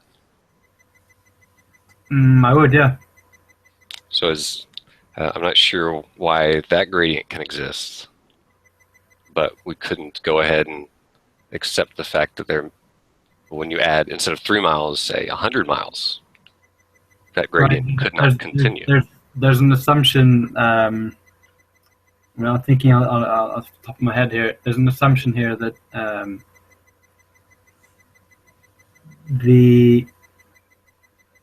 that it would be zero, a perfect vacuum at the top of that pressure gradient, which isn't necessarily the case. That's an assumption that you're trusting in NASA to tell you that it keeps going until it reaches zero, but you don't actually know that. Well, what we could do is send up high altitude balloons, or we could look at airplane instruments, because that's how airplanes know their altitude is the local pressure. So if you trusted those instruments, then you wouldn't need to trust NASA. And then you could take that data, and like in the link I provided to the right, you could take all that data, extrapolate the rate, and then see that it will reach near zero at 150 miles or whatever it is.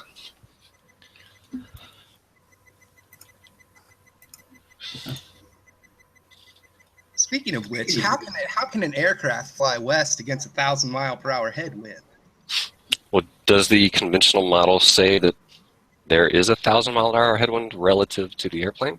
Yep. If you're flying west 270 against the spin of the east 090, you're encountering a headwind of 1,000 miles. Doesn't it say that everything in one frame is moving the same direction? The surface, the air, and the plane? Until you oppose the spin. If your argument is that the Earth and the atmosphere spin in a constant velocity in one direction, you would have to be able to oppose that pressure with the same amount of pressure plus your forward airspeed. Well, that's only if you were not a part of the same system. Saying that is like saying if you wanted to get up from your seat in an airplane and go to the bathroom, you would have to accelerate to the speed of the airplane and then move to the bathroom. That's not what happens because you're already moving with the airplane, right? But your system says this is not an enclosed system, that it is a system attached to an infinite void in which there is no boundary. It is just infinite space out there. The airplane has a boundary. It contains its own environment and its own systems of motion and inertia.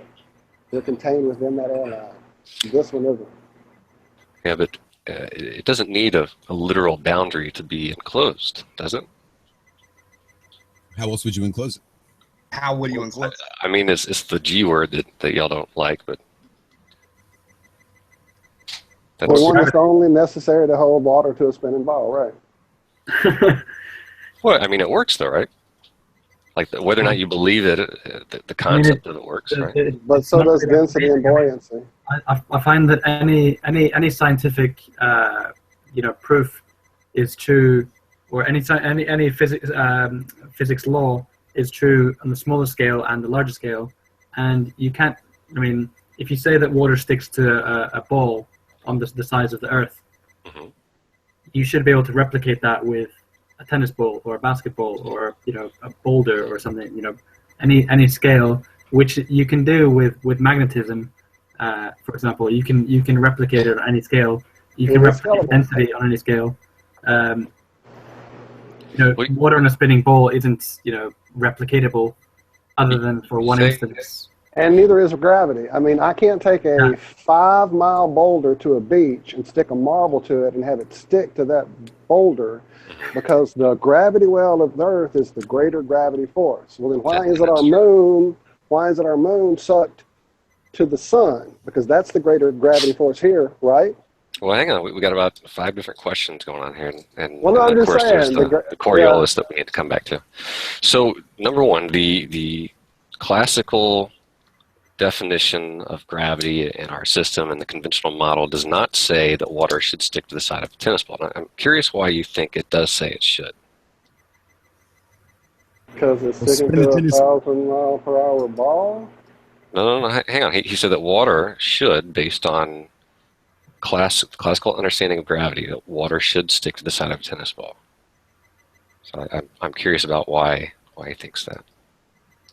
Well, if you have 9.81 meters per second squared, acceleration on something the size of Earth, attracting 321 million cubic miles of water to it, you would expect by the maths that, scaling it down, that a tennis ball would have, the required amount of gravity to attract, the scale amount of water to it to make it stick just like the water would stick on a bigger ball.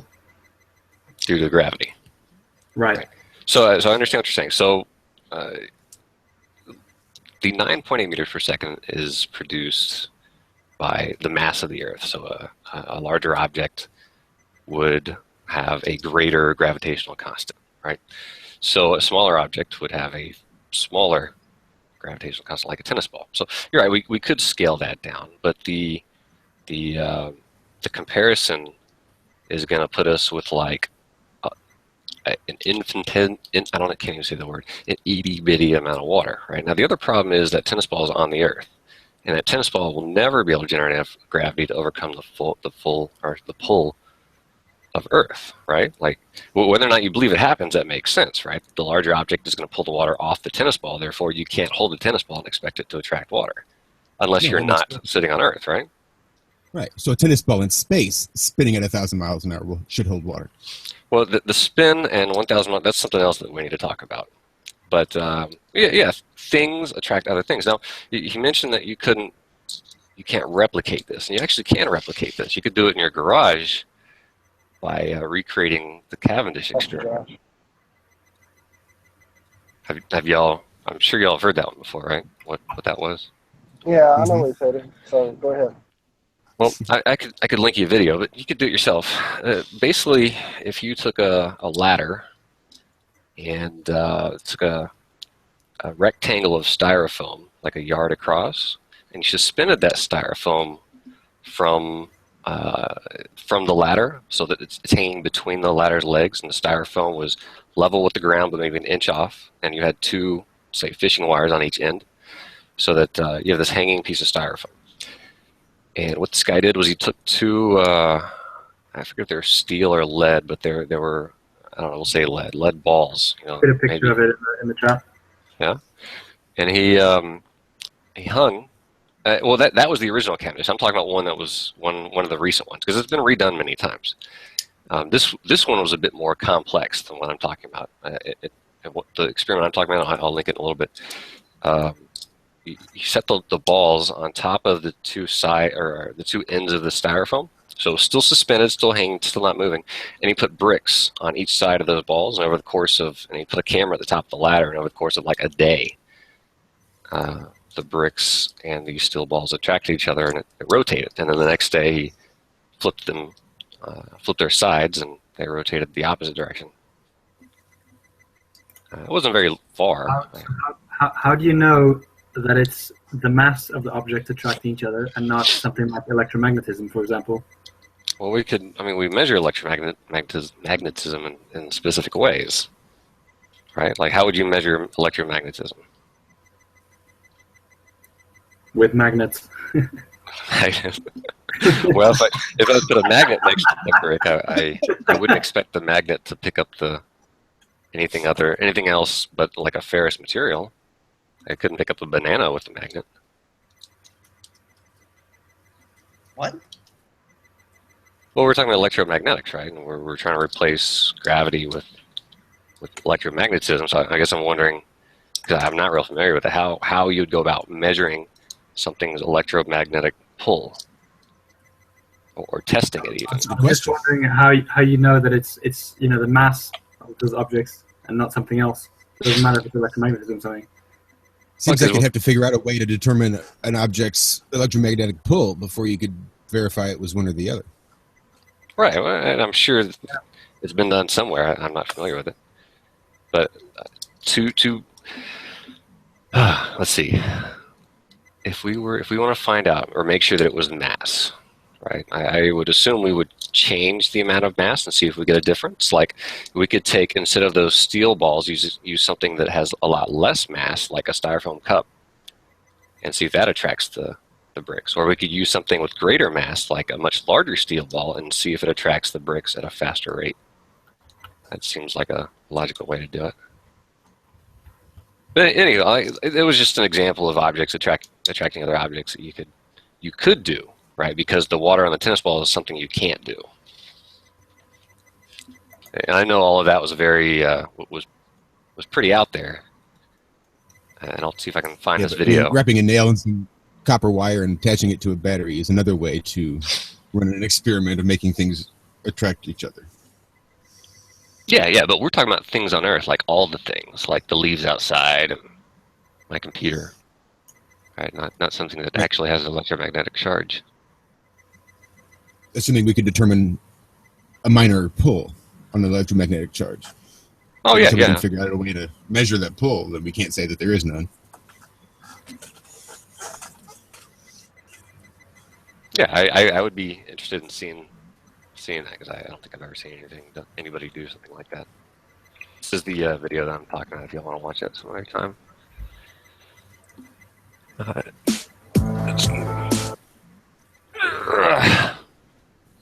It's getting late. But gravity's hard to talk about because most people that support it or go against it haven't really done any practical experiments. And so even for me, it's hard to, I guess, articulate. It's hard to, sound intelligent about it because I'm really not.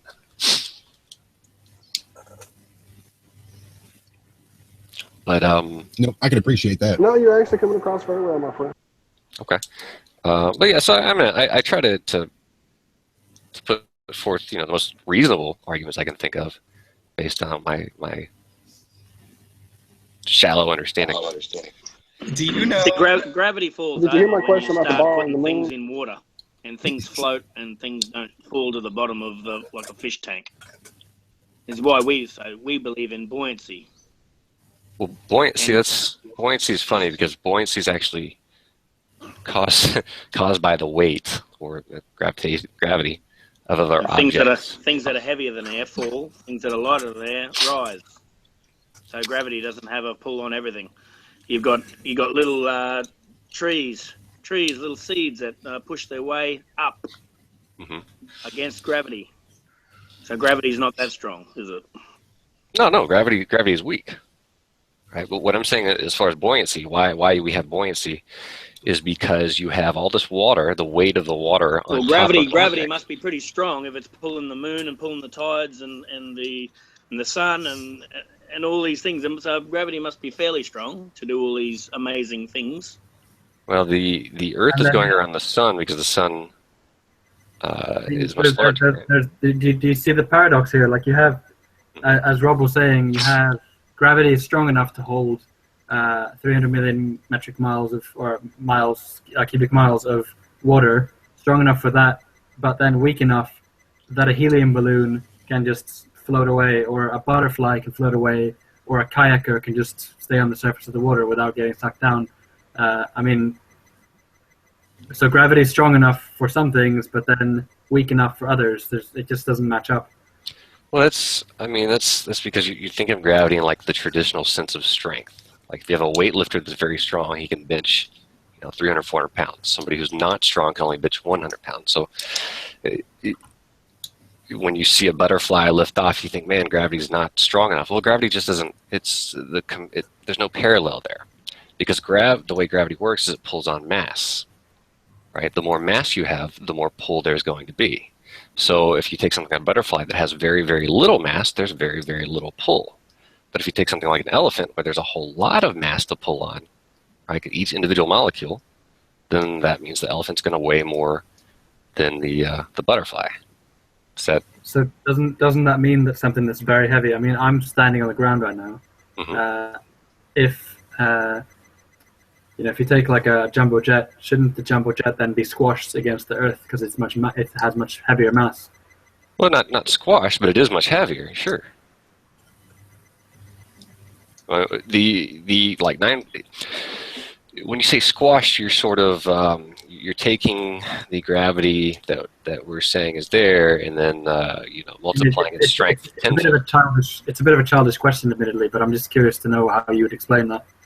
Well, no, it's not childish. But if you were to go to a planet that had a greater gravitational pull, then yeah, you may not be able to get an airplane off the ground. It may be squashed, but not here. Because the airplane's still heavy, right? Like it still has a weight to it, and it overcomes that weight by generating lift through its wings and its engines.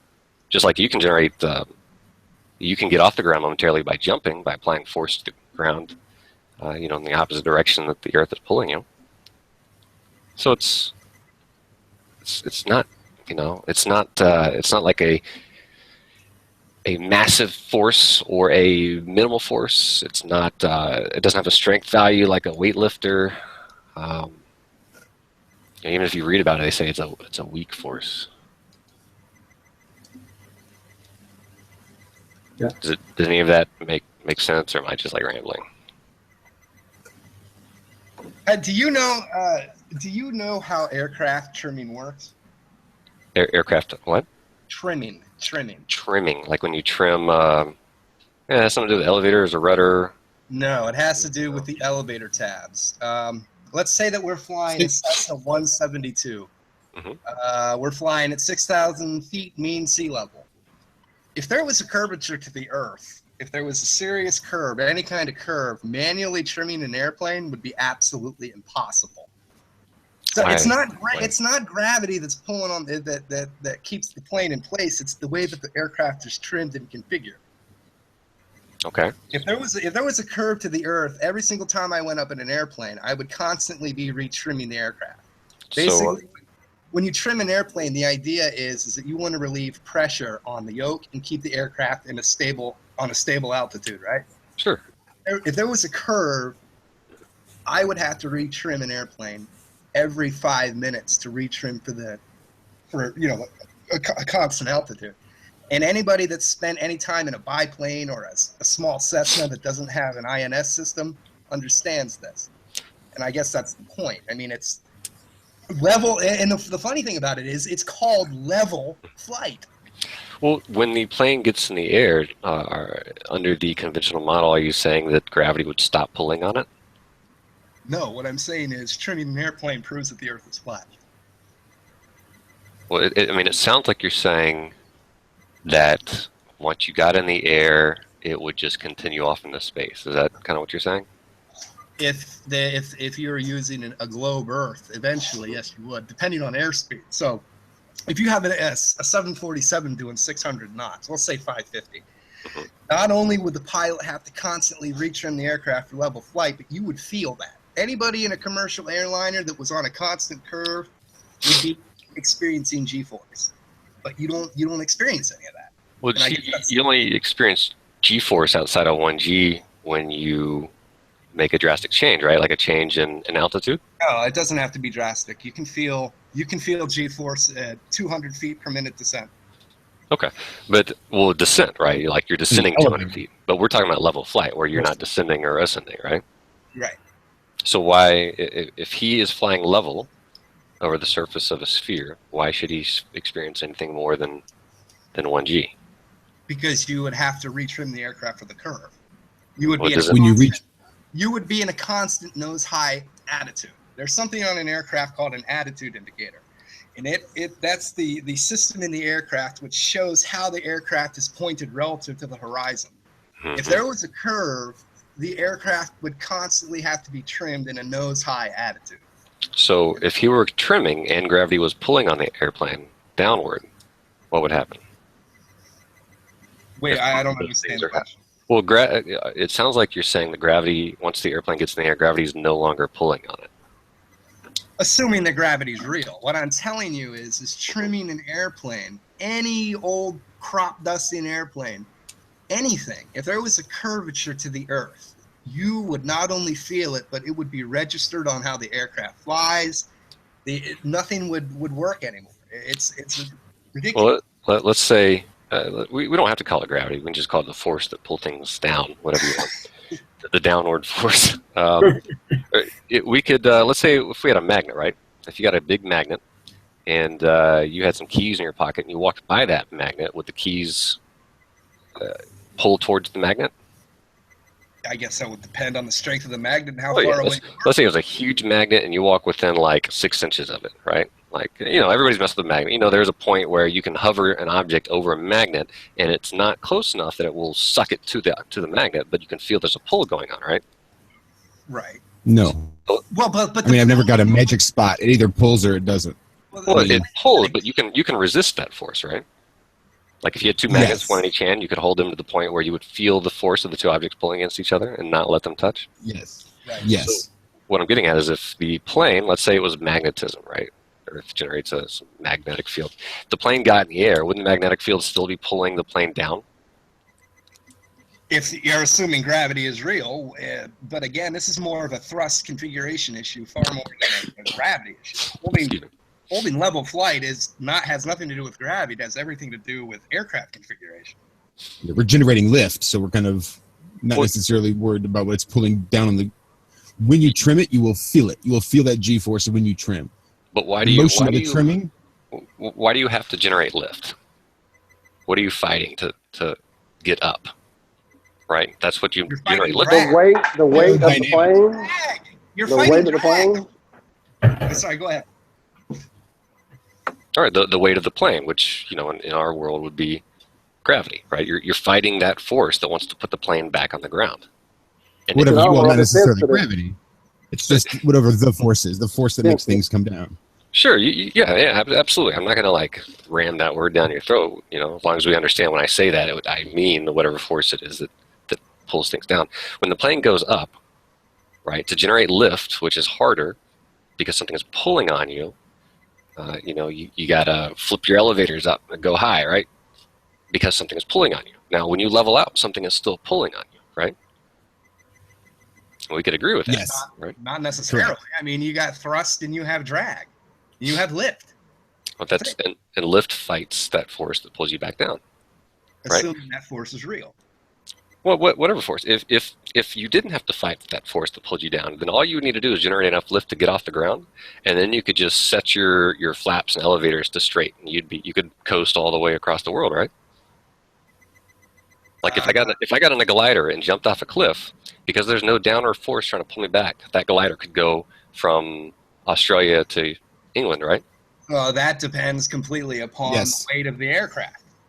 It depends on The all weight. kinds of different things. It depends on headwinds, crosswinds, thrust. I mean, it's a glider is not a good comparison. Well, let's say a glider with a 1-ton weight attached to it, It or wouldn't be a 500-pound glider.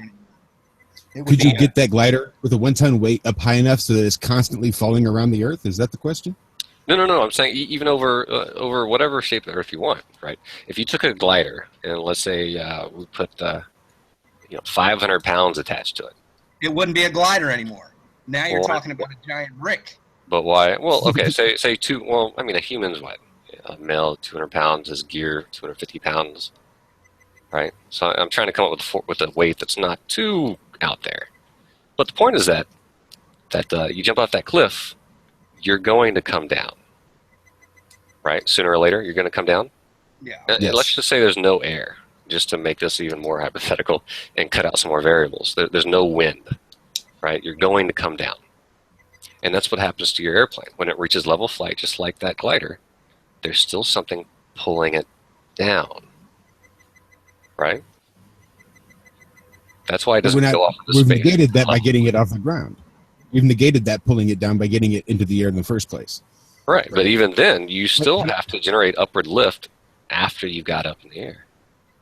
That's Until right. you got to level And flight. and then you retrim the aircraft for level flight, and then you're hands off the entire time. But is there or is there not something pulling you back down? You tell me. You're the gravity guy. Okay, well, do you know what pendulous vanes are on attitude indicators gyroscopes? Yeah, I'm aware of that. I know how they work. Okay. So how do those pendulous vanes operate? You tell me. You're the gravity guy. I'm listeing. Can I make one point on gravity? Sorry to butt in on the airplane chat. I wanted to bring up Einstein and his relativity. Mm-hmm. So on Wikipedia it says gravity is most accurately described by the general theory of relativity, which describes gravity not as a force but as a consequence of the curvature of space-time caused by the uneven blah blah blah. So as a consequence of curvature of space-time is how it's described, not as a force. So then in the words of Nikola Tesla,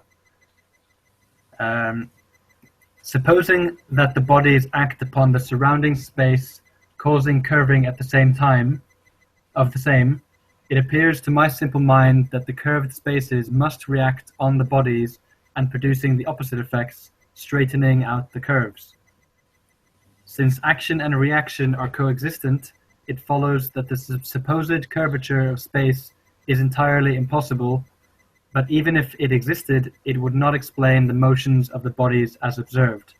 Only the existence of a field of force can account for the motions of the bodies as observed, and its assumption dispenses with space curvature and therefore dispenses with, gravity, which you remember is described as not a force but as a consequence of curvature of space-time. So I hope that made sense. It sounds like he's disputing the whole fabric of the space-time thing, where they take a trampoline and they put a weight on it and they say that So if you have space-time, space, right? If you have space-time curving one direction, action reaction would say that it would cancel itself out, so it wouldn't actually curve. So then if gravity is based on space-time, which, as Tesla said, to a simple mind, would cancel itself out, equal and opposite reactions after all, you couldn't have space-time curvature, which is the entire basis for gravity. Right. I mean, I think that's really interesting and neat, but I don't think we get anywhere with that. I'm not educated enough to. Yeah, sorry, I didn't. That was a bit of a mouthful to quote that, but I think when you, I can recommend looking into gravity in terms of relativity, because they even, scientists and Einstein himself even describe. It says in plain text on Wikipedia about gravity that relativity describes gravity not as a force, but as a consequence of curvature of space-time. So if space-time is nonsense, then, and they say that it's not described as a force, then, there's just a massive contradiction here. That it's not as a force, but we thought that it's a force. Is it reasonable to, or rather, is it unreasonable to, hang on. We don't know everything about the universe, right? No, of course not. Of course not. So if you got people postulating about how some of these forces operate, or non-forces, whatever you want to call them, is that wrong? What do you mean wrong to postulate? That's exactly what we're doing. That's what we're here to do right now. Make sure that you're clear that it's a postulation and it's not being presented as a fact. Sure. Well, they're working off of lots and lots and lots of observations. They're trying to figure out, man, what is this? Kind of like if a lot of other postulations. That's kind of the crux of the issue. Is it's postulation upon postulation upon postulation, all based on the assumption that it's a ball. Well, would gravity work on something that's assumption? Okay, let me jump in here. I got a question for you. Do you know how much? Now you're saying that gravity is the mass of an object dictates how strong gravity is, right? Is that what I'm hearing, right? Sure, that the object will generate, right? Okay. Now do you know how much the shuttle dry weighs? No. 155,000 pounds. Right. So if your theory is, if what you're saying is that, gravity is dictated by mass, how could something that weighs 165,000 pounds glide under that scenario? Wouldn't it just be sucked right to the... With short, stubby wings, no less. Yeah, Well, exactly. It would only be, again, we're exaggerating the strength of said gravity by many, many, many lengths. Okay, well, fair enough. I mean, again, it's dry weight. So let's assume the shuttle actually weighs, when it's flying, 200,000 pounds. Wouldn't your model dictate that something like that couldn't even glide? It would be sucked right to the Earth. Well, the math behind it doesn't say that. Like the engineers, the aeronautic engineers that built this thing, that figured out how much lift it needed to generate, how the surface area of the wings, the weight distribution within the aircraft, all of that was considered using 9.8 meters per second. But again, I'm still saying that the argument still stands. If you have a 200,000 pound glider, which doesn't glide, by the way, the wings on that thing are for supersonic flight. If you had 200,000 pounds, the wings would be miles long. But why? What do you mean? That's how gliders work. Well, no. I mean, why? You said 200,000 pounds? It's a simple fact. There is an atmosphere. I mean, at 200,000 pounds, it would be sucked to the Earth. I mean, that is a lot of weight. But why? You're making this claim or this assertion, but I guess it would be nothing density. behind it. That the density of a 200,000 pound glider, whatever you want to call it, would be. Look at a picture of a glider and look at a picture of the shuttle. Exactly. I mean, the reason shuttle why glides towards the Earth. It's more like a controlled faller more than it is a glider. That's what gliders are, my friend. I've seen the shuttle land. I heard the engine roar. It has an engine. It is not a glider. That's just. Okay. That's an eyewitness. You're talking to an eyewitness. Yeah, those little tiny wings, when it comes into land, wouldn't hold that. But why? You keep saying engines. It wouldn't must have and engines. shouldn't and doesn't and. Have you seen a normal glider? Have you seen a normal glider that you see flying around? They've got these big, long wings. Thin wings. Right. How much lift do they generate per unit of mass that it's trying to carry?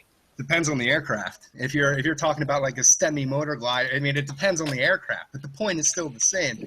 The wings of that aircraft is shaped like an F-16. If you were gonna try to get a positive angle attack on that shuttle, as soon as it lifted its nose, it would come crashing out of the sky because the wings aren't long enough to generate the amount of lift it would need to carry 165,000 pounds. The wings would be miles long. Well, again, I'd really like to see some math behind this. It doesn't require math. It's basic understanding of how wings work. Why would a glider manufacturer manufacture a glider with giant wings if they can manufacture them with wings that are 1/5 the size? Exactly. Yeah. If you're saying gravity is a constant, is dictated by mass, that thing wouldn't glide at all. It would come right. And by the way, the shuttle does a circuit approach, unpowered. I don't know if you knew that, but a circuit approach is when you do all sections of the landing, right? You have downwind, upwind, final, right? It's impossible. 165,000 pounds on stubby wings. They don't glide. They fall right out of the sky. At that moment, gentlemen, I have to say I will bow out for a while. I have pressing matters and charging issues. So let me get some charger going, and I will be back. All right, well. All right, thanks for being on, my friend. I appreciate you coming in. You have some great points. All right, take care, man. Thank you. Right, I guess, we should probably end it because I don't think we're going to go anywhere. But like I said, I would like to see something more than an argument ad incredulity about this, right? Like some of our heaviest bombers weigh the same as the shuttle, right? 167,000. But they don't glide. They don't glide. Bombers don't glide. They have a power plant. Right. But they can glide, right? To a certain extent, that gliding is allowed. Again, a bomber, let's say a B-17, doesn't weigh 165,000 pounds. Okay, let's. Do you remember that? Let's do a thought experiment here. Remember that 747 that went down in the Hudson? Yeah. Do you remember let me look at what model that was. it had both of its engines cut during that glide, during that descent that he made into the water, right? Yeah. And it was a let's see, an Airbus A3 something. And that thing had a, let's see if I can find the weight of this aircraft. Right, you kind of see where I'm going with this? Go right ahead. And he didn't start from very high when he realised his engines were gone. Exactly. He wasn't 200,000 feet in the air. Again, Yeah. when you have engine out, depending upon the aircraft, the weight of the aircraft, what you do, you trim for your best glide rate, which is He wasn't coming from fucking space into 1,000 miles a fucking hour, was he? Yeah, but he wasn't doing 1,000 mile an hour towards the Earth, was he? He was flying. The space shuttle flies virtually parallel to the Earth, right? So the A321. I'm just looking at random things. Maximum takeoff weight is 183,000 pounds. Right. This Airbus was an A320 or A320 family. This is an A321 I'm looking at. Let's see. See, the mistake that you're making here is the shape of the wings. The wings. Okay. An A380 has massive, long wings that can generate a pretty good amount of lift for its thrust to weight ratio. The shuttle, on the other hand, is a completely different story. That thing is, by design, cannot glide. The wings are not shaped for a glide condition. Those wings are shaped like an F-16, and that's for supersonic flight, not gliding. No, it only reaches supersonic speeds once it gets to the outer atmosphere. Not through the atmosphere. Right. Doesn't the shuttle break the sound barrier when it's being launched? And when it comes back in, it's doing, how fast is it going? When it comes back to Earth? It's going fast, right? So it's got let's see if we can read up on these wings, right? It's got a delta wing shape. I mean, are we dismissing all of the explanations about why it was constructed the way it was constructed? I am, yeah. It's not a glider, friend. That thing is not a fucking glider. That's a brick with... Just because the wings aren't long enough. Exactly. You would need wings that were so unbelievable. Think about it this way. If you were to launch a glider on top of a shuttle, the wings would shatter, right? Because they're too long, they would be blown away. The shape of the shuttle, as soon as it did something, as soon as it lifted its nose to come in for the approach, the wings aren't generating enough lift. It's an unpowered aircraft. The difference it doesn't need to generate lift, though. Well, it flies a circuit approach, so at some point it has to start lifting its nose to flare out for a final. At that point... No, it's the angle of attack just keeps... Yeah, it generates lift based on the angle of attack. It doesn't like literally generate lift like a plane taking off does. It's still falling. It's still descending, right? Okay. During its spiral approach? Right, but at a certain airspeed, anything that glides becomes unbelievably unmanageable. And the point is, as soon as the shuttle rolled its nose high, based on my flight experience, because the wings aren't generating the lift necessary to keep in the air, it would fall out of the sky. Well, I mean... Any pilot that's been in an airplane for 15 minutes understands this. Yeah, but I get the feeling that you're not a fighter pilot, are you? No, but I have flown enough aircraft in my day to know how it works. I've flown a 172, a Mooney Bravo, which is an aircraft that does 300 knots. I've flown a Beechcraft Baron. I know how this works. Okay. Well, I guess I'm just not feeling the credentials here, right? But look, we can leave this contested. So you're suggesting that I'm lying to you? I don't think you're lying. I don't think that you've got the aeronautics knowledge, engineering, training, Do you? practical experience with you have the practical aircraft. experience and I mean, you were the guy that came in here and said, I don't have, any knowledge, or not a lot of knowledge about this stuff. So I think it's the pot calling the kettle black. No, I think you definitely have more than me, for sure. But I mean, that's what I'm not trying to be combative. I'm telling you, the shape of those wings is not conducive to gliding flight. It would never hold a constant altitude. It is not. I don't think it does hold a constant altitude, does it? It has to during the circuit approach. As soon as it pulls its nose up, long before it flares to final. I mean, you can look at the videos yourself and see. Well, can we? I mean, I'm sure this stuff is documented. Can we? I'm trying to find right now where any of this might be documented. Look at a glider and then look at the shuttle. Yeah, but what I'm trying to corroborate is your claim that the thing stays level for a certain amount of time as it comes back in. It has to during its final approach. It has to flare its nose up to bleed off airspeed. Right, but that doesn't mean it's flying level, does it? Like, it can descend while also flaring its nose up, right? Well, no, but you have a positive angle of attack nonetheless. Yeah, but a positive angle attack doesn't mean it's going level. Right, but as soon as you start to up your angle of attack, the wings start to drop off. They don't generate lift anymore. You would get a stall condition. Well, yeah, if you nosed up too far, sure. Okay.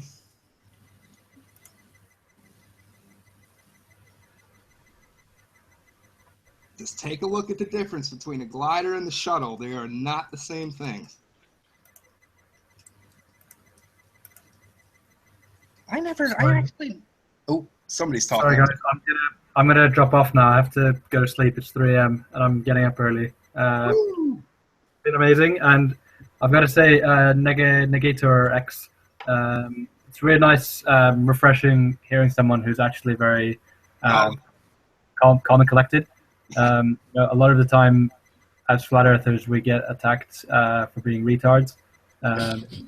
And I really appreciate that you're having a very level-headed approach. And I'd love to stay on longer and listen to your, your points. But I have to go. Sorry. Okay. Well, thank you for having me. Thanks very much. You guys have a good night. Yeah, you too, Richard. Thanks, Richard. Take care, Josh. Good talking to you. Well, I tell you, we'll leave that point at I need to go learn myself about the glide slope the shuttle takes. Because I don't know. And okay, so my next challenge would be, why don't I have to adjust for the Coriolis effect when I'm shooting at 3,000? Sorry, go ahead. I've got kind of a cold, so I may cough. That's all right. The question that I have for you is if the Earth is in a constant, say 1,000, 1,525 feet per second, why doesn't any sniper, why doesn't anybody that's ever fired a mortar, why has nobody adjusted for this effect? So this is something I am pretty familiar with, and it's pretty boring to listen, I got to tell you.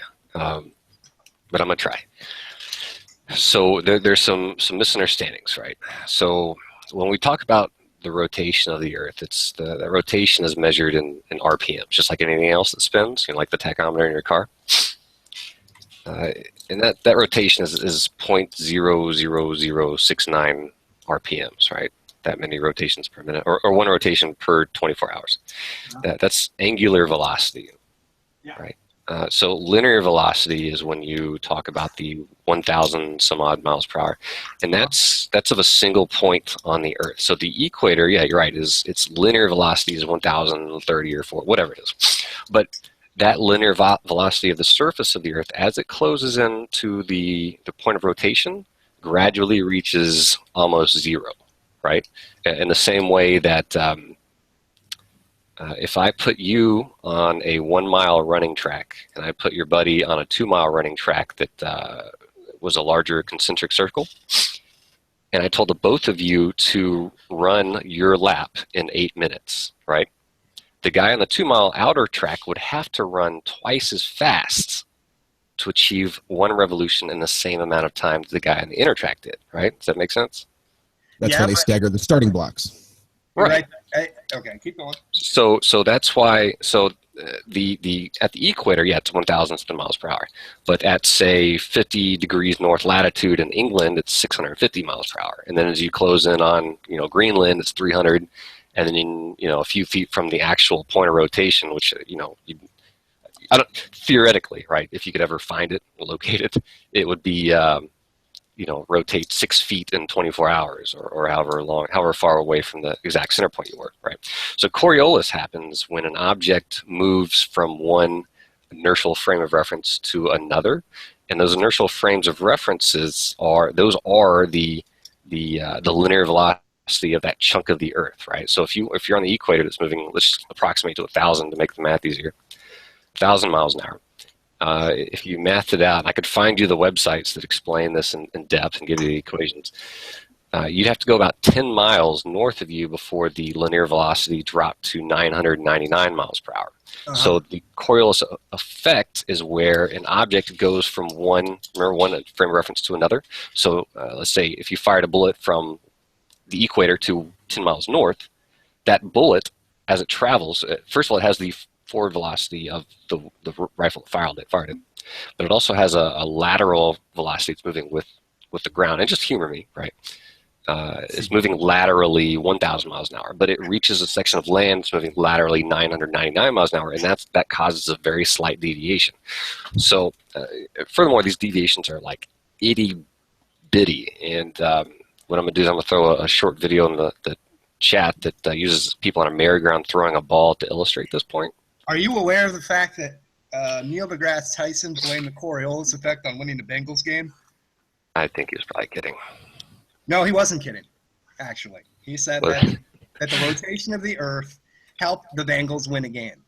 I really appreciate your knowledge on all of this, but, I mean, come on. So first you say the distance is...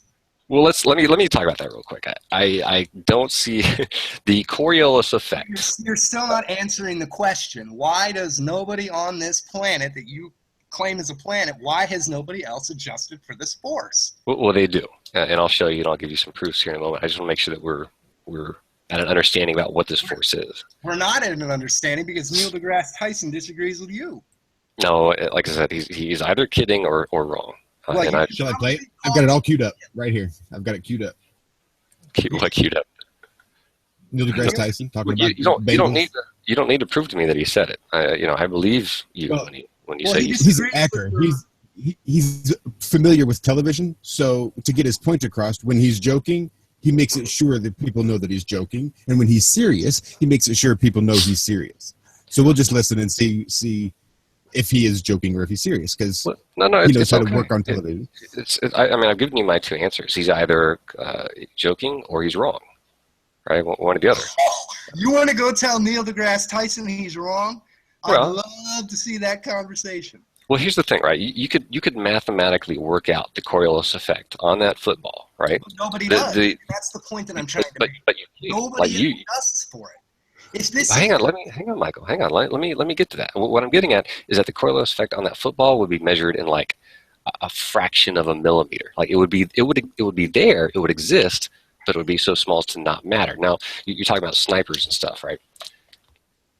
Now at 1,500 meters with a .308 round, you're only talking 4 inches left to right, depending on what direction you're shooting. 4 inches is a huge amount. 4 inches is a huge amount of distance. I'm sorry, target area on a target.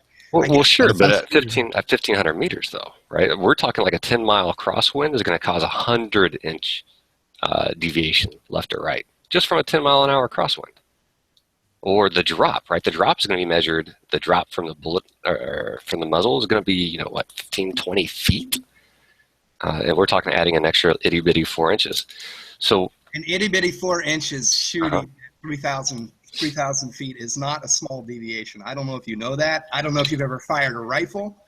4 inches is if there was a 4-inch deviation left or right, depending on the spin, you would not be able to put your scope on a target. You would unaccounted for deviation. You have to lead it. 4 inches is a huge number in shooting. Right, but again, 1,500 meters. Right, like the record for the farthest kill is a mile and a half, made by a British sniper who also claimed that he accounted for Coriolis. Right. He's the only one that has. There have been plenty of guys that have come out from the military, plenty of people, sharpshooters, people like me that shoot. Nobody adjusts for it, and you still haven't answered why I don't adjust for it, or anybody. Why? I mean, either you don't know about it, or it's not relevant enough at the target ranges you're shooting. Really? So now, here's the thing. A Coriolis effect for a sniper is no big deal, or somebody who's sharpshooting?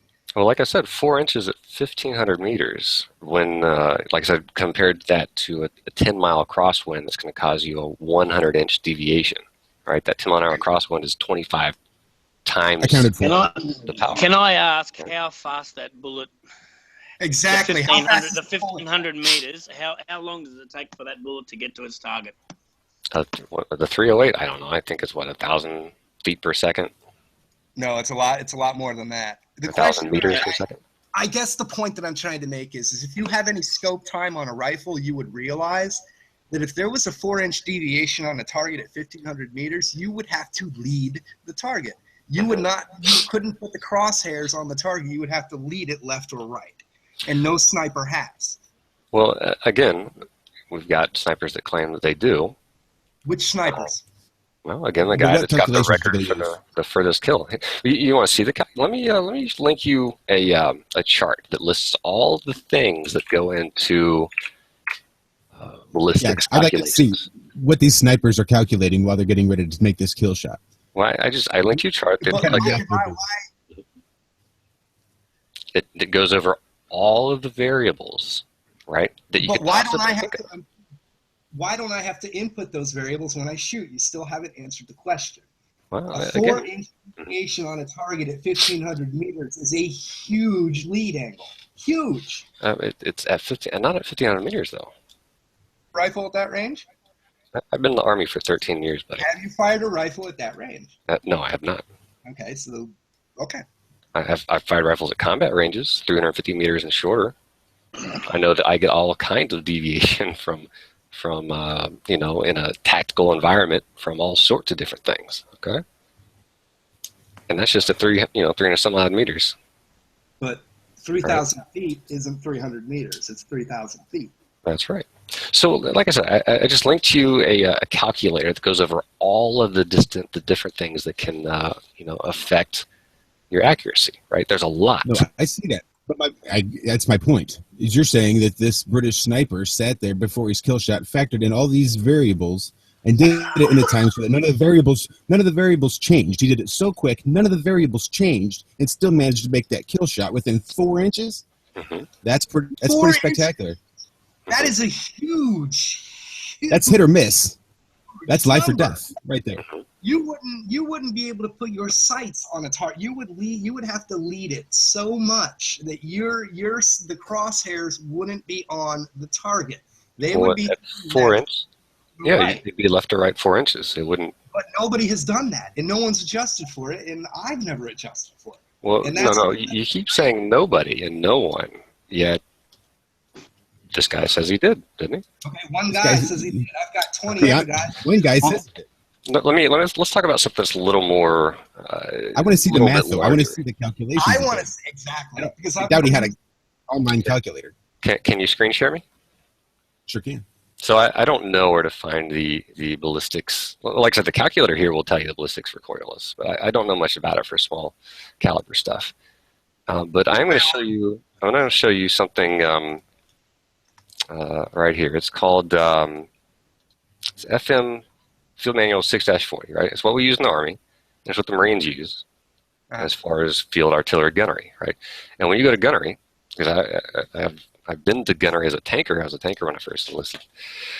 You do everything right. You account for everything. So this is Chapter 7, Firing Tables. It covers all of the different things that can affect your shots. And Chapter 7-11, Table H, covers corrections to range in meters to compensate for the rotation of the Earth. And this will give you an idea of how this works. So what this is showing is on the left-hand column is the range to target. Excuse me.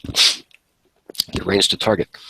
And up top is the azimuth. Obviously azimuth means you whip out a compass and get the directions. Now it's not in degrees, it's in mils. Mils are a bit more precise than degrees. There's like 17 or 18 mils in 1 degree.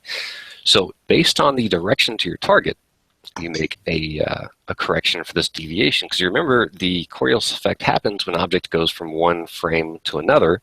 And if you're shooting north to south, it covers a greater differential in frames. Whereas if you're shooting east to west, it's less. So it gives you that correction in mils. And again, the greatest correction is 20 mils. Now 20 mils is less than 1 degree, and that's for a target, about 6,500 meters away? So less than 1 degree correction at max, right? So this is my first practical example. Like I said, I've been in the Army 13 years. I've worked with artillerymen. I know they do this, right? Now we could talk about, do you know what of course you don't. So in World War II, our battleships used range keepers, right? This one was called a Mark 8 range keeper. And again, it aligned battleship fire, and it accounted for Coriolis. Same thing with artillery directors in Vietnam. Same thing with high-altitude bombing in World War II. You can Google all of those key terms. Right? No. The B-17 used the Norden bomb sight. There was absolutely no Coriolis map in that system. I've looked at United States Army sniper manuals. No talk about Coriolis. Well, again, I'm showing it to you right here, and this is a current manual that we use right now. But I can show you a manual just as easily that shows no, and you still haven't answered my question as to why I did not have to adjust for the Coriolis. I appreciate all this stuff you're showing me, but it doesn't answer my question. At that range, I should have had to adjust, and I don't. I adjust for so what sort of shot groupings are you doing at 1,500 meters? What's the difference? What is it, again? Well, you said you didn't have to adjust, right? So it sounds like you're telling me that you put 3 rounds within, say, a 3-inch group at 1,500 meters. Is that true? Or was the grouping a lot larger? Was the grouping greater than 4 inches? No, it was not. No. Okay. I don't know.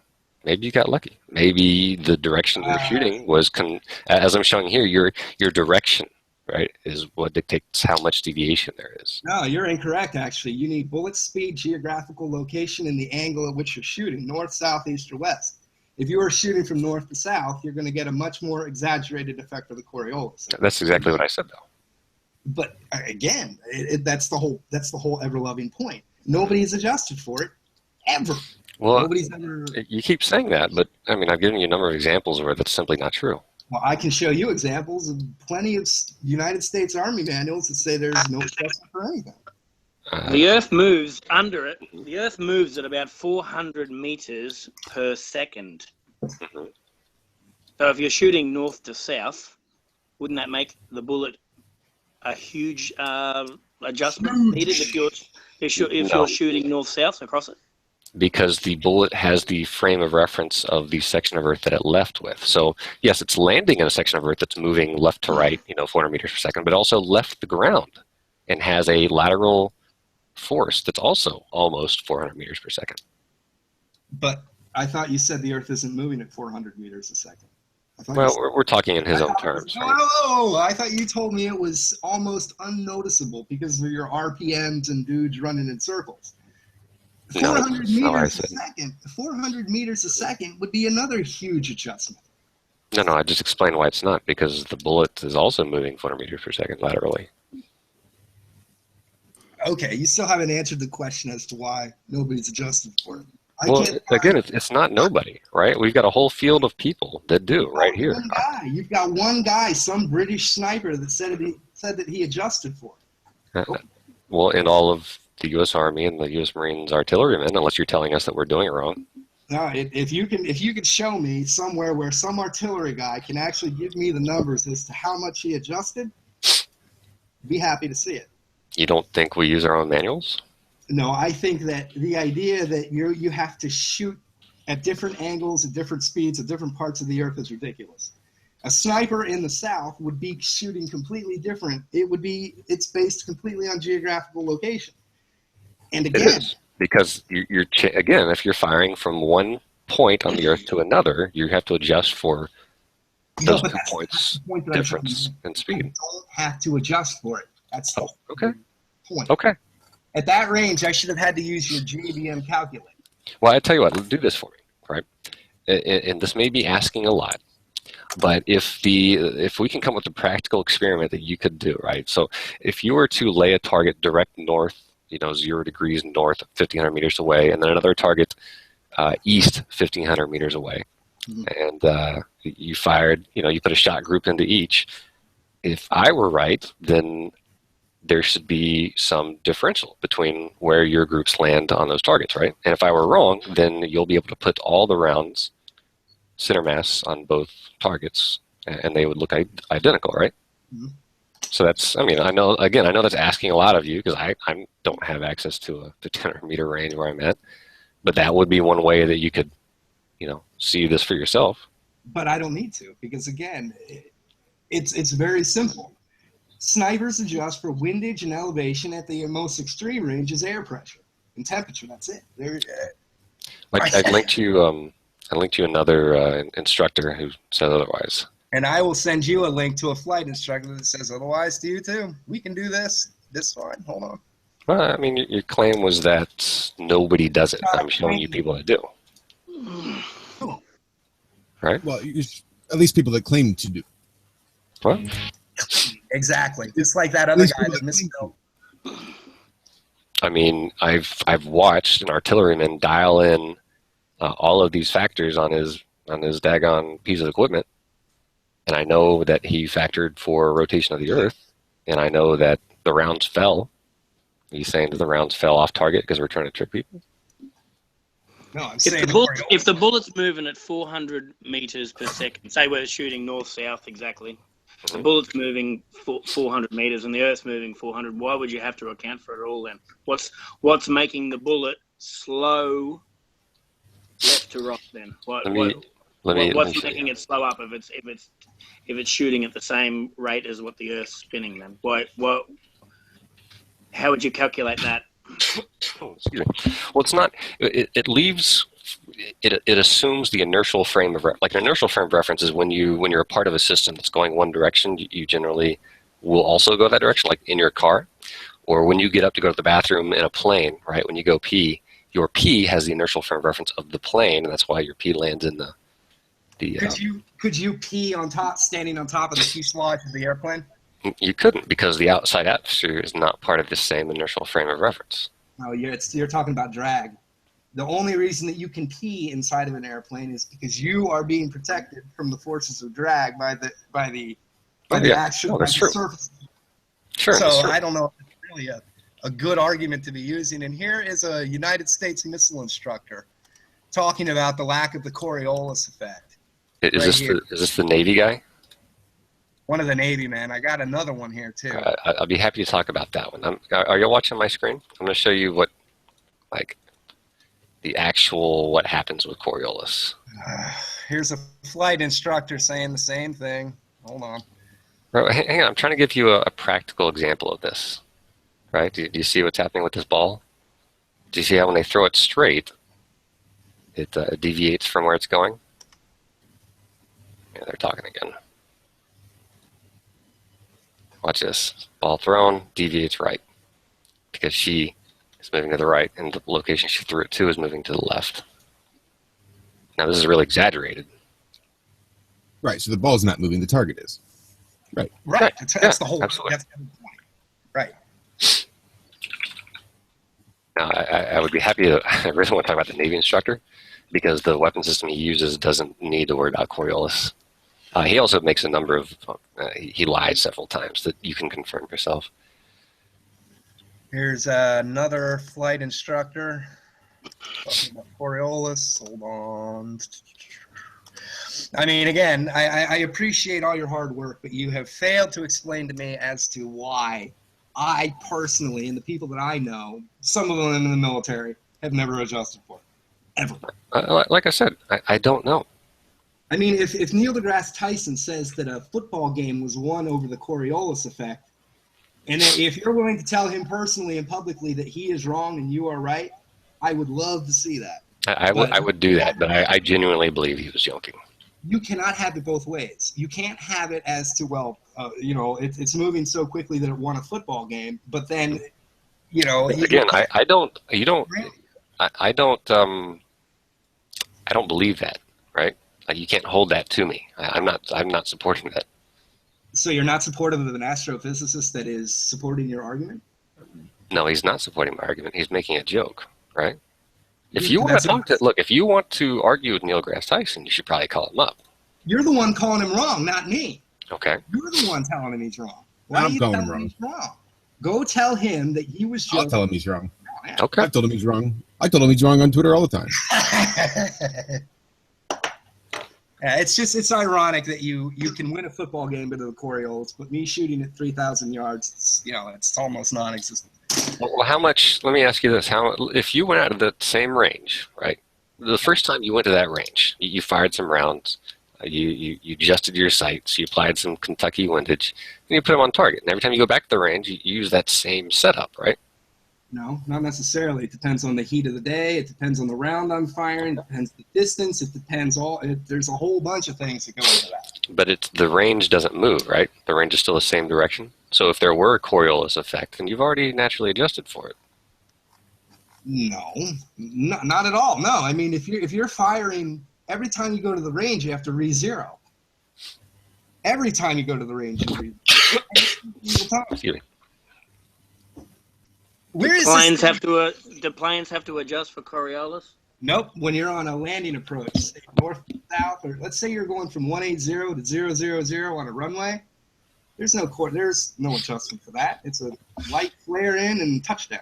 Yeah, because the actual answer is the Coriolis is so minimal that they don't have to worry about it. And any correction is simply, no, they don't. Look, I'm telling you, he was joking or he's wrong. That's not good enough for me. You claiming him to be doing something, it does not sound like he was joking.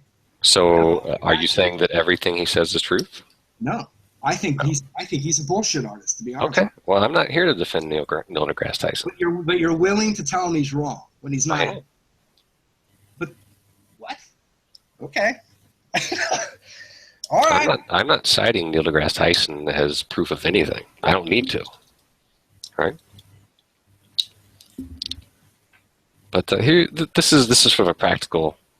I don't know if you can see my video. This is a practical explanation of the why, right? So the CD he's got in the background, that's the rotating frame of reference, the 2 points on the Earth, and the straight edge represents the straight path of the bullet, how it's going to travel from one point to another, that are both rotating, but at the same angular velocity, but different linear velocities.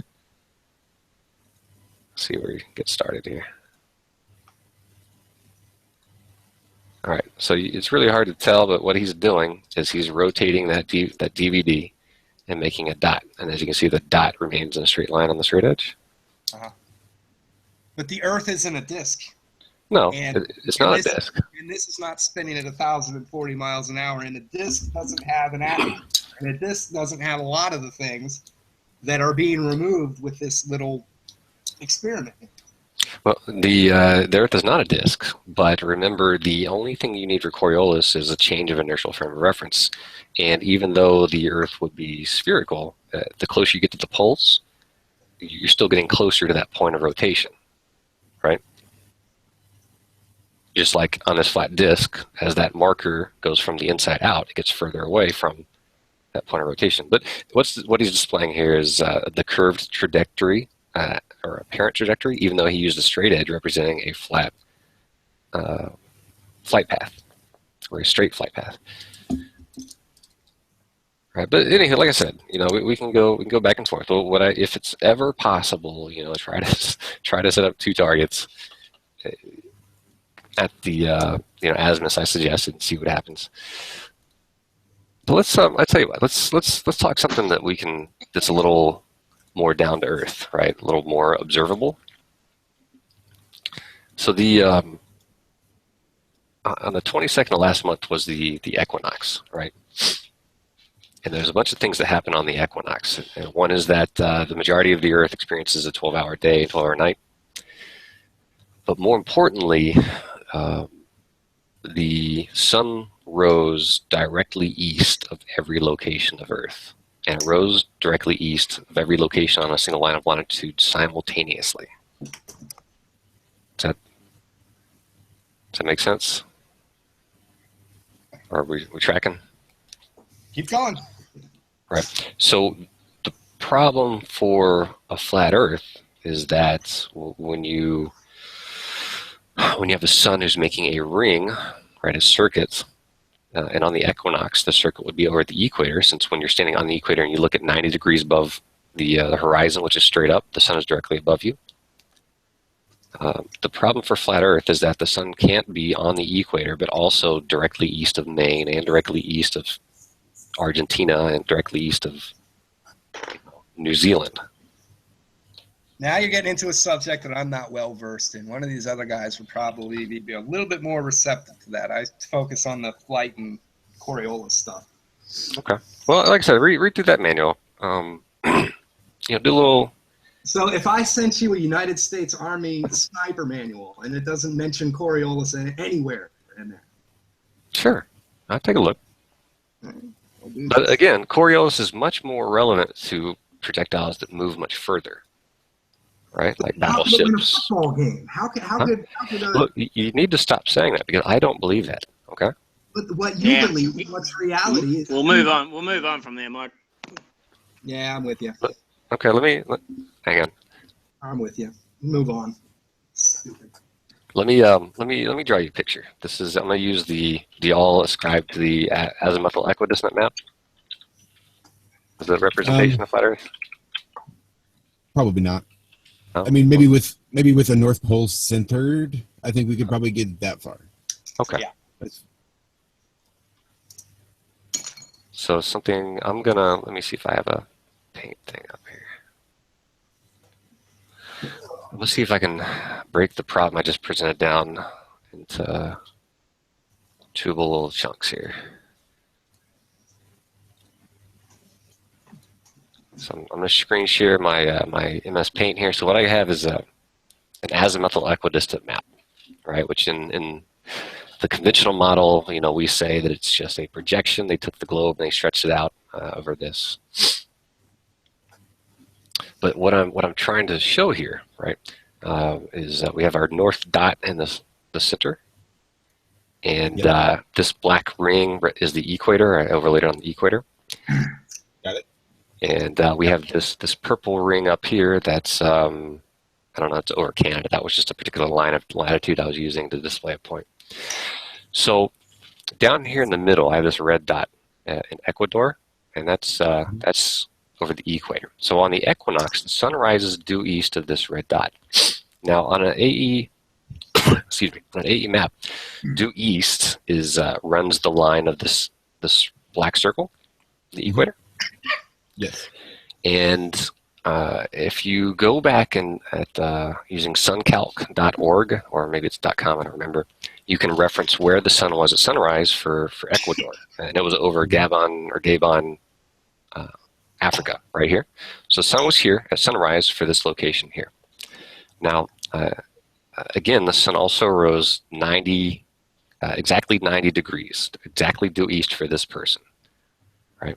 The problem, though, is at the same time the sun was rising for this person in Ecuador, the sun was also rising for somebody down here in Chile, and also for somebody here in Australia, and also for this person here in Canada. Right, so we have these other three observers, and the sun also rose directly east, right? And actually, this person here in Canada, he saw the sun rise slightly northeast, so it was like 88 degrees, right? So he saw the sun rising here. This person's seeing the sun rising right here. He's seeing it rise over here. This person right here, this black line, he's seeing the sun rise that way, but he's also seeing the sun rise that way. Is this coming across? Where are you getting this info from? How do you know where everyone's seeing the sun come up? So, like I said, you can use a website called Suncalc. Have y'all heard of it? It accurately. You realize that website could be full of shit. You got to look out the window and see what actual degrees it's coming out. I'm in Australia, and hang on, I'll just tell you where the sun come up for me this morning. Hang on a minute. Okay. Well, this morning is going to be a little bit different, but and I could tell you what SunCalc says, and you could corroborate it for me if you wanted. Yeah, that's a good idea. Let's see, sunrise in what section of Australia you're in? Townsville, mate. I'm sorry, where? Townsville. Give me a bearing from the center of Australia. It's about 19 degrees latitude. Oh, okay, 19 latitude. Oh, so you're on the north somewhere. Yeah, we'll put it right there. So this is saying, see if I'm doing this right.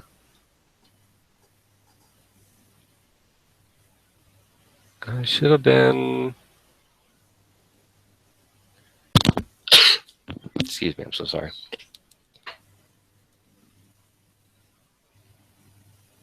Right about 98 degrees azimuth at, let's see if I convert my time, 1600 UTC minus 4.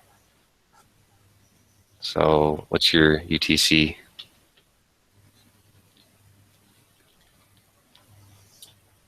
What are you like, +9 on GMT, Rob? I'm not sure. I'm just I just had you on mute there. Sorry. I've got it nearly directly east this morning. Mm-hmm. Just short of 90 degrees. Right. So this website's saying about 85 degrees it was. 85.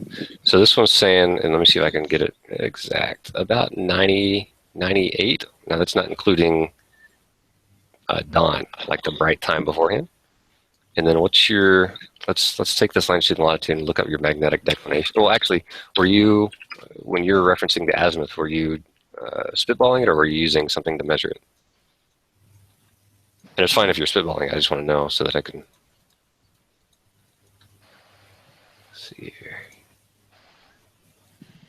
Because you're, if you're using an actual magnetic compass, then magnetic declination is going to throw you off just a little. Yeah, I'm not sure, mate. I've just used my compass that I always use. Same one. So yes. It's in 98 degrees is well away from where it actually came out. And you actually pulled out your compass this morning and measured it?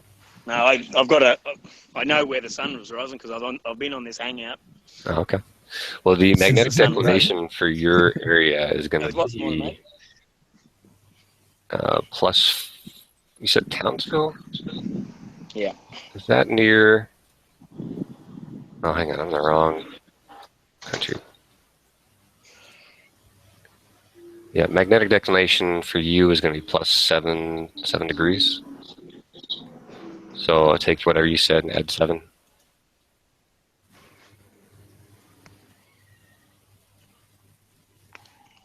Yeah, I don't understand what you meant by that, but yeah, that gets me to about 92, then 93. Yeah, I 5 degrees is. Yeah, I'm pretty confident that if you were to look at this website tomorrow and take a super accurate reading and then factor magnetic declination, it would come up right. The other thing is a flat earther got a bunch of his friends together across the world, and they took compass measurements on the equinox where the sun was coming up and confirmed all of this. And then lastly, this website's just never been wrong. But magnetic, while we're talking about it, you don't know what magnetic declination is? Just so we know? Because I mean, I don't mind explaining it. No, I don't know. No. Okay, so true north, right, is where Polaris is and would be where our axis of rotation is. Whereas magnetic north changes every year. It's actually about 400 kilometers offset from the dead center of our axis of rotation, or the dead center of your flat Earth, if you want to call it. And every year it moves another 40 or so degrees. So if you Google magnetic declination, you can go to a website like I've got here and pick a point on the Earth, and it'll tell you what your declination is, because your compass is saying north is one direction, but because north is 400 meters off from true north, you have to apply this correction, right? Like that's how we do it in the Army when we do land navigation with compass by foot. And we call it a GM angle. But anywho, what I'm gonna show what happened on September 22nd and see if I can explain myself in a way that makes more sense. So looking at this website, I'm going to move. What we've got here is you can pick a point on the Earth, and here on the right, we have or on the top you have a slider for where you want the sun is, and on the left it tells you its altitude, its azimuth, well, its elevation, not its actual altitude, its elevation, azimuth, the grid coordinates, the times, everything. You can corroborate all this stuff on your own.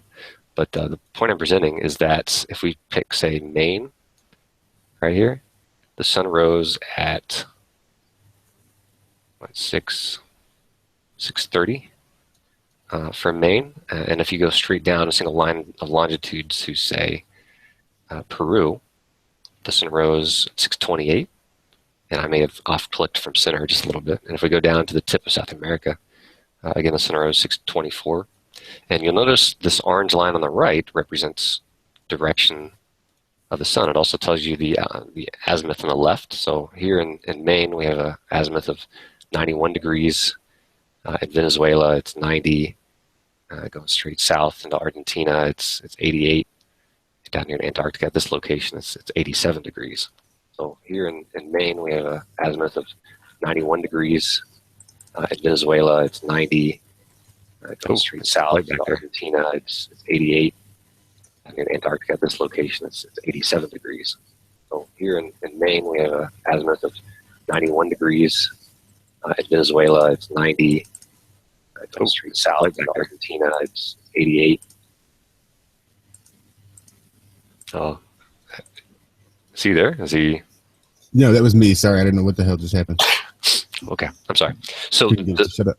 The problem I'm presenting, right? I'm going to represent. I thought maybe that was part of the problem.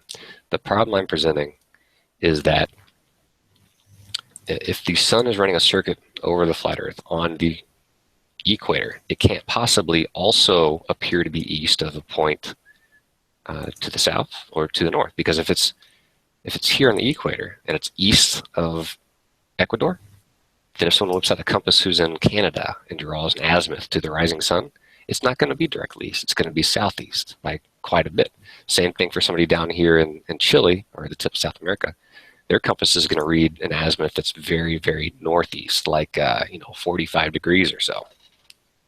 Is all that reasonable? Yes, I suppose. Or at least makes you think a little bit. Right. So the globe Earth doesn't have an issue with this, because on the equinoxes our tilt is neither towards or away from the sun, right? That's why, and I would have to go 3D model to better represent this. That's why you get 12-hour days over the course of the entire Earth, because the tilt isn't causing any shift in daytime. And you could look up, you could use sun calc, like I just showed you, to look up the time and or the number of hours in each day. Or I got another handy tool here that you can play with to double check hours in the day. I'm just going to link it on the right. But for me, like this is one of the biggest things that does not make sense. If the Earth were flat. Now, we could say that the Earth is a different shape of flat, like some people say it's square and some diamond, but it still doesn't resolve this problem. And the only way this problem could possibly get resolved over a flat Earth is if the sun were really, really, really far away.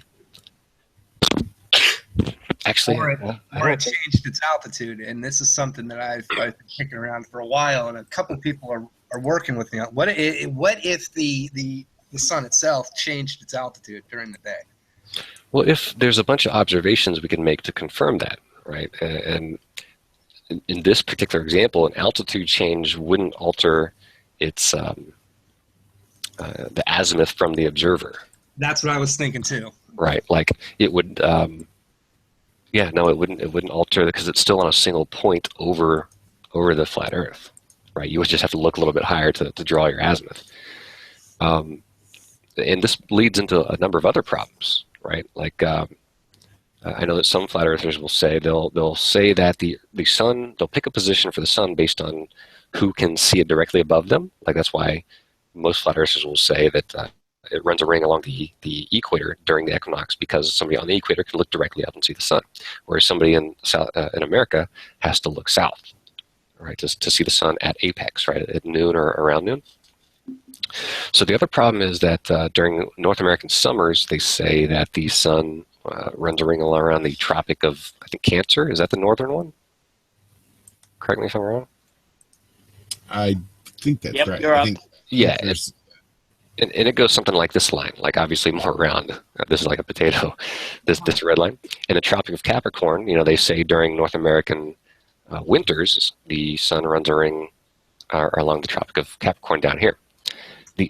One of the other problems this presents is one of time, right? You remember the example I used earlier of if we had one person on a 1 mile circular track and one person on a 2 mile circular track, and they both completed a revolution in the same amount of time, the guy on the 2 mile track has to run twice as fast.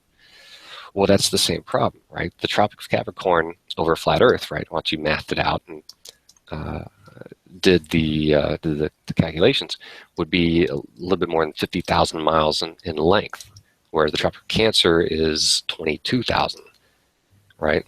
But the sun still makes a single rotation in one day. That means it has to be moving twice as fast along the Tropic of Capricorn in order to make that one revolution per day.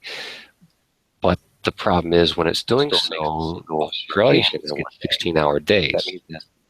Now, if the sun were moving faster overhead, you would think they would get shorter days, not longer days. So it's something else to chew on. Yeah, I see what you're talking about. Yeah, does that make sense to you? Like, Yep.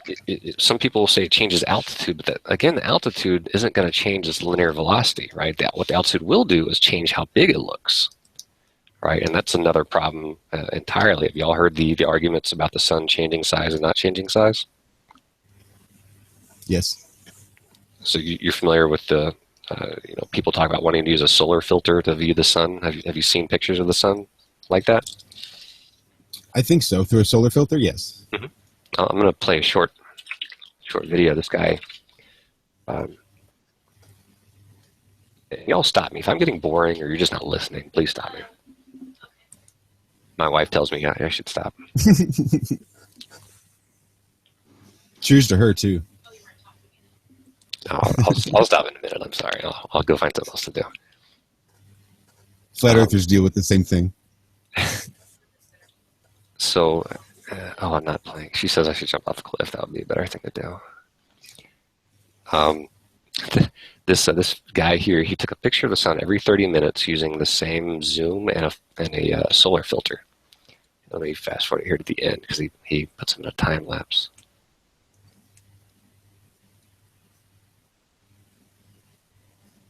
Here we go.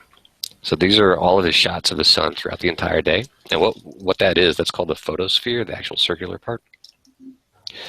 And the other problem about the sun is that for it to be, I know that you guys are keen on saying that if we use the Pythagorean theorem, we can take two observers of the sun and then calculate its elevation, and that's why some flat earthers say it's like 3,000 miles up, right? Does that sound right?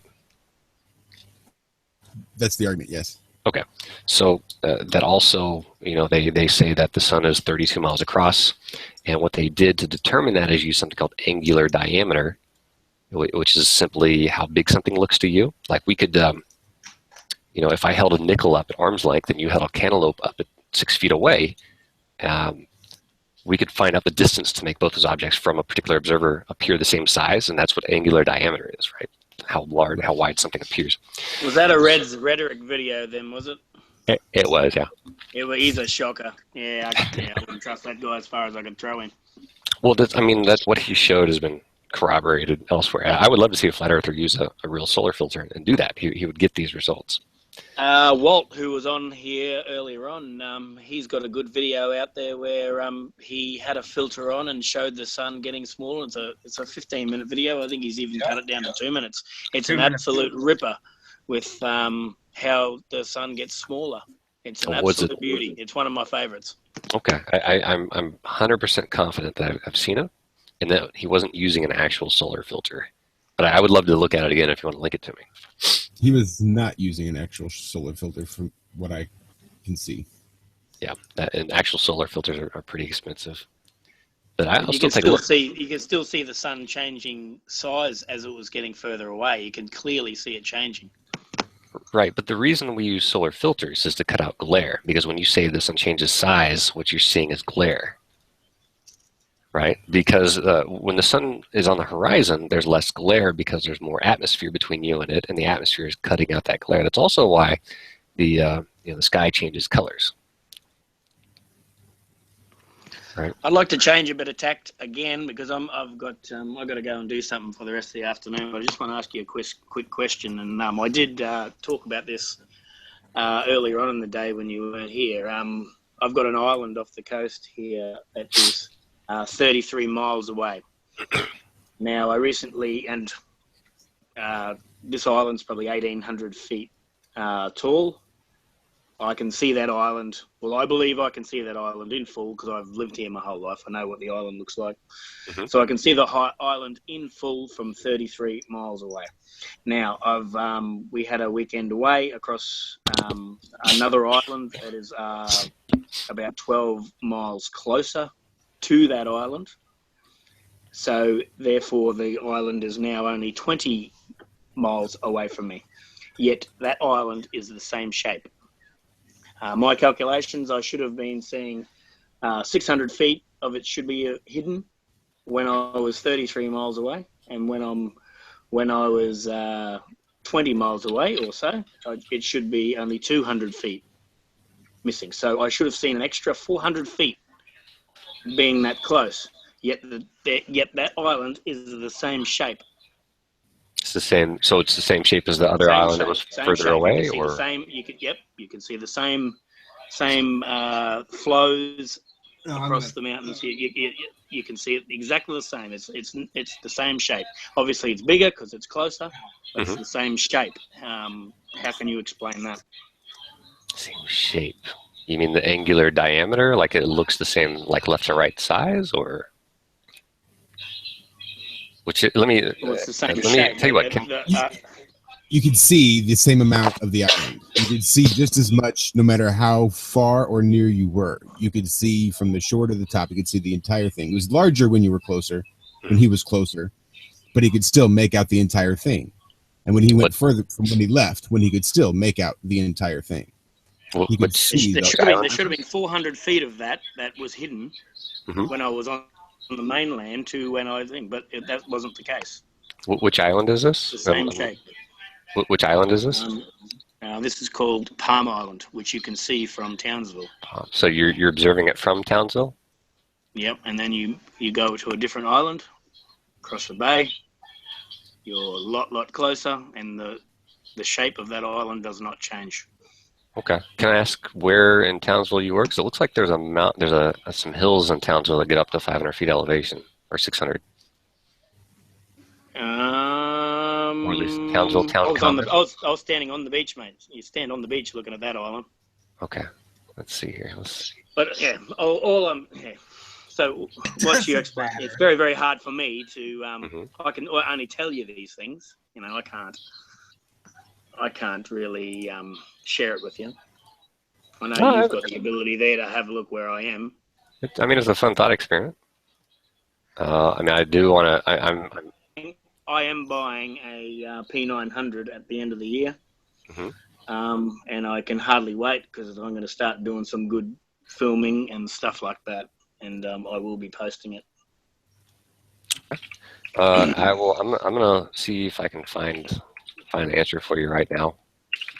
I do want to point out that there's all sorts of documentation of stuff not being seen when you shouldn't see it, right? Like you should see most everything. It's called rubbish because you could if ships sail over the horizon from 10 miles or whatever they do, then that island should be as it gets towards you. As you move towards that island, it should be changing shape. It should be rising up out of the ocean. Well, it should. Right in front of your eyes, shouldn't it? But it should. But it's going to be so ridiculously gradual that it's not going to be like, oh man, the island just like popped out at me. And that concept can be displayed in all sorts of places. The difference between 33 miles and 20 miles is 400 feet. That's 125, 130 meters of that island should be more visible. Where were you observing Palm Island from 33 miles? It's a place called where's that? Well, is it on the coast? It's just on the beach in Townsville. Yeah, just on the mainland. Well, the far north. You mean like Innisfail? Innisfail to the north, or? No, you're way there. Yeah. Well, there's only. I'm in Townsville. Oh, I got you. But it's only 10 miles from Townsville to Palm Island. So for you to say 33 miles. It's 10 miles to Magnetic Island, or 5-6 miles to Magnetic Island. Palm Island is 33 miles away. Oh yeah, you're right. I'm sorry. You're right. Yeah, 35 miles. So let's say you're staying on the beach, and let's give you an observer height of I don't know. 6 feet. Were you in the water? 6 feet. I was standing on the beach. Standing on the beach. I was actually in the water at Magnetic Island, so I was 2 feet off the. I'm sorry. Okay, so I'm joking here. So the math says if you're actually 6 feet above the water at 35 miles, there should be 680 feet hidden. And the topography of the island shows at its height, it's 1,700 feet to the central cliffs, and then there's like a section. That's right. That's right. Yeah, 1,800 feet. That's what. I'll round everything off. 600 feet sounded nice. No, 200 feet for 20 miles. That's 400 feet. Yeah, no, that's good. That's fine. I'm not disputing that. And then it looks like there's like another smallish mountain range to the southeast that's attached to it that has a highest elevation of 1,400 feet, and gets really close to the coastline before it drops below, 600. So in either case, you should see the islands. How much is? I don't know, man. I have to see some photographs to see what you're seeing. I'm not disputing that you saw it. But I do want to point out that there are lots of instances of objects that go away from you. Like you can no longer see them at the ranges you would expect to no longer see them. Like discounting refraction. Let's say let's see what distance you would have to be to not see those islands. Say if you got like a telescope. What do we say the highest point was? 1,800 feet? 1,700. So at 56 miles, there's going to be 1,800 feet hidden, and that's, like I said, not discounting any effective refraction. So if you could go to, let's see, above Home Hill in Eyre to your southeast, it looks like there's a section of island that goes out there, and that's 60 miles away. So if you were to go there and you could still see it, then I would probably say it's refraction. But that would also be something that without refraction you should not see on a globe.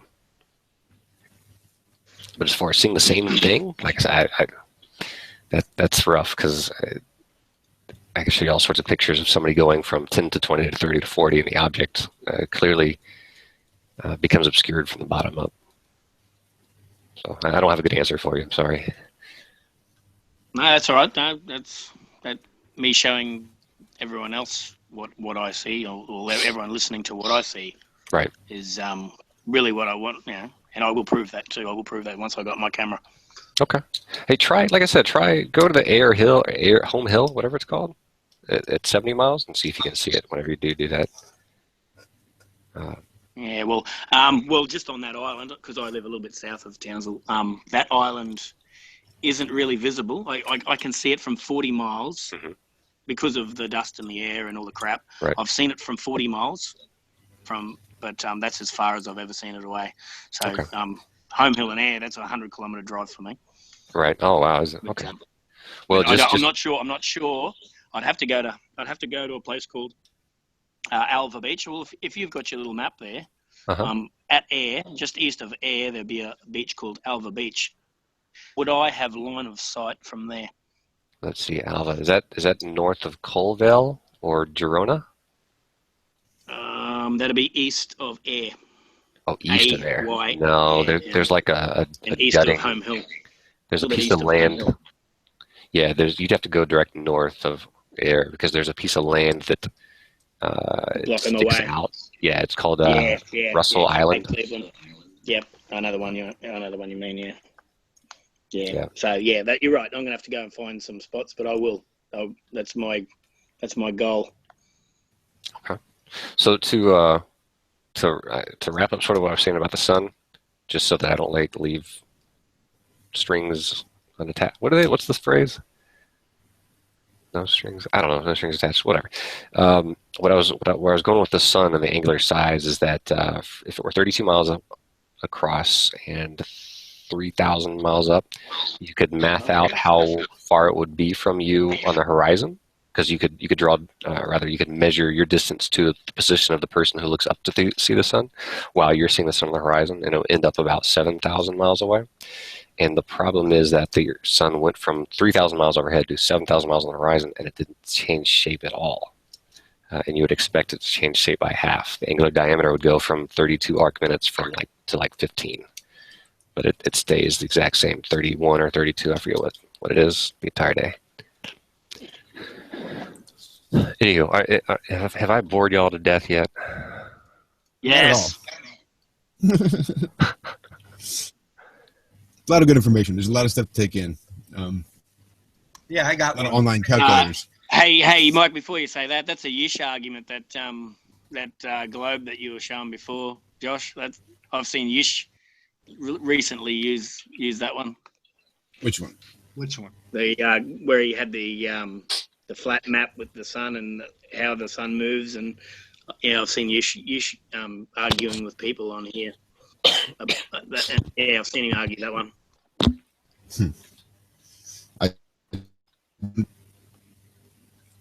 Sorry, you broke up there. No, I said I don't doubt it. I'm sure he was arguing that. That would argue which one. Well, hey, I feel like I've taken over this ship, so unless y'all have a question for me that you want me to answer, I'm gonna roll out. Do you know how? No worries, mate. Thanks for it. Let me explain how this. Hey, take it easy, Rob. All right, take care. Thank you. In aviation, a lot of commercial pilots are coming out saying that the Earth is flat. Let me explain how this works. Let's say we're taking a Cessna 172 up to 6,000 feet mean sea level, right? This is an aircraft that does not have an INS system. It is a simple ratchet system, like every other Cessna out there. When you get to 6,000 feet, with the autopilot off, you do something called manual trimming. You're not changing the shape of the elevator. What you're doing, well, you are. You're rolling a wheel inside the aircraft. Usually it's on your right-hand side. And you roll it up and you roll it down. And what it does, it changes the shape of the wing by moving the trim tab, which is attached to it, into a different position. Mm-hmm. Those are not the leading edges, but the sides opposite the leading edges sort of slide. Is that what those are? The horizontal wing in the back. Stabilizer. Right. Oh, yeah. Okay, go ahead. Sorry. When you get to 6,000 feet mean sea level, you trim the aircraft once. You trim the aircraft for level flight. And you can fly from, and I've done it, from Cincinnati to Dayton to Cleveland. And you trim the aircraft once. If there was curvature to the Earth, the moment you trimmed for level flight, the altimeter would decline. And it would be a noticeable effect. If there was a curve, you would have to trim 25, let's say, I don't know, depending on the curvature of the Earth, you'd have to trim the aircraft maybe once or twice between Cincinnati and Dayton. Well, you're remaining in a level flight attitude the entire flight, and that is absolutely unequivocally impossible with a curve. With an aircraft that does not have an autopilot, it has a simple trim system that's not designed to deal with any curve. You get to that, you reach the same conclusion. Call a flight school in the morning and ask them exactly what I'm telling you now to confirm it, and they will. If there was a curve, you could not manually fly an aircraft nearly as easily as you can. Well, you're saying that downforce is no longer affecting it, right? Affecting the aircraft? No, what I'm saying is if there was a curve to the Earth and you're in level flight, as soon as you trimmed once, the altimeter would start to move. It would start to show an ascent. Okay? When you trim an airplane and you're flying along at 6,000, right, headed north, you're at 6,000 headed north the whole time until you have to adjust the barometric pressure on the altimeter. If the Earth was curved, you would have to constantly retrim the aircraft in flight. Because you would be that's only if there was no force pulling you back down. Again, if there was a force pulling you back down, you'd have to then trim it back up.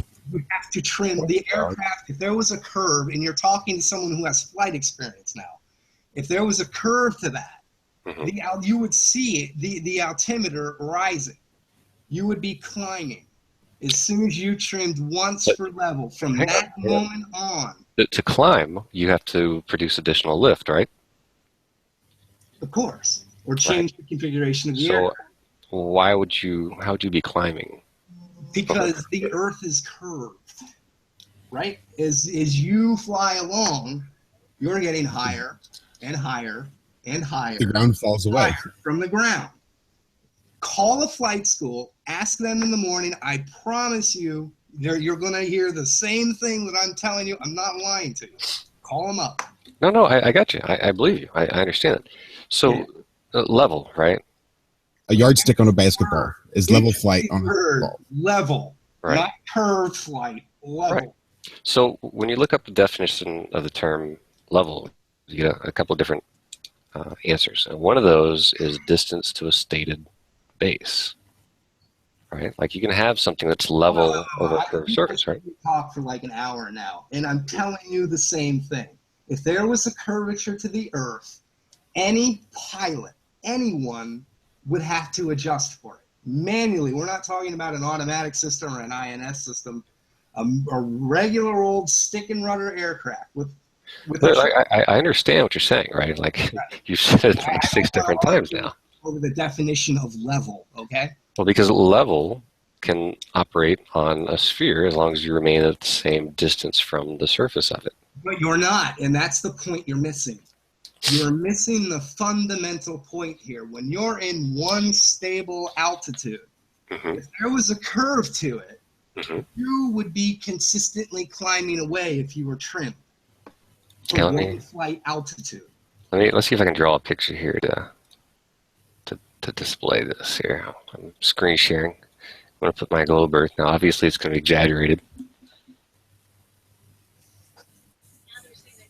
Hang on.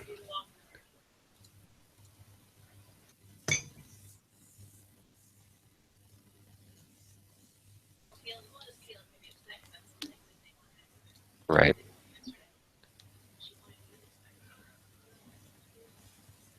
That's silly. Okay, so here's our ball, right? So I'm gonna draw. I don't think I can. A larger circle. Now let's say this circle represents our level of flight. Now just ignore the fact that it's a But elliptical. it's not a circle. Look, listen, you're making a false argument by saying, well, no. We've listened to you talk and talk and talk, and Right. the only thing we've heard is your junk.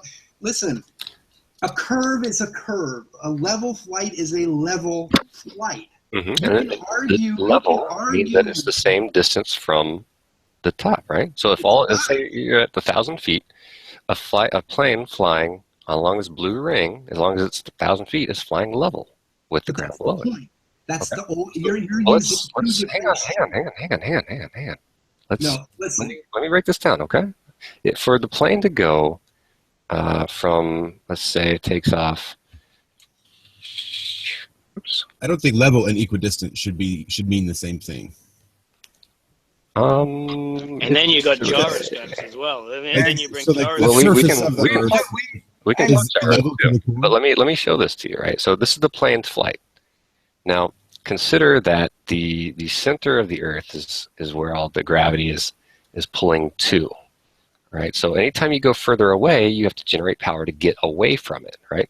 So for it to go from here to this point in space, it has to generate lift to fight that force of gravity No. to get further away from the Earth. Wrong. You are you do not understand the mechanics of simple flight. If you are in level flight, regardless of your flight condition, gravity does not pull an aircraft along a curve. You would feel that. Why not? Why? Why would you feel it? How would you feel it?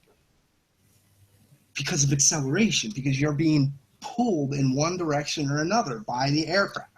Yeah, but imagine the amount of that pull, right? The pull, it's the same pull that's pulling you to your seat in that aircraft. It's the same pull that's pulling the pendulous vanes down in the gyro's attitude indicator's gyroscope, right?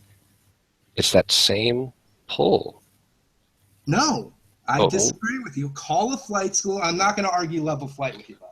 I'm not. Look, you don't need to. I understand what it is. You're not trying to present the point of level flight as proof of a non-round Earth. You're trying to say that the gravitational pull of the Earth doesn't work like the way we say it does. No, that's not what I'm saying. I'm saying that if you were manually trimming an airplane at 6,000 feet, mean sea level, you could not fly that aircraft without having to retrim.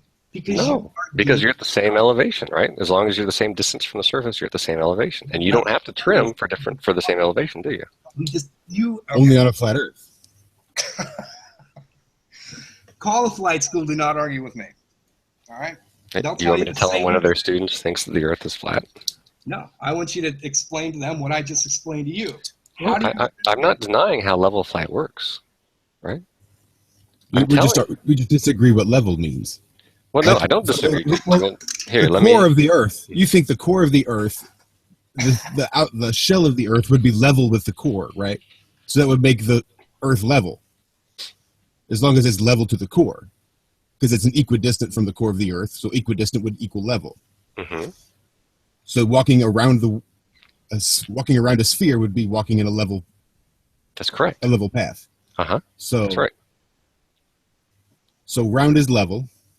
No, look. I'm broadcasting the definition right here for you.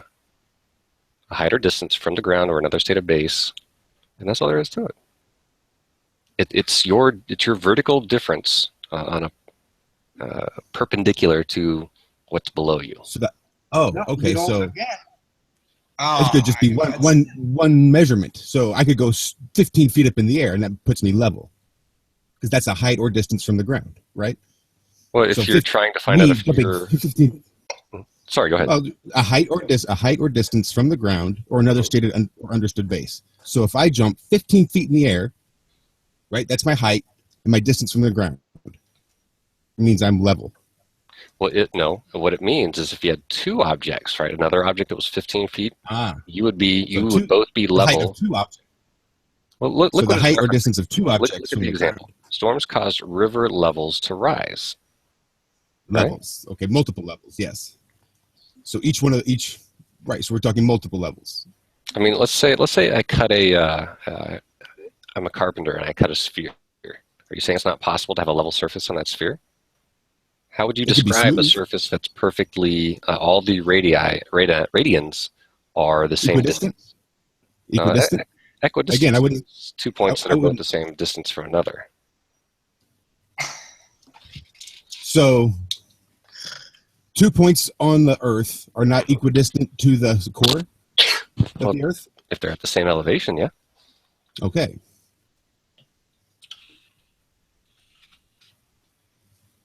So then if you take one of those away, those are not, so that one wouldn't be level?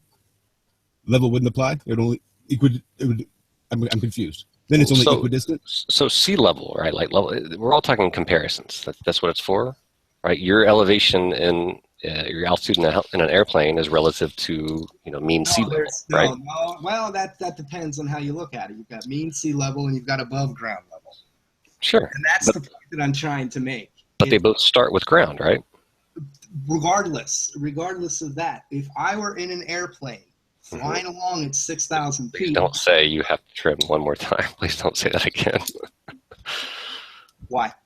Because you said it 7 or 8 times already. And just like we've listened to you jabber on for over an hour and 15 minutes to get to the same conclusion. That you think Neil deGrasse Tyson is wrong because you believe he's wrong. You didn't hear me jabber on. I explained observable phenomenon in this world that you can observe yourself to confirm the shape of the Earth, like the sun. And I have given you examples of how the Earth is flat. Now, I didn't get a single rebuttal to anything I presented regarding the sun, right? No, but that doesn't prove your model's right and ours is completely wrong. Well, it means you either have some homework to do or you have to change your worldview. Yeah, that's perfectly fine, but you haven't convinced me of anything. We've listened to your junk science. That's fine. Look, again, observing the sun isn't junk science. It's something you can do. You could be a little bit more respectful. I mean, there's no reason to get rude and nasty. He was here as a baller. We're used to the ballers being rude and nasty. We just try to keep it simple. Yeah, I know your patience gets tried. Hey, I love him We being here. Oh, this is good. I like. We got at least we need at least one on the other side. Well, it's challenging, right? Like it's fun to be challenged. Absolutely. Absolutely. That's the only reason I'm here. Is a year ago, I was like, why do these people think the Earth is flat? And they started asking all these questions that I didn't know the answers to, and that led me to things, right? Like being challenged, because most people they can't tell you, right? All of these different things, or what sort of measurements you can take, and things like that. And so at the end of the day, right? There's still a force pulling on the airplane. It sounds like you're saying that force is no longer affecting the airplane. And I don't understand why, because you're still sitting in your seat, right? You're down in the airplane seat because of something that's pulling you down that's also obviously affecting the airplane. I mean, we would at least agree to that much, right? Like it's affecting you, it's keeping you in your seat. It's probably also affecting the airplane. No, we don't agree. Okay. I think gravity is. You call it what you call it. You call it whatever you want. We'll call it downforce from here on if you want, like I said. But we both have to agree that something is keeping you in your seat. And that something is probably affecting the airplane too. It's not gravity. Okay. That's fine. That's cool. Do y'all, I forget, there's a few other interesting things I could talk about if you want. Well, I'll tell you what, Negator, we will probably do this again later. I think we're rolling up on 5 hours now or something ridiculous like that. Yeah. Probably more than that. We started at 4 and it's late. Yeah, it's 10. So we're like at 6 hours. Okay. So, yeah, we will end this and we will continue it later. And hopefully if you see us on, we would love to have you come back on and talk about those other few things that you've seen that would negate the flat earth. That would be awesome. Great. Hey, thanks for having me. Hey, thanks for coming on. Ooh. Fucking What do you guys think? I think I'm bushed. Yeah. Lucky I was doing some housework in between all that. How does this person not understand that if there was a curve to the earth, you would have to retrim an airplane? I mean, we got into the argument over the word level. It's all relativity, Mike. That's their whole argument. It's all because we're in this enclosed atmosphere that's all spinning at one time, and gravity pulls the plane down at the same rate. And because you're not really flying, Mike. One bit. And we can't beat that. I mean, it's bullshit, but you can't beat it. You don't overcome gravity in an airplane. You're not going to fly in an airplane, Mike. You're not going to overcome gravity. You just got to stay on the ground and fly level something. For that guy to tell me that my own flight experience is incorrect, really, dude, really, that was biting on my last nerve. I got to admit. Well, I mean, it happens. Oh. It's good practice. It's good practice. I don't know. I mean, it was weird when he said, well, I believe that Neil deGrasse Tyson was joking around. I was like, what the fuck? Okay. The guys in the chat room, they've heard of him before, so I think he's done this a few times before. He's very, very well spoken. Very, very intelligent. Like he's done this before, so don't believe him when he said it. But yeah, he's done this before. I just, it really bothers me when people, tell me that every life experience that I've had doing this is wrong. It's just. Well, how bad can it bother you? I mean, what are we telling astronauts? What are we telling scientists? How bad can it bother you if you're willing to tell somebody else that? If you can look at Neil deGrasse Tyson and say, look, everything you say is bullshit. Your experience is bullshit, but don't tell me mine is. I mean, you got to give and take. I'm with you there. God damn. Sorry. No, I just couldn't believe we got into the argument over the word level. It's always the definition. All right. Yeah, I'm going to get out of here. Let's end this. Let's get the hell off of here. I'm tired. Thanks for inviting me, guys. I had fun. Thanks for coming on, Mike. It's always a good time. Thanks, Rob. You Thanks, enjoy the rest Rob. of your day. Right. See you later. Will do. All right. guys. Sounds good. Bye. Peace out. All right. Well, I guess that's it. We're done. Everybody, thanks for joining in. Thanks for listening. Thanks for participating. Thumbs up if you like us. thumbs down if you don't. You know what? If you want, you could even send me a text on our flatline, area code 503-314-3528. Send me a text and tell me how stupid we are for thinking the earth is flat. That's always good. We'll take it and we'll put it up on a video. We'll quote your text demeaning us. So yeah, that's everything I've got.